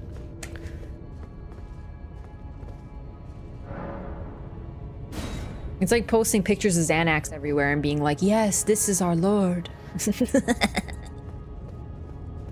Say this is Prime Godfrey? Yes, Godfrey is an example of a boss, in my opinion, that is basically at his prime.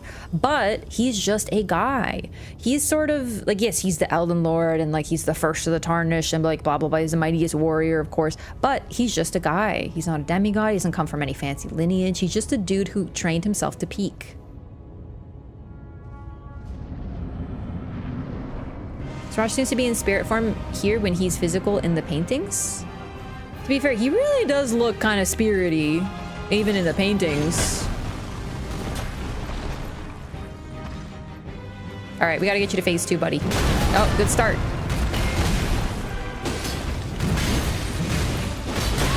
Ow. I'll fight him better when I don't have a summon, ironically.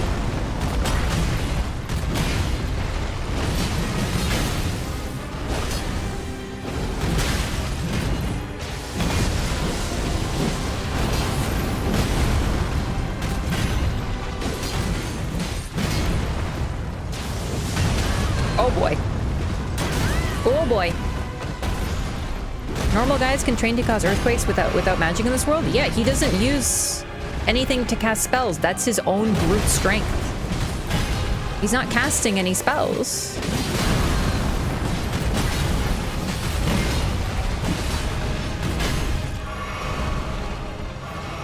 Crucible Knights do something similar though. Nice job, Nephili. We do straight up see Siraj trying to turn physical in the phase transition. Yes, I agree. Here we go. In fact, we're going to see it right now. Siraj is like, "Aw, don't worry, I got this, bitch." And there he goes. That will be all. Thou didst me good service. Eyes are closed on Siraj, by the way, as well.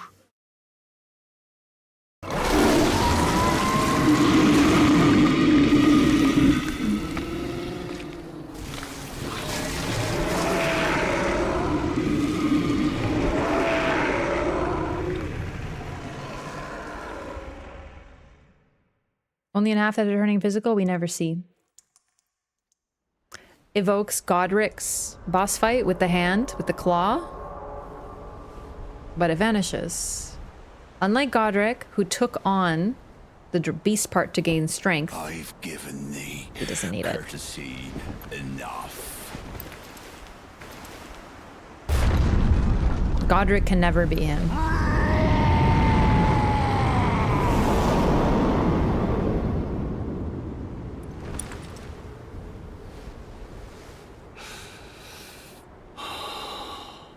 Ooh, he's so hot, he's fucking steaming. Now I fight as Horaloo. Warrior! He's like a beast. Hey, what up, baby? No, no, no, baby! Yo, Nephili, get grabbed to be really funny.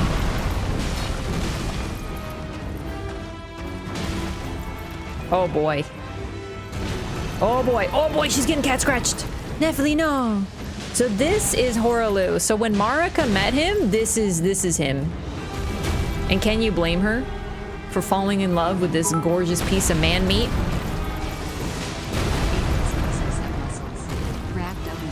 True, except for his butt. I hate to tell you, he doesn't have much of an ass. You're doing great, Nephili. Oh, damn. Nephili, stop, stop, stop. Holy shit. What if she kills him? Nephili, no, how do I send her home? I need to die. Kill me. Holy shit, Nephili. No! Oh, wait, no, good, good. No, no, Nephili, no! Tarnished. Thy strength befits same crown.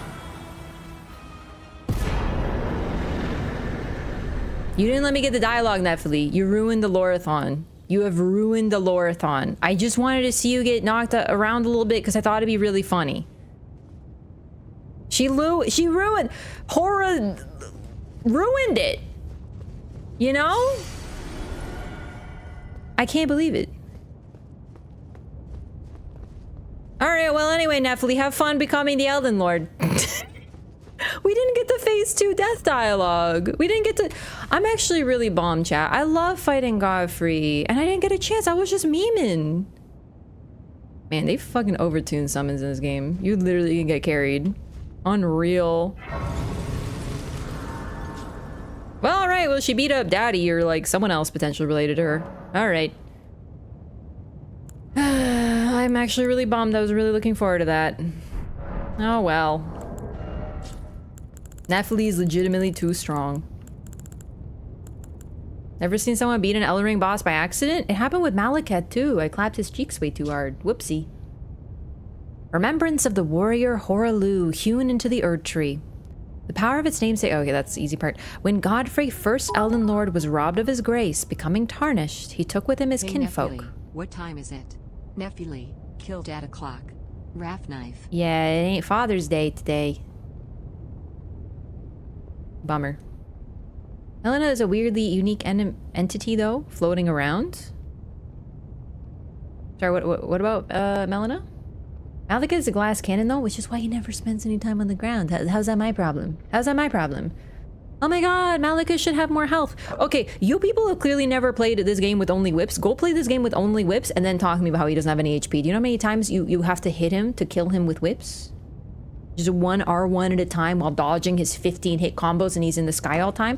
Yeah, okay, with the Blasphemous Blade and the Bloodhound Fang, he's pretty easy. Goodness me. Symbolism is squishy because he's never on the ground. He doesn't need a rebalance. He can eat my meat. Morgott can't grab Melina is probably why. His grabs are pretty tight and she moves a lot, yeah. Alright, well, you know what's really funny about Nephili too is when I summoned her for Godric way back when, she kept dying and now she's so strong. I don't want to play with only whips to BH. That's how you know it's hard. Alright, when Godfrey, first Elden Lord, was robbed of his grace, becoming tarnished, he took with him his kinfolk and left the lands between. After the long march of the tarnished came to an end, Godfrey divested himself of kingship, becoming a simple warrior once more. So it sounds like maybe that has to do with Sarash, but Sarash is still with him here, who knows? But we'll get more dialogue from his items. And then it's time for Radabeast. Maces only. A lot of weapon classes make the game harder than they should. Like, that's the thing. Like, this game, I really do love Elden Ring, but very often it feels like this game was balanced around the strongest weapons in the game. Like, very often. You read like a school teacher? That's my lore voice, so. Oh, so it's an Ash of War. But technically, Ash of Wars are just ashes. This Ash of War grants an armament the heavy affinity and the following skill. Horalu's Earthshaker. Slam both hands onto the ground to violently shake the earth and unleash a shockwave. Follow up with an additional input to slam the ground again. He literally just, like, uses his hands to create earthquakes. Axe of Godfrey. It snapped. Weapon of Godfrey, Elden Lord. It was broken in a battle fought as leader of the Tarnished during the Long March. This weapon is symbolic of Godfrey's vow to conduct himself as a lord, later becoming an emblem of the golden lineage. In the days of the past, a crown was warranted with strength. That's what he says if you die to him in phase 2, a crown is warranted with strength. So if you defeat him, you are the strongest and therefore you deserve the crown. But if he beats you, you get to come back. It's just how it be. Unique skill, Regal Roar. Let loose a mighty war cry, raising attack power while sending out a shockwave that cannot be guarded against by stomping the ground. While active, strong attack becomes a lunging slash. Let's take the Ash. And then we get his equipment. Crown of Godfrey, the first Elden Lord. The age of the Erd Tree began amongst conflict when Godfrey was lord of the battlefield. He led the war against the giants, faced the Stormlord alone. And then there came a moment when his last worthy enemy fell, and it was then, as the story is told, that the hue of Lord Godfrey's eyes faded. So, his grace was taken, but here it almost sounds like it wasn't taken. It it just kind of vanished, but we know that Marika took it as part of her plan. So it sounds like, also it's a little bit as the story is told. It's like, it's one of those slightly, could be misleading item descriptions. I personally trust item descriptions. Oh my god, I forgot to read Malika's outfit. But you know, like, we have to take it with a slight grain of salt there. Malika's helm as well. Let's read Godfrey's first. Elden Lord armor. Same dialogue. Same dialogue.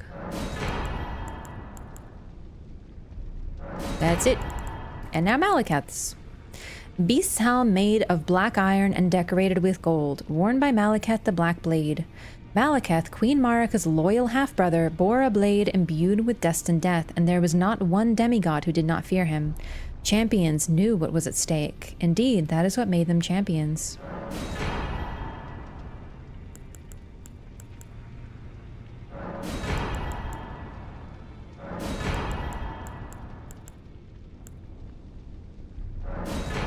Pretty much the same. Half-brother? Yeah, it's one of those things because apparently in the JP, I can't confirm this, but it's more translated to adopted brother. It's weird because he's also described in the lore as a shadowbound beast and therefore will be one created by the Two Fingers. So it's unknown if he's truly related or if he is a shadow beast. And even then, they sort of have a familial relationship. Like, Ronnie was raised with Blythe as if they were siblings. So it's a bit of a weird take. We don't know. Yeah, the last sentence is weird and out of place. I don't know what to say about the last sentence either, personally. But the way I read it is that Symbolism was the very first one who was the only one for a very long time who could kill anything. Like, he was the only one who could actually, like, imagine living in a world where nothing and no one dies and everything's great and everything is an age of plenty, everything is joyful and at peace, there's nothing going wrong, but there's one guy out there who could potentially kill. Death in this sort of world would be mythical. It'd be terrifying to beings who are eternal. That's basically the place that he took. So his name, Symbolism, started to mean death. Death of the demigods, specifically. So when I hear champions knew it was at stake, indeed that is what made them champions, it sounds like to challenge him would mean that they would know that they could die for real. And that's what made them champions, because they knew, right? You don't fight Symbolism for any reason, not knowing the stakes. Otherwise, I don't know how to read it. It's a strange line. Godfrey is sweet too. Like, he cares about his child. That's the thing too. I don't really buy the whole thing that he was I think that he cared about Morgott and even Moog and his children, but he had to leave as a tarnished, and then Marika kind of wasn't in too much control anymore, because to me that didn't look like someone who was like, ew, this is my stinky omen son, you know? So I don't know, he's a really interesting figure. I feel like we talked about him mostly. Yeah, I think we're just ready for Radabeast. People assume Godfrey lost his fighting spirit. Didn't know actual reasoning behind Tarnish plot. It could be that, yeah, like the reason that he lost his grace was another plan by Marika, because he also kept fighting in the Long March. I actually forgot that detail, that his axe was broken when he left. I didn't pick it up, right? When he left and was traveling with his people, which could be Tarnish or it could be particular Tarnish that are part of his clan, we don't know. But he broke his axe fighting another enemy, so he clearly still wanted to fight, but he had to leave the lands between. All right. I don't know how this is gonna go. Maybe you might like Radagon finally. We'll see if he does his telefragging, because that's the thing that I hate the most with him. First try, surely. We got it. Oh, wait, there's no dialogue. Maybe. Elden Beast, though? Oof. Ugh. Within the tree, finally. There's Marika. Trying to take a look at that stab wound through her. It looks like a spear, for sure. Stabbed all the way through her. Does look red and black. It looks coiled to me too. Like, you can see how it kind of coils, like the sacred relic sword.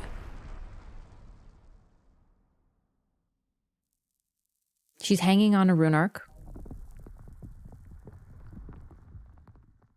And then she grabs the hammer. But it's not really her. It's Radagon. The hair starts to change.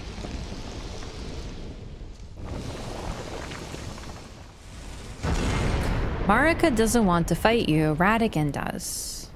Sacred relic looks like a spine. One of them, it has a coil to it.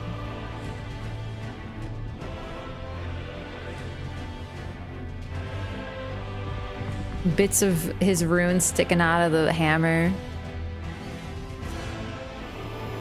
Shadow makes up his arm. Do you notice that? I actually wanted to point that out. The missing part of his body is made up of shadow. Considering Shadow of the Erdtree, I think this is significant, but I don't think I know the significance yet. It's like physical shadow that he uses to fight you. Oh, that was a bad dodge.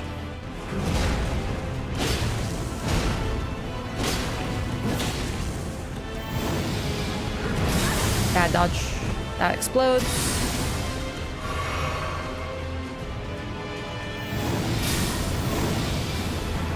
I'm gonna get grabbed by this for the lore.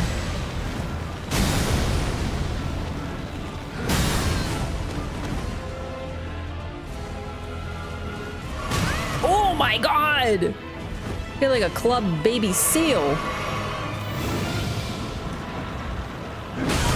Oh, I got grabbed by it by accident this time. Foggy.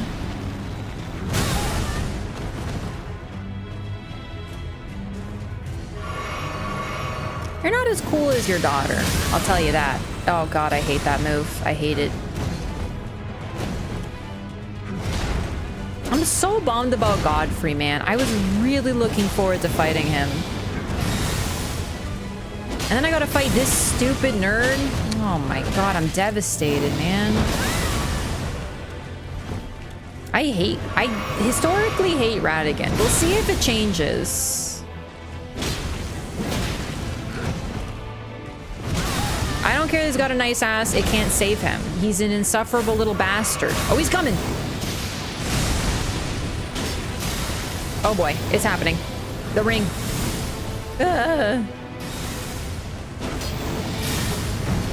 Spell parry thing? Oh, I didn't know. I've never used spells on him. God, he feels like a blockhead. Me being moved around by a ragdoll by the greater will? I don't think so. I think he's mostly just like he wants to fight you because if you stop, he can still keep things as they are, right? So we'll see. Oh, the thorns. Some of them are still here. So he created these thorns to block you out with his rune as well. He'll parry any projectile, even fan daggers. Why doesn't he speak? He's kind of like a corpse is the thing. Radagon is amazing. What? I genuinely hate most of the boss fights in this game. So far, the only one that I like now is Malenia. Moog is okay now, but I still think his phase 2 is too much. Radagon's an annoying little bitch. He just swings his stupid hammer and then he telefrags and spam spells you when he gets weak. He's such a wiener. Never liked him so far. Some people think the spear within her might be destined death. Like a fragment of the rune of death used to keep her, you know, down. It's possible.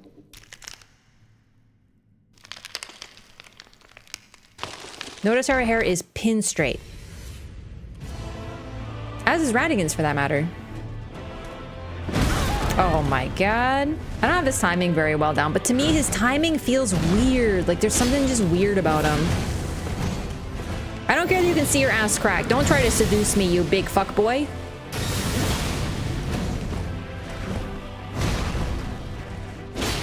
All he does is grunt.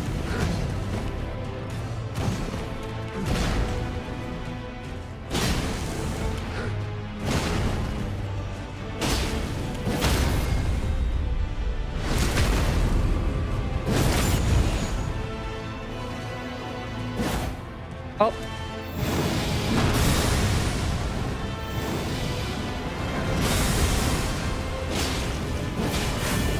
He's doing it! That's that stupid shit. That garbage ass nonsense is why I hate him. He teleports, you see it coming, you dodge away. Too bad, you dodged at a bad time. Oh, you've now been stunlocked by the eternally poise-breaking circle of bullshit, and then he slams his hammer at you 10 times after teleporting away. What a wiener. Every time I start to like him, every single time he does that, and I'm like, oh, that's why I hate you. Also, you guys probably know I'm very, very, very light sensitive. So every single time I have to enter this boss fight, it actually causes, like, it starts to trigger a headache, like, for real, for real. So he's basically a nightmare designed specifically for me. Attack that makes a 5-finger hand symbol on the ground. I gotta take a look at the symbols. Unfortunately, fighting him normally takes all my focus.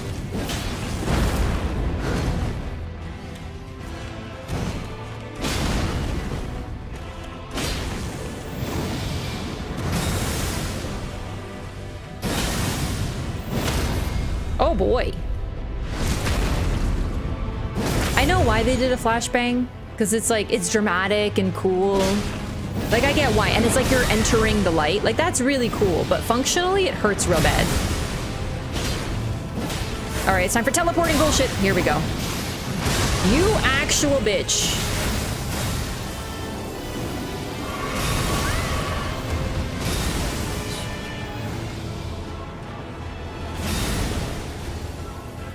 It's the ring. Is that the 5 fingers you're talking about?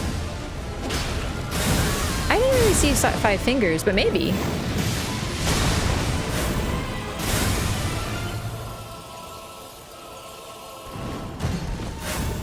This, I hate that. I hate the teleporting. Everything else is pretty okay, but there's no warning as far as I can tell.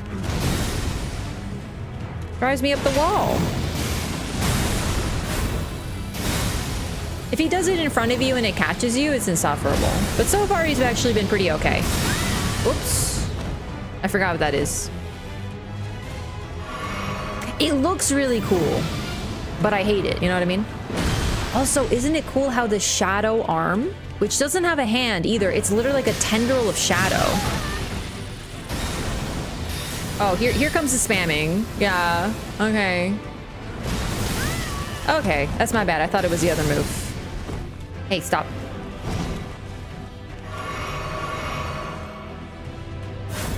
Yeah.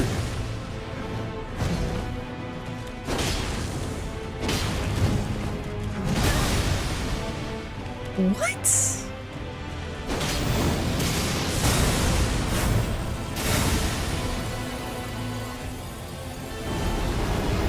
No.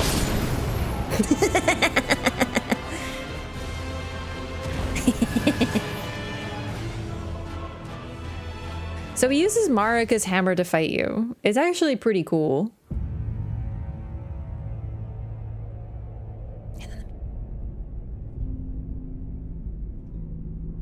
It could be that the shadow is the Elden Beast, though. Possible. Oh man, this stupid ass bitch couldn't get it done. Fine. Fine, I guess I'll show myself. And the Elden Beast, which is apparently able to reforge things, turns that whole ass bitch into a sword.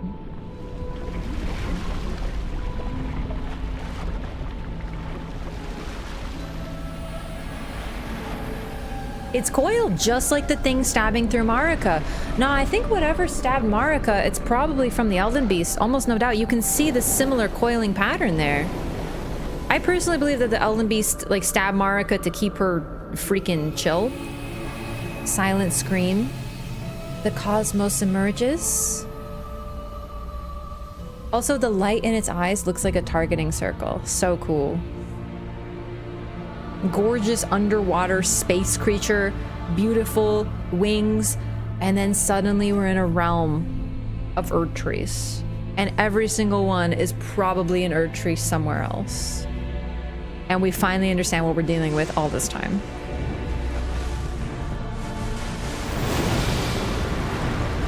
Golden fire, very much like, ugh, my cheeks, it's singeing them. Nebula, different color, but nebula, just like Estelle. Okay, that was perfectly fair and balanced damage. That was my, you know, no big deal. Okay, my rhythm's off. I'm used to dodging a little later because he's far away. I'm gonna get grabbed by this on purpose. Look at this. Get freaking Marika, nerd. Whee!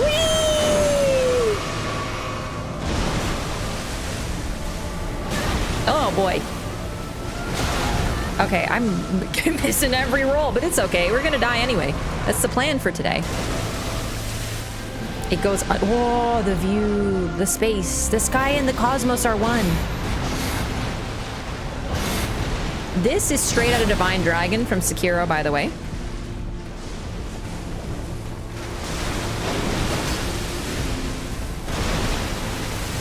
It looks like a sea creature.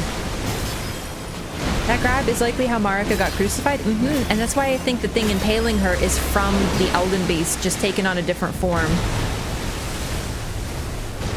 Oh, the chest. Look in his chest. That is a crack. You can see right there. That, oops. That is likely where it really got hit by Marika. Could be symbolic because he's linked to the Elden Ring, which is why like he himself is shattered too.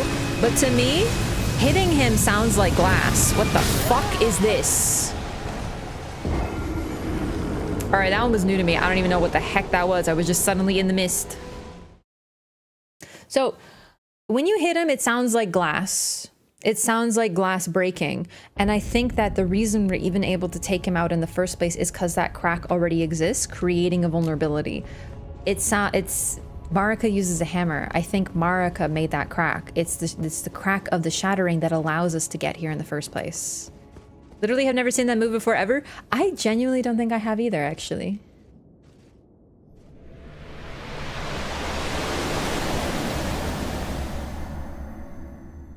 Biggest mystery is why Marika shattered the Elden Ring in the first place. So it's obviously conjecture, but in my opinion, she created the Golden Order, but it wasn't what she thought it was, which is why she shattered it. I think it's actually it's the biggest question, but it also has one of the easiest answers. Why would someone create something just to break it? Because it wasn't what you thought it was. And keep in mind, she made it. Okay, I thought I could kind of squeeze a roll dodge in there. He really is a bitch.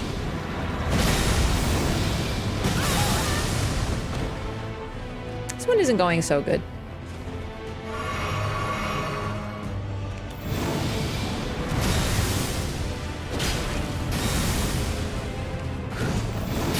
Yo, I hate him.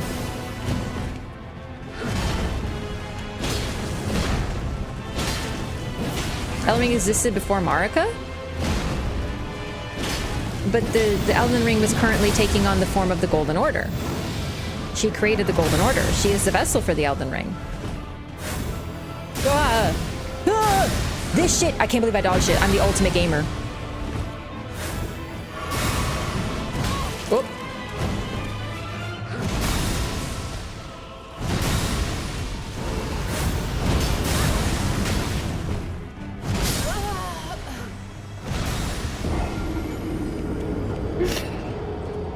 All right, Radagon.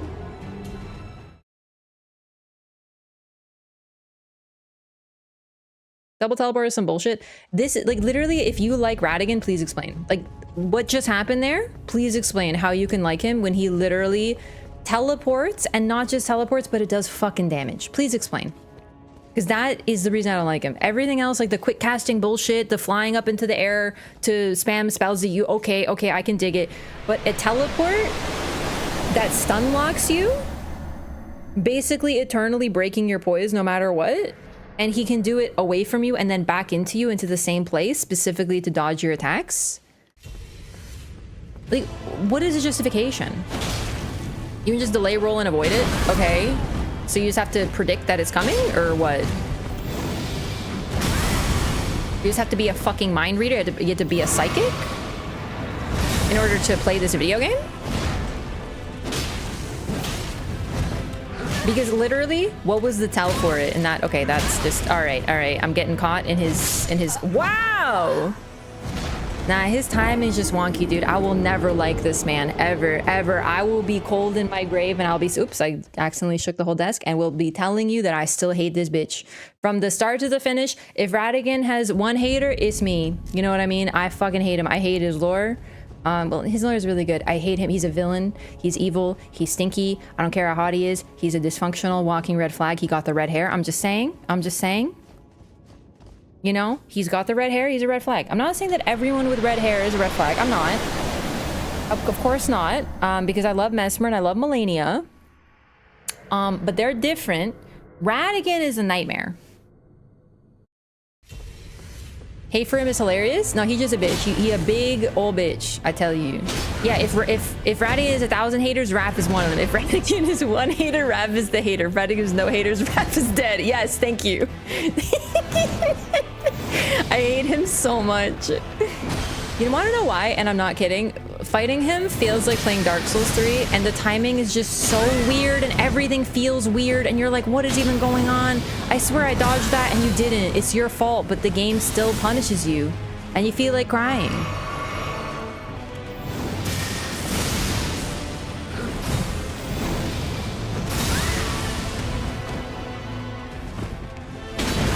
Oh boy.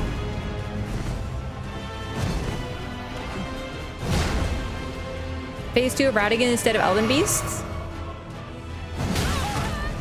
I don't know that I would.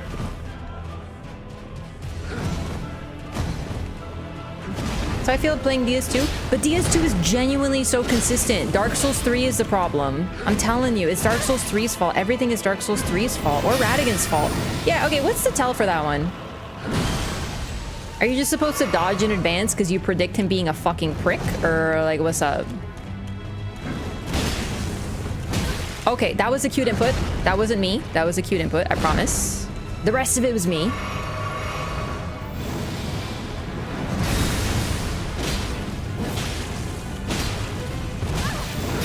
Oh, shit. 3-phase Radagon fight? Are you out of your mind? Radagon fans are fucking crazy, dude.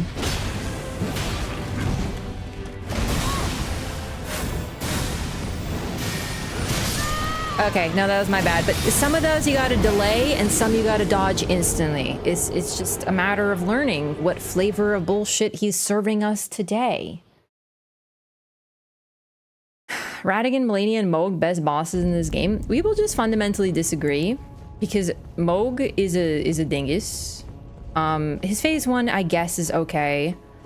The only reason he's good is because of his music.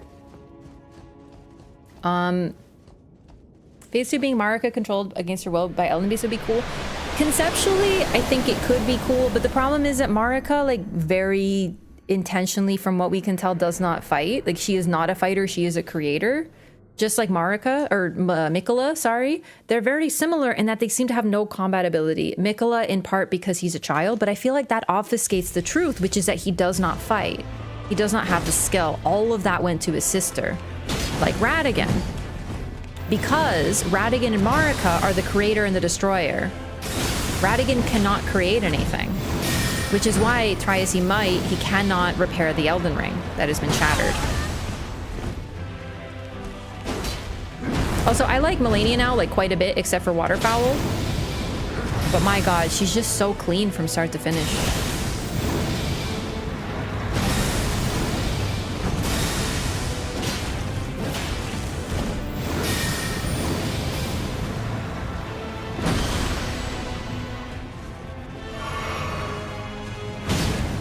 Okay, I was too short to get hit by that one, Poggy. Short queens, short queens.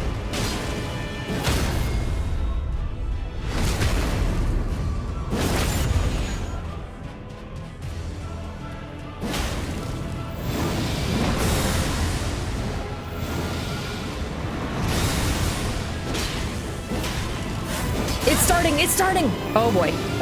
Jump, I guess? And then jump again? Okay.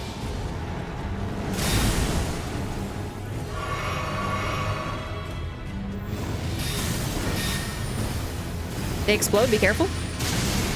Okay, we're good. We live, bitch. Okay. I got cued! Yeah, he's awake. He smells the blood in the water like a fucking shark.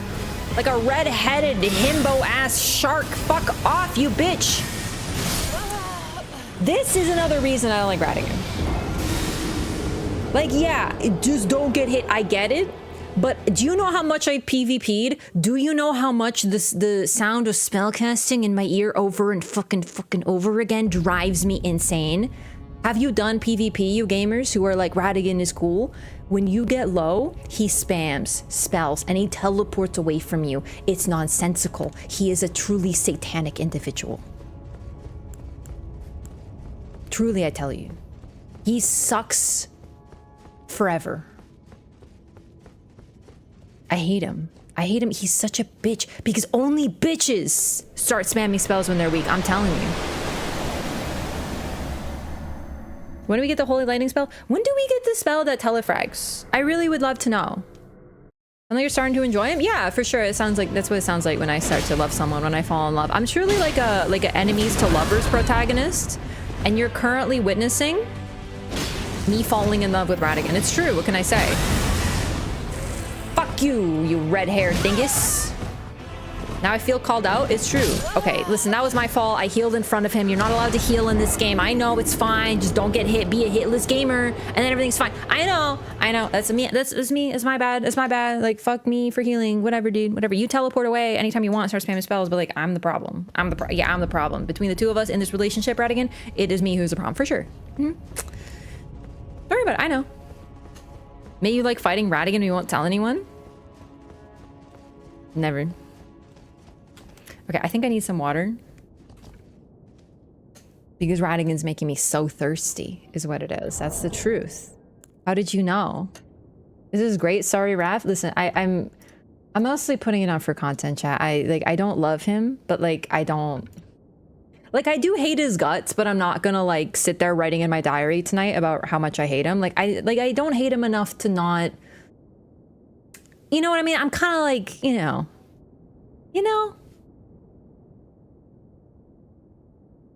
Yeah, I do want some water though. I finished my bevy.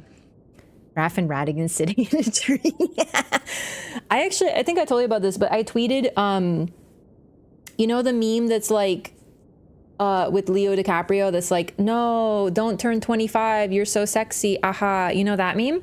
Well, I tweeted that meme with a picture of Radagon, and for those who know the meme format, I'm sure you're familiar.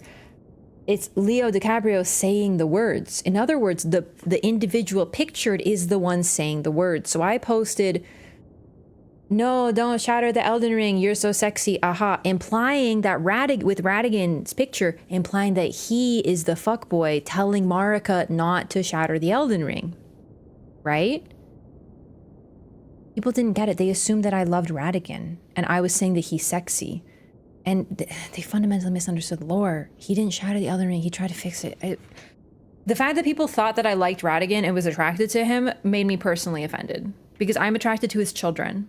Mesmer, potentially, and Melania, okay? Not him. Not him. He's stinky, all right? Here's me holding a picture of Radagon. He smells bad. Melania, my queen. You hate that you can't defeat him? No, I just genuinely hate him. I can hate a bitch and defeat them, okay? I can. I just hate him.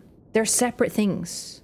You're trying to imply the skill issue. What you misunderstand is that I can genuinely hate someone and also be bad at it. And I can separate them in my head because I'm a complicated individual. I can tell you, hey, I'm dying right now for 12 hours to Melania, and I don't really like waterfowl, but also I really love her. I can tell you that. I can. I'm capable. But Radagon, nah, dude, I just hate him head to toe. Toe to tip. Every strand of his red hair can burn for all I care. Okay? Them lanky redheads. I do be having a type apparently when it comes to this video game. All right, let me give it some water. I'll be right back.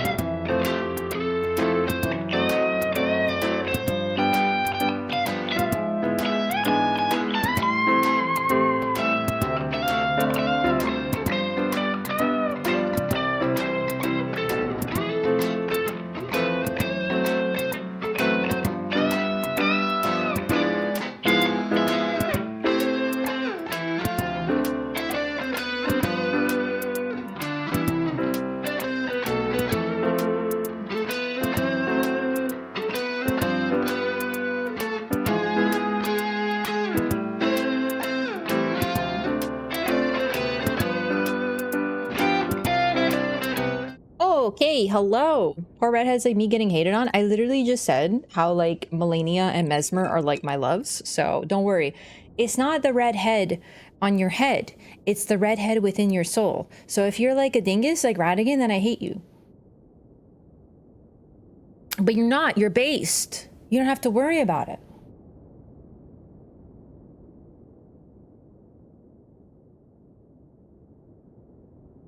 It's also like dueling while Radagon's goal is to stop us at any cost.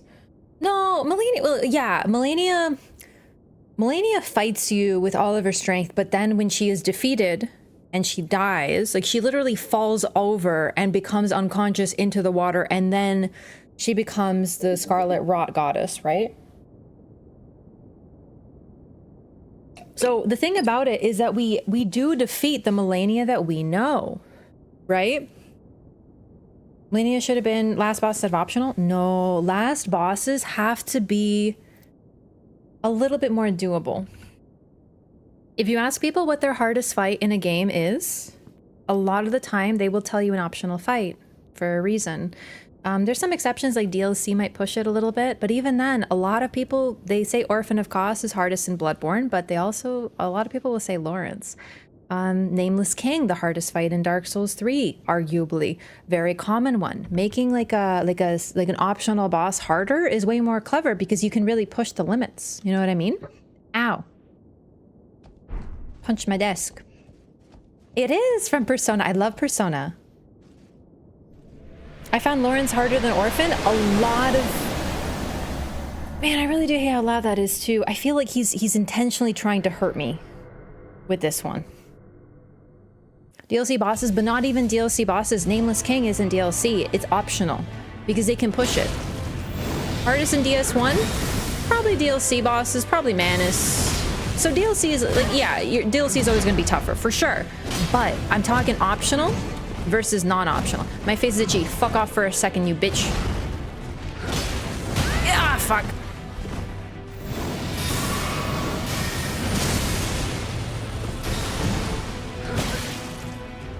Also, his range is bigger than you think, and his hitbox is weird because his weapon has like an edge, you know?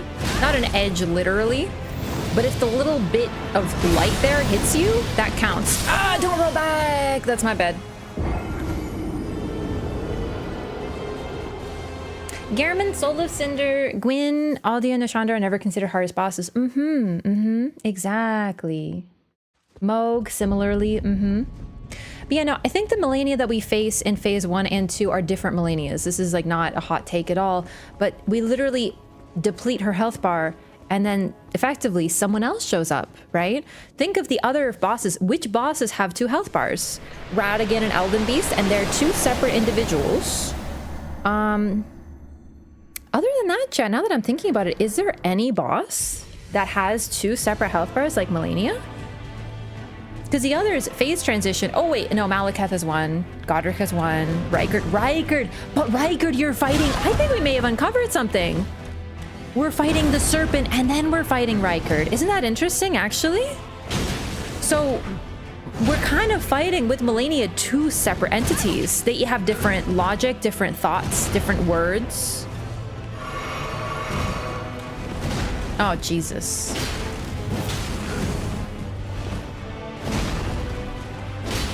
Two Renalas, same thing. So if you have 2 separate health bars, we're fighting like 2 separate entities in a way, a lot of the time, very interestingly.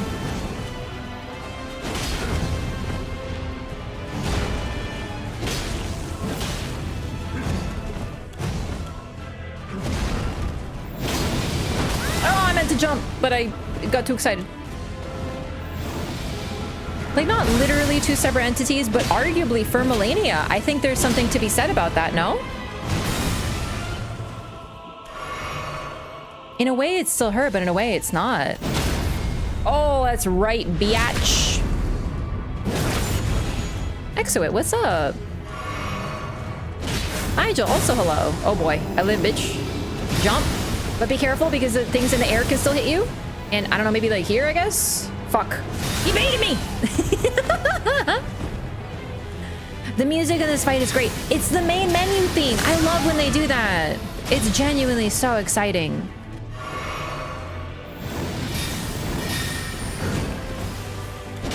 I almost feel like this isn't Radagon's music, this is our music. Do you know what I mean?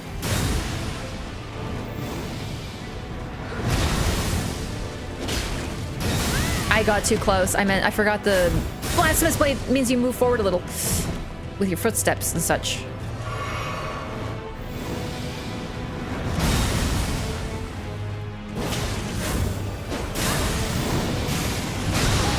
I got my input queued. I swear to you, that was not my role. Because I got hit by the stupid teleporter. That was my fault. That one I take full responsibility. See, I'm capable of taking responsibility when I goof it. Are you, Radagon? Like the fact that your personality is one gigantic mistake? Will you admit that? Big ol' raging bag of dicks. Go to sleep.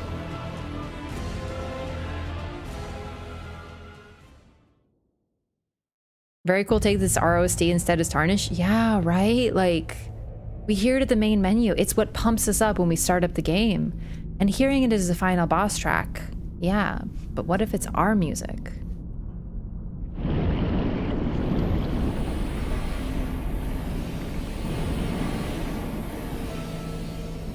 The hand looks like a tree.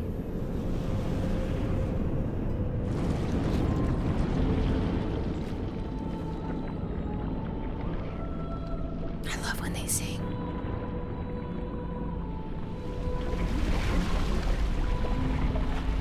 Haha, dummy's a sword now. Oh, right, the sword is Radagon now? Or the Radagon is a sword now? You know? Alright. I'm gonna skip now. Because it's not our music anymore.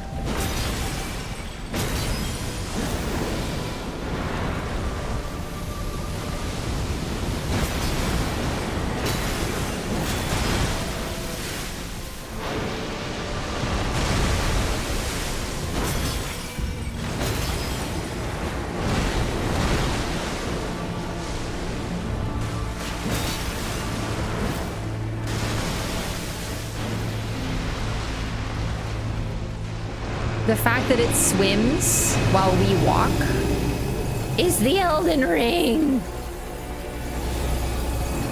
Where is it? Ah! Oh balls. Oh balls. Jump rope. I've been jump roping since I was a child. You think you can catch me in that? That's right. It's what I freaking thought, nerd.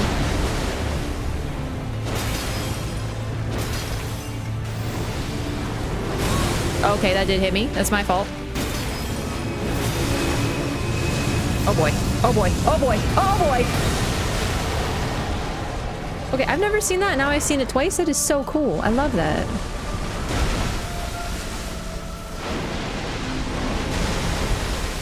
He looks like an aquatic creature, yet he is effectively from space. Like, he's from space. He's an alien. I don't know what that is. Oh, cool. Neat. It would have been really cool if we could use Torrent here, but from a storytelling perspective, it makes it a lot more... Oh boy, okay, and run. Go, go, go, go, go, and run, and run. Yep, just keep running, No, no, no, no, no, no, no, no, no, no, no, no, no. Okay. We are alone. Dodge. No! The timing. I also want to point out its tail, which I'm out of juice. Fucking really? Ah, shit. The end of its tail, which is almost always under the water,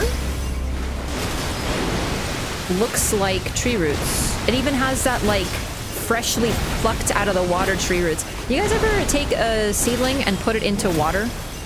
And then you start seeing those fresh white roots grow out of it? I did that a lot as a kid. Like a cutting. You ever take a cutting? Oh boy, oh boy, oh boy, oh boy, oh boy. Yee! Elden Stars, fuck off! No! Dude, Elden Stars terrifies the bejesus out of me. Remember I told you that when I see waterfowl, it makes me go E? Similar. Similar.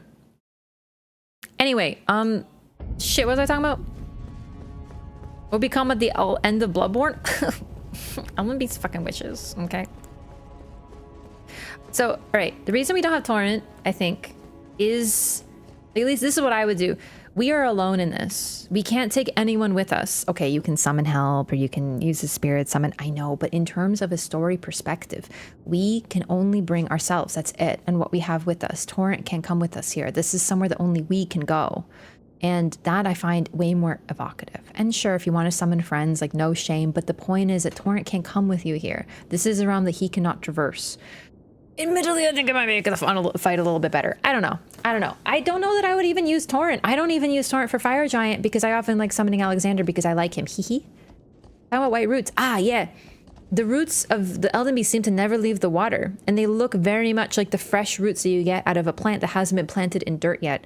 So if you take a cutting and you put it into water, it'll often grow roots, and they're very fresh white baby roots, and they're clean because they're not in dirt yet. And then eventually when it grows roots, you can try transporting it into dirt, and it'll start to spread, and you can grow a whole separate plant from a cutting.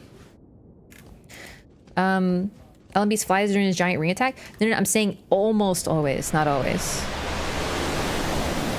Because even when it swims, it tries to keep the tail down. But for a lot of the time, you can only spot it at certain intervals. If it was always in the water, I wouldn't be able to see it. Ah, boy.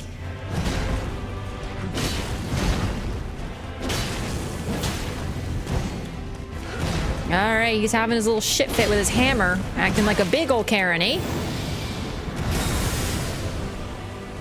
Screw Karens! I want to call them Radagons from now on, always. I goofed it. I clicked roll and jump at the same time.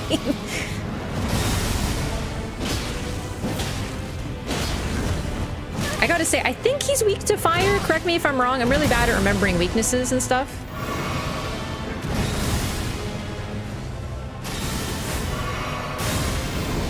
But I'm using like unholy blasphemous fire, so like, you know.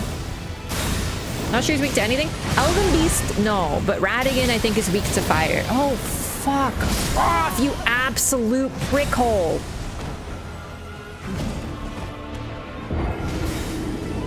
He's weak to fire? Nice. So I'm getting some bonus damage on him. Anyone know where they got the inspiration for Elden Beast's design from? It definitely looks like an ancient sea creature.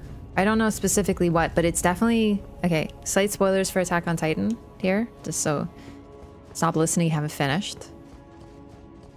It looks very much like a creature we see there. And I think they both got inspired, both Miyazaki and the creator got inspired by similar things, but definitely some ancient, likely extinct ancient sea creature. Maybe, it almost looks like a coelacanth, but like, you know, if it were like a dragon instead of a fish, you know what I mean? Oh, fuck. He got me panic rolling. Like a plesiosaur, but like a plesiosaur with like 15 fins. Do you know what I mean?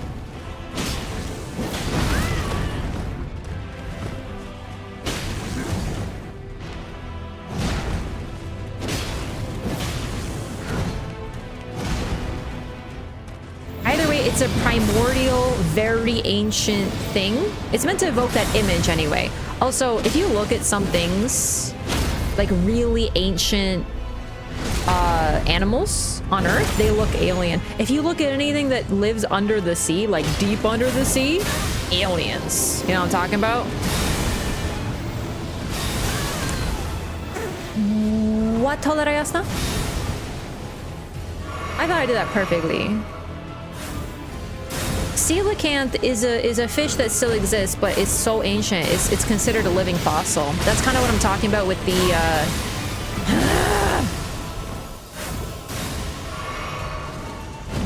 with it looking like an ancient thing. Old thing, yeah, old, very old. Like this asshole.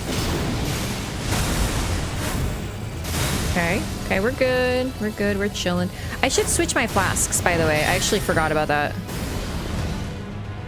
Because I'm not using my magic, like, at all.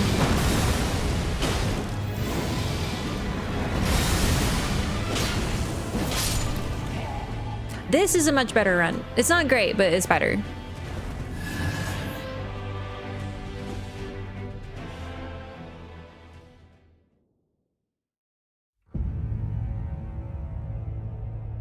Should be a checkpoint between the two bosses. I think that would help my enjoyment of it, but I get for the lore why they don't do that.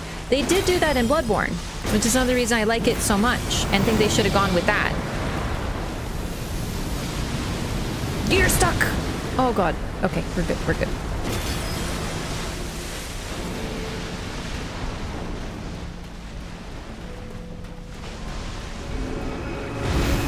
That's that move, okay. It looks like a reverse star shower, doesn't it?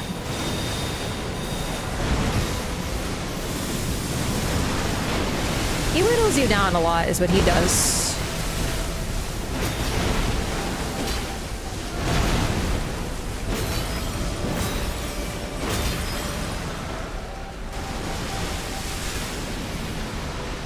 It is a gorgeous arena, though. Definitely evokes the image of Estelle's arena. And look at the tail! But it barely brings it out of the water.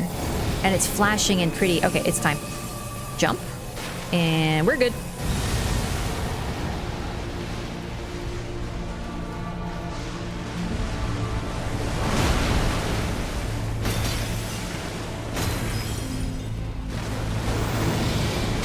Yo, boy. I can't see.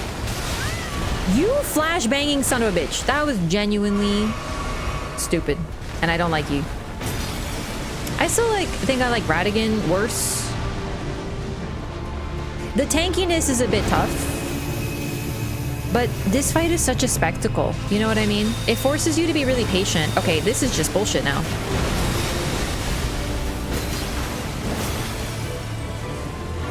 Like, I hate him, but like, I hate Radagon more. Shadowy stuff too? Yeah, it does seem like maybe the shadow in this case is Elden Beast, recreating Radagon's body for him a little bit so he can fight. Oh, that's not good.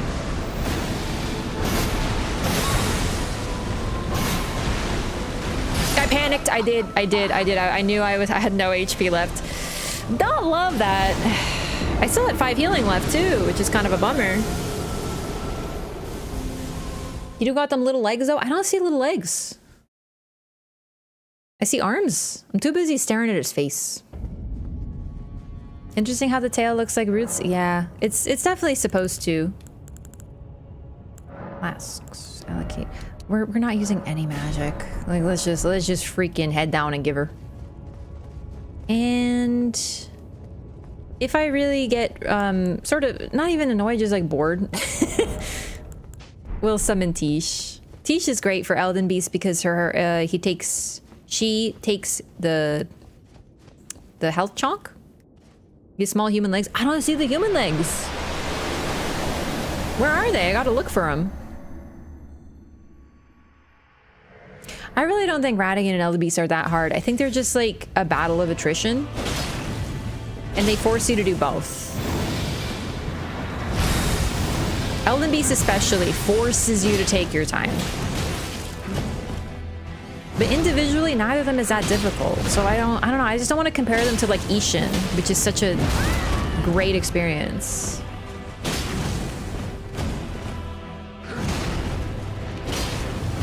Ashen's a nightmare, but fantastic. Do you know what I mean?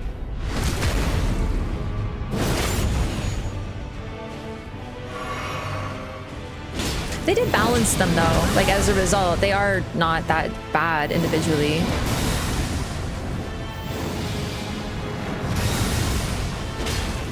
Only bitch we trust? Maybe. I'm not against it. You know I'm not. Okay. The second one is hardest for me. And I don't know why. I feel like I dodge them the same way. I know they have like a moving hitbox because it's like outward and then also this way or something. It's whatever.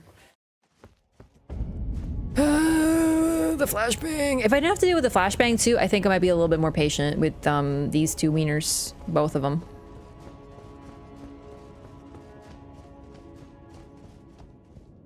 Owl 2 is pretty tough, but I think Ashen has so many phases in Sekiro, like so many phases. It's unreal. I think that's part of his difficulty. You could argue it's a little unfair, but he is like the greatest warrior. He uses everything he has against you. Oh, I don't know what happened there. Play it slowly, and if you dare deviate even a little and try to attack at a turn, you get punished hard for it. Yeah. I'm with you there. Play by his rules, no space for creativity. I think a lot of the game boils down to that, unfortunately.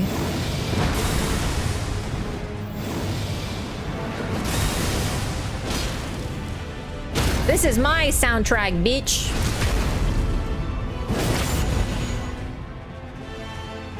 Wake up. Okay. I think that one's quicker than I think it is. Don't love that, but it's my fault, so whatever.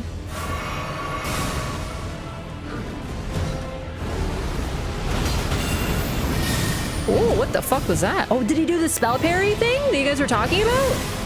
I've never used spells on him. I didn't know he did that. That was cool. Except for I hate you.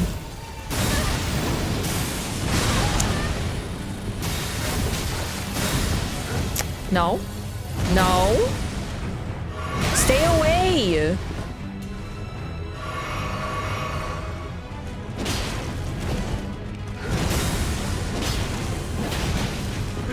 Oh, one bad roll into another.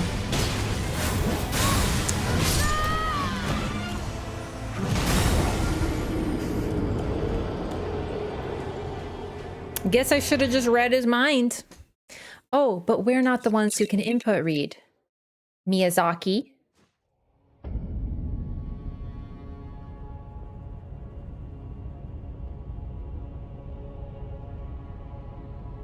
A lot of his attack windows require jumping attacking. Well, then they're not really attack windows then. I will fight you on that. Honestly, I don't think it's an attack window if it requires a specific thing. It's like saying, well, they have an attack window if you block, or an attack window if you use a specific weapon category. You know, it's like, is that an attack window then? Can we call that an attack window?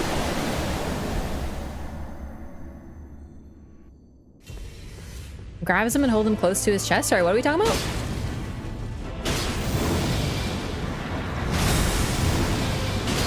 I decided to get an attack in. It's my fault. Oh, great.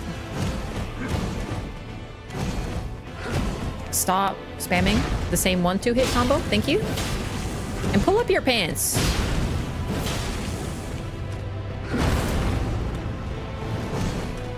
And see your butt crack.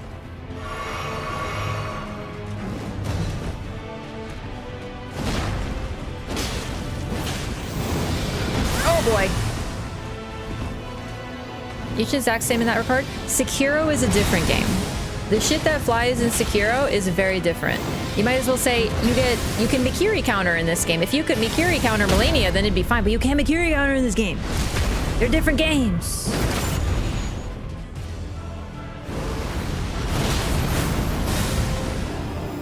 The things I tolerated in Sekiro, I will not tolerate in this game.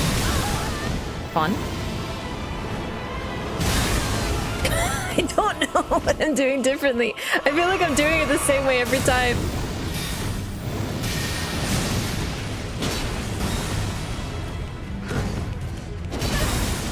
Okay, fair.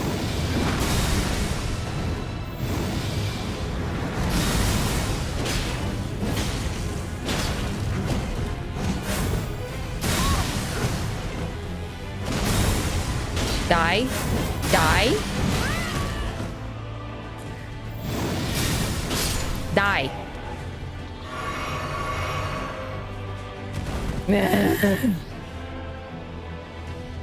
Trying to fight God with a bloody stick? He's not God. This is God. This is the manager. Oh boy.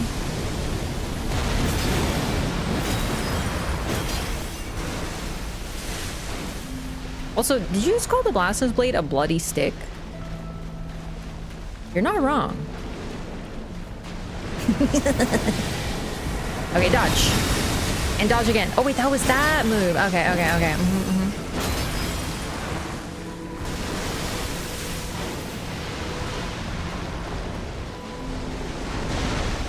You have a little bit of juice. I'm gonna use the juice.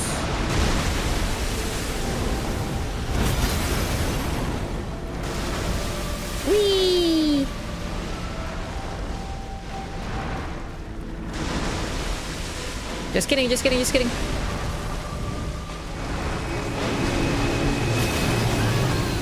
Oh, it does damage. News to me. Alright, alright, alright.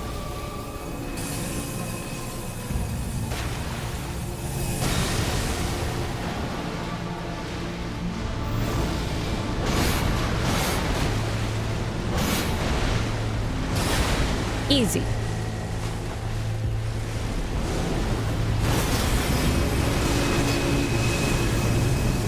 Oh, it's it. I forgot what that was.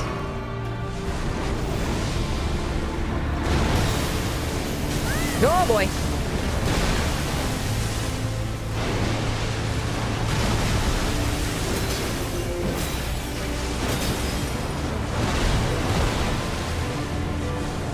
Landed the super cluster. Oh, was this that thing where people were like, oh my god, it's a space thing. It's, oh no. I meant to actually dodge it this time. It's a pretty rare grab. But I'm dead. So that's great. Well. I don't see his dinky feet.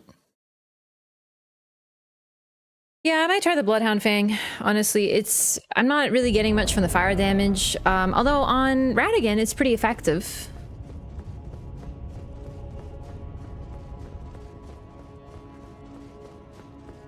Bring out Tish, maybe. Not yet. Gonna play the game Stellar Blade? I don't know. I don't have time right now for like games that aren't Elden Ring because of like basically the Loreathon. Although I will say, you might be like, oh, but you're almost done. But as you know, if you've heard me talk about it, and if you don't, do ! Loreathon, we're doing Dark Souls 1 and all the other games after. So the goal is to play Dark Souls 1, 2, 3, Bloodborne, Sekiro, Demon Souls before the DLC drops. This is not going to happen, but we're going to try. So Dark Souls 1 is next. So when we're done this, that's what we're going to be doing next. So once we're done with, you know, Elden Ring, we still got way more going. If anything, I'm almost more hyped for Dark Souls 1, so make sure to stick around for that, especially if you don't know the games, because this is going to be on the pop quiz. Also, I'm not going to lie, the endless boss rush is taking me out a little bit. That happened in my first playthrough too. It's a lot of bosses for one stream. Ooh. That was a miss. It wasn't panic, it was just like, oh shit, what do I do again?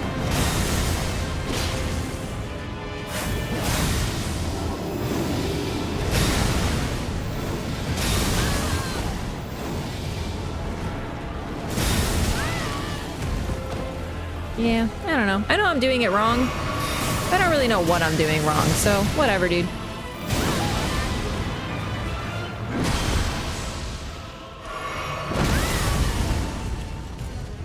Speedrun lore through? I actually would like to do a lore speedrun because I think it'd be really funny. But that'll probably have to wait till after DLC.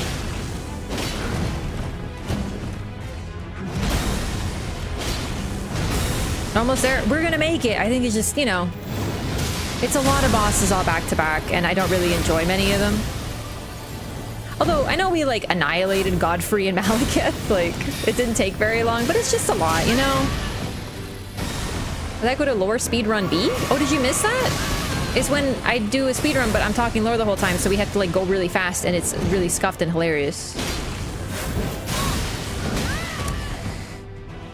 I'm summoning Tish. I have come to the conclusion that I hate Radagon. I don't see any good parts of his fight. There's, like, I can dodge most of his shit. You've seen me dodge everything he can do at least once, right? You know, like I've dodged this move and that move and this move and this move at least once. So clearly I can do it. And I just genuinely, when all put together, he feels like a bitch, and I don't love him.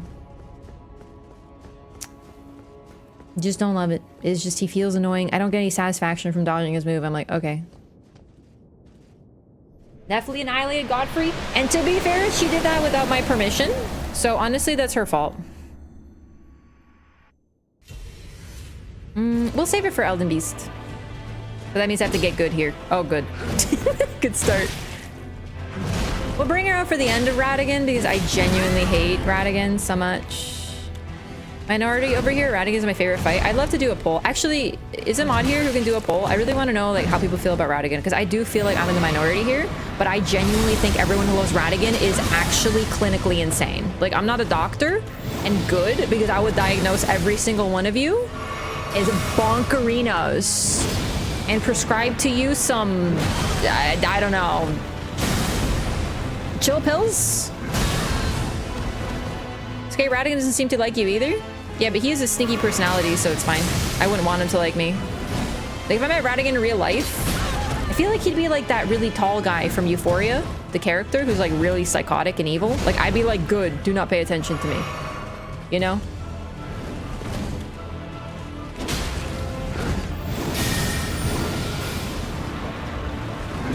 Oh, that was my bad.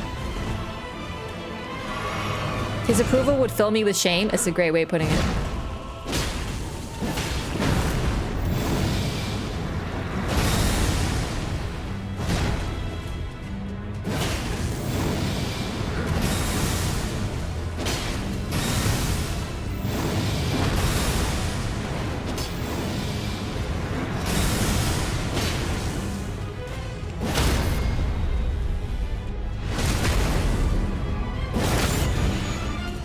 Radagon your favorite boss? Honestly, we should make it, do we like Radagon or hate him? But like, same thing. Oh no, I fucked up. Oh, thank God, I avoided it for some reason this time. Okay, oh shit! Oh, he's doing it!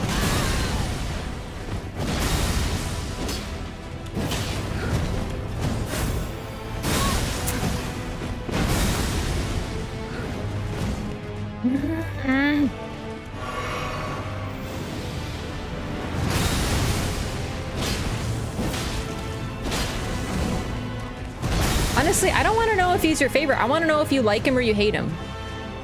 Because, like, favorite is way too high a bar.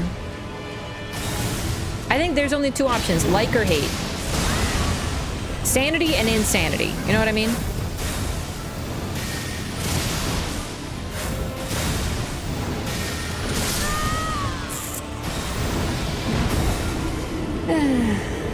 Radagon a bigger moveset attacks than other bosses. He has a variable moveset, so he can do like Melania has the same thing. Lawrence from Bloodborne has the same thing. I'm sure others do. I'm just not great at noticing this sort of detail, but they'll do a 1-2, and then sometimes they'll do a 3. But they'll do like he has switch ups. Talking like a character as a boss fight, and if you like him as a character, I can't help you. Like, you need therapy.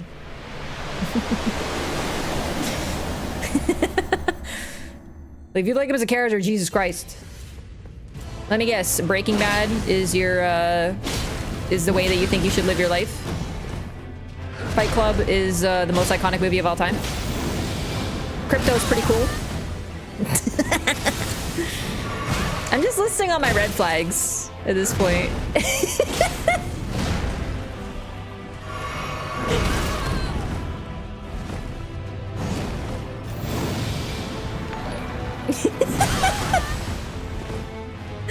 Yo, 100! What's up? Welcome back. Thank you for 39 months. Thank you for 39 months of support. I can't believe it's been that long since I played Resident Evil 2 Remake. Oh my God, I still remember the day. No, don't touch me! Thank you so much, 100. Glad to see you. You should read Berserk. You know what? That one I get. We're Souls fans. You know what I mean? Like, I'm not gonna roast someone recommending Berserk, but it does terrify the living bejesus out of me, is what I'm trying to say. Is Radagon your favorite boss? No, at 44%. See, this is what I mean, though. I can't see the numbers. Yeah. New poll. Because I want to know, like, yes or no only. I don't want, like, kinda. Sorta. Fuck, I'm dead. I'm done. It's over, kiddos. Oh, I lived. Okay. 3 years plus. That's so pog. Wait. Is it 3 years? Yeah. Oh my God. Wait, what? Oh my God. Yeah, it has been over 3 years now. That's crazy. Things are going awry.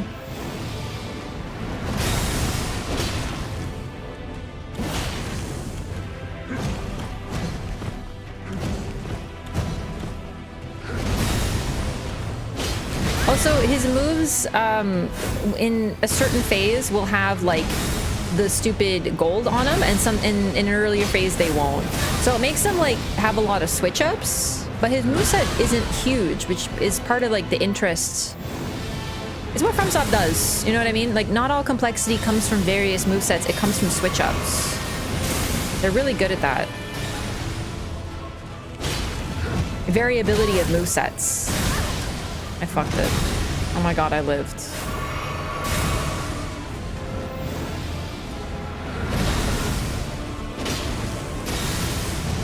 This is taking a really long time. I don't even know when to summon Tish. My eyes hurt. I hate you. You're discouraging me, but like not in a fun way. Like not like Melania discourages me. Like I'm actually just like I want to go to bed. Like I'm tired. Like I'm over this game. You know what I mean? Like I'm just really like I just want to like click a button and you die. Do you know what I mean? Like I don't. I'm just so over you. The end of this game is such a slog for me. I know, like I like Godfrey mostly. I'm pretty Godfrey positive. I vary on Malekith. I like him sometimes. I like him less other times. Gideon is like a footnote as a human being. But all together, like a bunch of fights all back to back with like no break, and then I have to deal with this bitch ass flashbanging me all the time. Oh my god, it takes me out. It takes me out.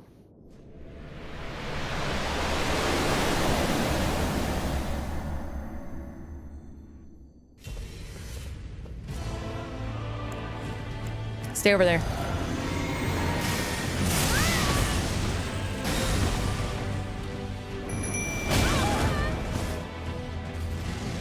Yeesh, help me.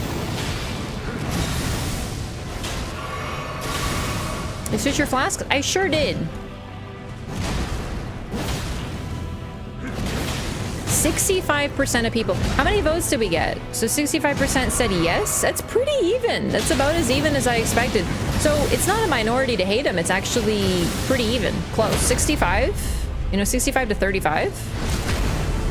11 yes, 6 no. All right, it's a sample size of 17. It's not the largest, not the smallest.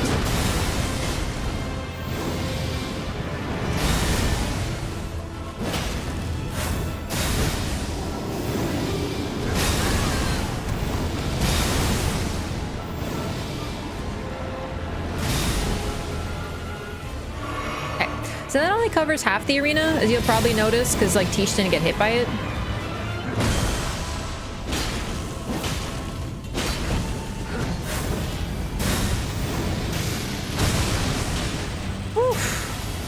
Stay over there.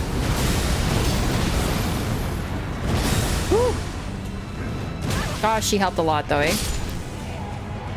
So much quicker. You have a good Mother's Day? I mean, like I took care of my cat. So yeah. And then I read a lot of, I'm on the second Lord of the Rings book now. I had a really nice time reading. I would say yes. Thank you for asking. Spam less if you strafe? Not as far as I know.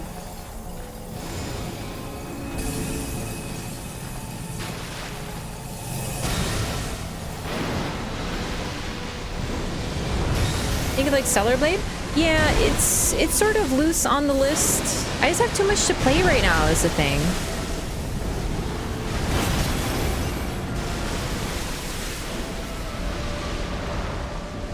She can't make you breakfast in bed or present you with a nice dead mouse? No, he doesn't go outside, thankfully.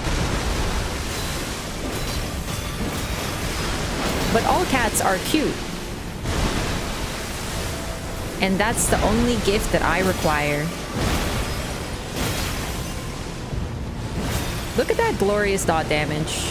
Listen, Tish may not do a ton, but look at the chunk of health taken out. And then look at the dot damage when she hits her attack thingy. Oh my god, let's go.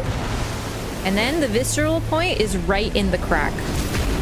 Like the, you know, not the butt crack. You know what I mean. Uh-oh, it's happening. Something. It's Elden stars. Oh shit. Oh shit, she just went no. She just avoided the grab like it was nothing. Dang, she's a gamer. It's still coming. What is happening?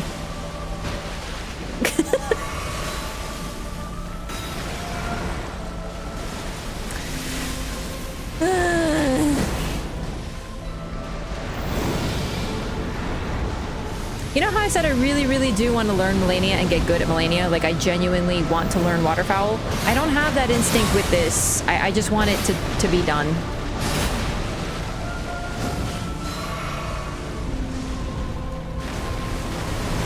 These two fights I'm just so over.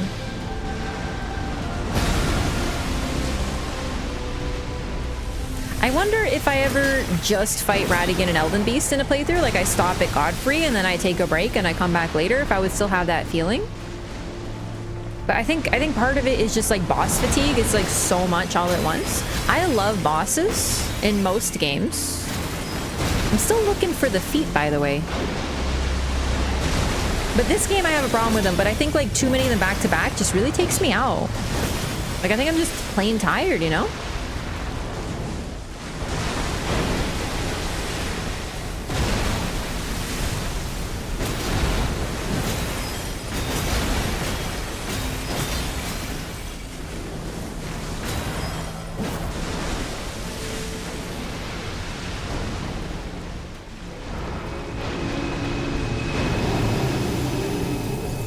Pretty. Elden Ring.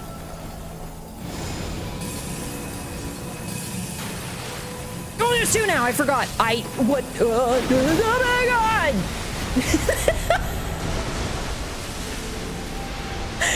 I forgot about that. But I did it perfectly by accident. Gamer. He does have little feet! Those are feet! I thought those were fins! He's got little feet! He walks in the water with them! Oh, Teej, you did it! Baby girl, my queen, my love. My tall wife, let me smooch you. Oh, thank God. Oh, I'm free. I'm free of the bosses. Ah, goodness me. Oh, I'm good. All right. Listen, I love this game. But I think this is partially why at the end I'm just like, whew. You know, oh my god, we did it after all that. All right, we can take a look at the arena now. Way long ago when I started this, someone asked me, is this golden leaves on the ground? Yeah, those are like golden leaves, like real ones. Because as far as we can tell, looking at the Earth Tree, there aren't any, but there are leaves all around. So whether it's spectral now or what, at one point it really did give real blessings. Pure gold leaves. Sparkly. Now we can see inside the fractured Marika. Still in her position of her crucifixion position, but with her legs like basically in the ground, arguably just severed. She looks almost as if she's bowing, like sort of like a curtsy like this. I don't know. That's always how I saw it. To be fair, I mostly said she looks like she's dabbing, but it's a little bit of all of them. I don't understand why the background music for Radagon was epic while Beast was such calming music, because it was a calm moment in a way. Done Salen's quest? Yes, Salen's quest is done. So, other than Frenzied Flame, I could now get every ending, but I intentionally chose not to do Frenzied Flame because I wanted to get Melena's cutscene. And if you get Melena's cutscene where she burns herself, if you get the Frenzied Flame ending, you do not have her appear. So the coolest part of the ending is lost anyway.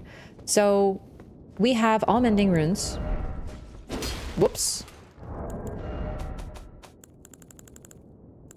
All mending runes. We have Ronnie's ending, and I got all the way to the Frenzied Flame ending. So basically we've done all endings. Like all of them are available to us. And then we have this really cool, unique summon sign for Ronnie. The only blue that I accept. Radagon's arena looks a lot like that place where the Tarnished wakes up in the cutscene at the beginning of the game. It does. It does. Also, it isn't here anymore. Probably broke it. You can see where the shattering took place. Everything occurred here in this strange, foggy realm. The ground looks pretty similar, but no, it's almost like you went in a full circle.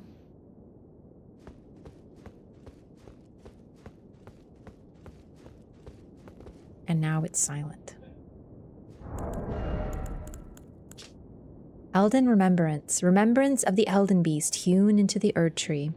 It was the vassal beast of the greater will and living incarnation of the concept of order.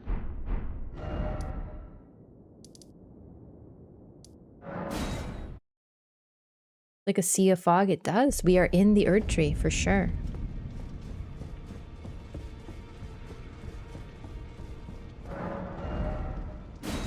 Marika's hammer or the sacred relic sword. So phase 1, phase 2. Stone hammer made in the lands of the Numen, outside the lands between. The tool with which Queen Marika shattered the Elden Ring and Radagon attempted to repair it. The hammer partially broke upon shattering the ring, becoming splintered with rune fragments. Unique skill, Goldbreaker. Leap up high and while suspended in midair, imbue the rune shard with light before smashing it down hard onto the ground. The heroic Radagon's signature attack.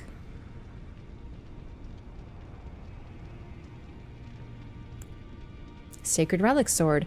Sword wrought from the remains of a god who should have lived a life eternal. Radagon in this case. Radagon and Marika, technically. They're one body.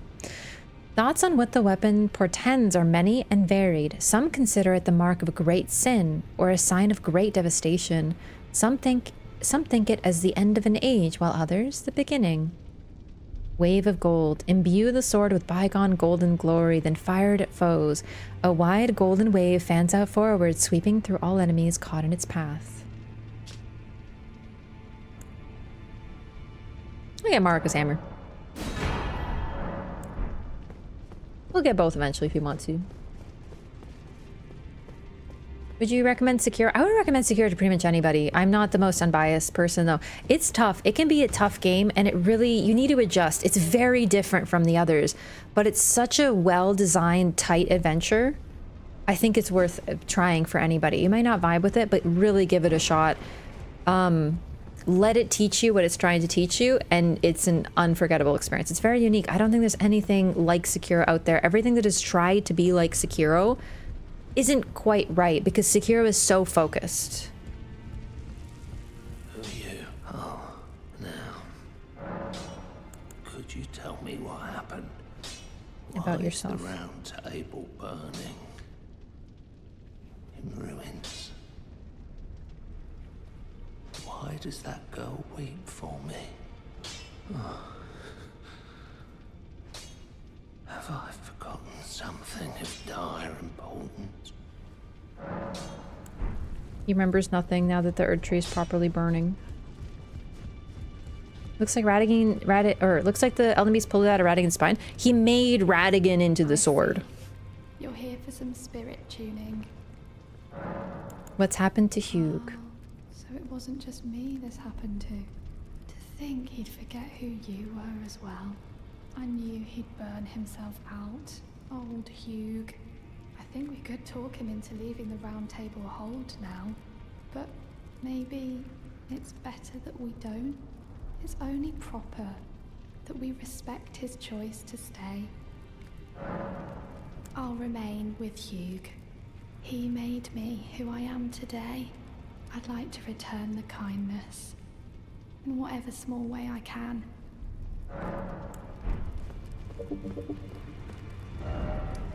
Let's get our ending.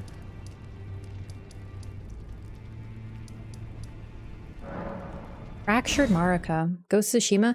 I don't think Ghost of Tsushima is the same. Sekiro is so small, focused, tight. Like, the only similarity is they're both, like, Japanese dudes with katanas. But other than that, everything's different. The gameplay style, the art direction, different, still both good. But, like, it's an open world game that kind of falls into becoming a beautiful checklist like many others. It's not necessarily a bad thing, but, like, Sekiro is so tight.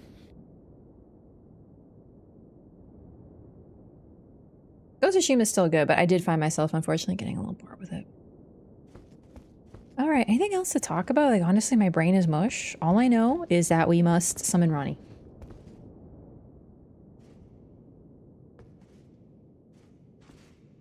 We made our choice.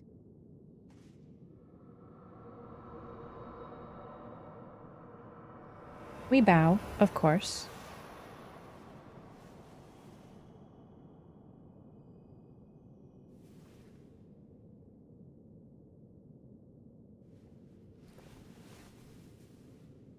The battle is over, I see.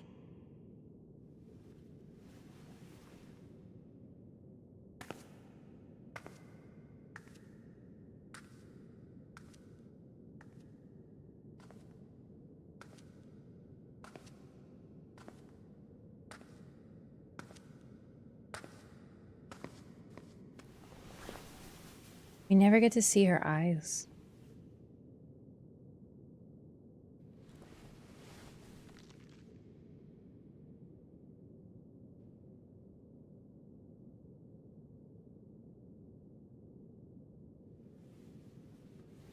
She holds Marika's face so gently, like lovingly.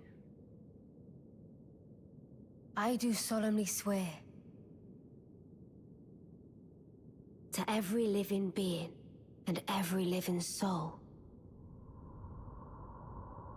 Now cometh the age of the stars.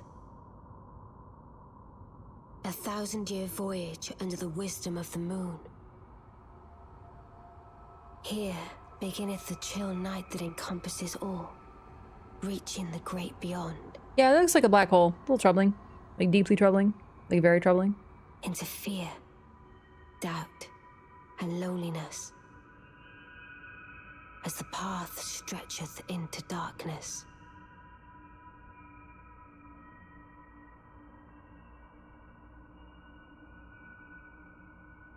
I think it's a creepy ending.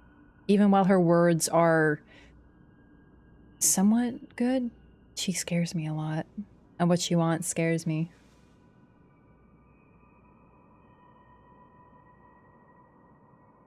Let us go together.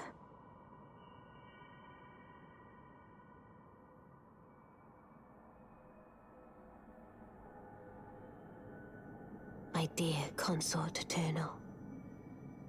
Ever.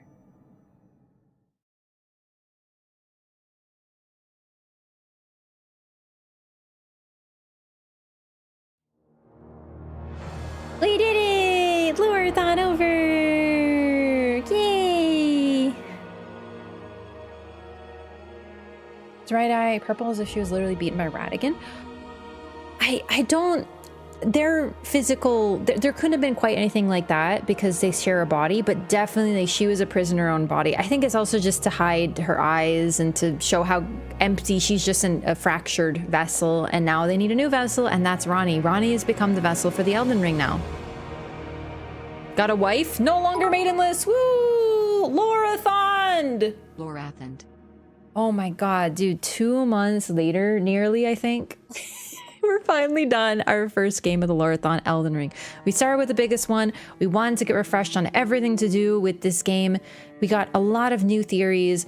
Honestly, this was really great. We encountered, like, at least personally, I can say I found new dialogue and new interactions that I didn't even know about. Thanks to chat, thanks to trying new things. We got to talk about everything in a new light, all afresh, trying to question our assumptions. This was really great. Oh, this music's tense. We did it! Thank you so much for being here, everyone. Alpine, thank you for the 100 bits. Sincerely, this LOREATHON has been such an adventure. And this is just the first part of it. So next we are going to Dark Souls 1. That's pretty much next, really. Ask a lot of questions, we get into Dark Souls and Bloodborne. Yeah! Fair Consort Eternal? Here she said, Dear Consort Eternal? Did they tweak her dialogue? I don't remember. I don't know. Does anyone know actually? This is what I wanted from the LOREATHON. We took our time, we explored, we experimented, we did things we didn't, like, at least I didn't try before. And the other thing too is, I played Dark Souls before. It was probably at least a year ago now. So some of it's a little bit fuzzier in my memory than Elden Ring is. So we're gonna kind of, you know, bring it back. And maybe learn new things for the folks who aren't familiar with it, but also, you know, maybe look at things anew with new information that we have from Elden Ring. Because we can take information, we can sort of look back and look forward, and all of it's going to come together perfectly in time for DLC. Dear Consort is a slightly unique line that you get when you visit her in her rise and get her extra dialogue. Ah, that's what it is. Dark Souls lore is so amazing too, it really is. None of these games have bad lore. Every single one of them is really fascinating, and I'd love to...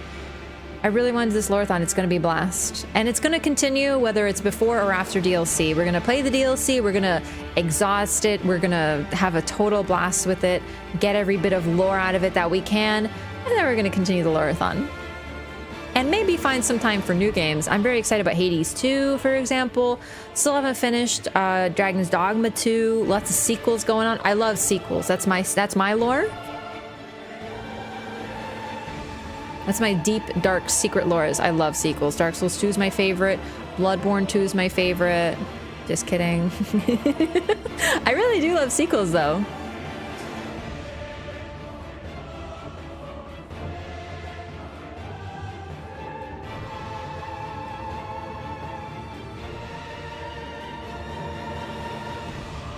Look at all these cool people with instruments.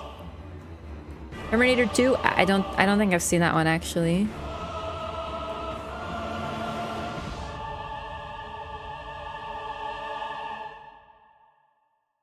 Ghostbusters 2? I haven't seen Ghostbusters 2 either.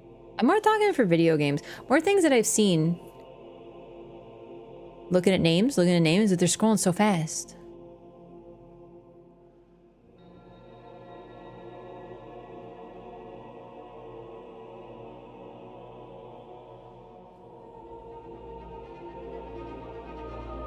It's crazy to me that all the merchants have different voice actors. You know what I mean? Like, nearly. Mass Effect 2? I think I like Shrek 3 the best. I haven't played any other Souls games. How much does it seem like George R. R. Martin affected the characters and lore in this game? I would say the fact that Marika is such an evocative and interesting and complicated character, I would credit to him directly. The very early stuff and the concept of the Knight of the Black Knives, I would put to him because he loves history, and basically his books are fictional retellings of history, and often in a lot of cases. Like, I'm pretty sure Game of Thrones is basically just the War of the Roses, really, with a fictional setting. So, generally, Miyazaki and George R. R. Martin are similar in a lot of ways with their style. Miyazaki likes Martin, that's why he wanted him to work on this. He likes his work, but they're also just generally similar. There's a lot of Berserk in this too. I'm not familiar with Berserk, and I'm not super familiar with George R. R. Martin's content, really, but I do know that when it comes to that really old stuff that happened way before the course of the game, Knight of the Black Knives and Marika, I think that's pretty much something that I would tie to him directly. But I think you'll be, if you're not familiar with Dark Souls, which is, you know, George R. R. Martin only worked on this game, I think you'll be surprised by how a lot of things in this game are in those games. They're very similar. There's a lot of similar themes, similar NPC quest lines, but it always feels fresh. That's the thing.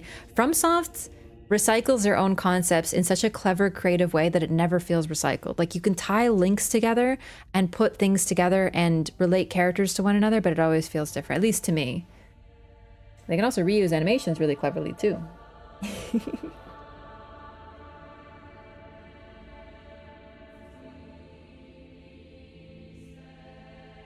I might skip this ending eventually. Can't wait for Bloodborne Loreathon. That one, I'm really excited for that one too. I love Bloodborne. I think I know Bloodborne the best out of any of these games.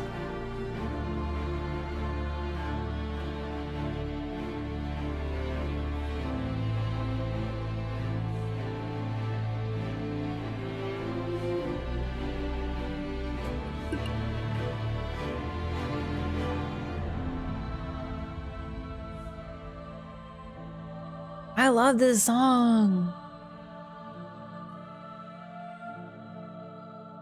It's interesting that for the Elden Beast, it's women singing.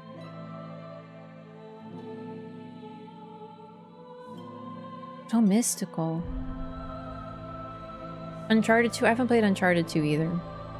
Listen, you can't list movies as sequels. I haven't seen many sequels. Alright, I think I'm gonna skip now. This will go on forever. No Journey 2, thank you. Another thing we have to do is actually get ready for the DLC too. I don't have a character that I'm... Like, I have tons of characters I can bring in if I really want to, but I'd like to make a character special for it because it'd be fun. Variation of this without the vocals that plays during Mellow Sacrifice? Oh, maybe it's the same song. I'm really bad at telling the songs apart. But it's the double note thing. It's like the two notes. You know, I wonder if it's not Marika's theme, that song. You know how I talked about how I think the fight with Radagon might be our theme because we are the hero coming to take him down?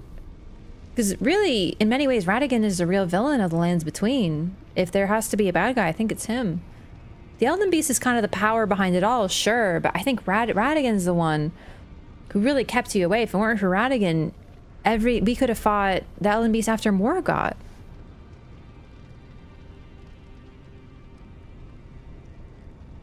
But the tune, the two notes that play, it's also in the opening, the main menu soundtrack too.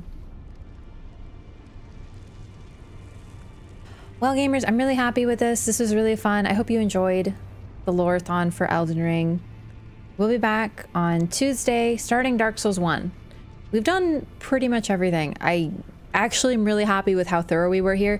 We missed, like, we still have some items, some dungeons undone, but generally this is 100% that I wanted. We got almost every line of dialogue. We did near everything. Every boss, every side quest completed. And not just completed, but like with every line of dialogue we could possibly squeeze out of it. Every ending acquired. Yeah. No, this is really great. And we're just starting. Main bad thing though is removing the Rune of Death, but they didn't know that. That's the thing. Once again, you build a factory. It could be used for good or ill. And if it's used for ill, you should shut it down. And that's what Marika realizes. She's accidentally built a factory that crushes puppies. And she's just like, my God, I need to stop this. But she made it, right? I'm going to use this awful puppy crushing factory analogy again, because I feel like it's very evocative. All right, gamers, I'm going to call you here for tonight. I got Omega boss fatigue. I'm so tired, but we'll be back on Tuesday. Probably starting Dark Souls 1, but I might want to play Dragon's Dogma 2. Either way, the LOREATHON will continue. Call it, yeah, I'm wiped the heck out. Goodness. Way too much boss fights. Oh my God. The end of this game really tuckers me out. You notice how I fought Melania for the entire stream last night for like 6 hours and I wasn't this tired, but fighting all these dinguses tuckers me out. Maybe I just have eternal Melania energy now because I actually really like her. All right. Let's see who's around on Twitch for a raid. Potentially.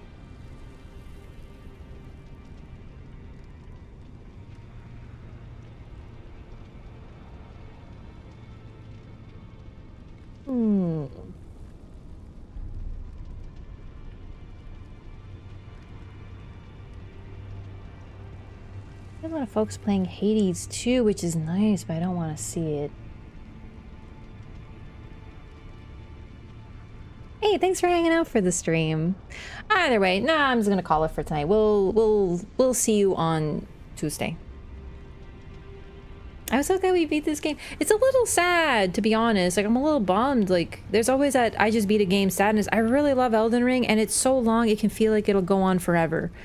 And it's always a little sad to beat it, but it was nice, and I'm glad we did this. And now on to the next game. I think Dark Souls 1 is the one I'm most excited about, except for Bloodborne, but like, Dark Souls 1 is what put FromSoft on the map. The reason that we have all these games is because of the success of Dark Souls 1. It was a total coup. And then, of course, Dark Souls 2, 3, and then after, well, before 3, they sort of were able to do some of their own things with Bloodborne and Sekiro. We're getting into some really special games now, and I hope you come check them out, because I feel like the Elden Ring crowd is sleeping on Dark Souls. If you started with Elden Ring, oh my God, you're missing so much. All right, everyone, thank you again so much for hanging out, and I'll see you next time, okay? Good night, bye. See you, Twitch. See you, YouTube. Take it easy. Sweet dreams. Bye.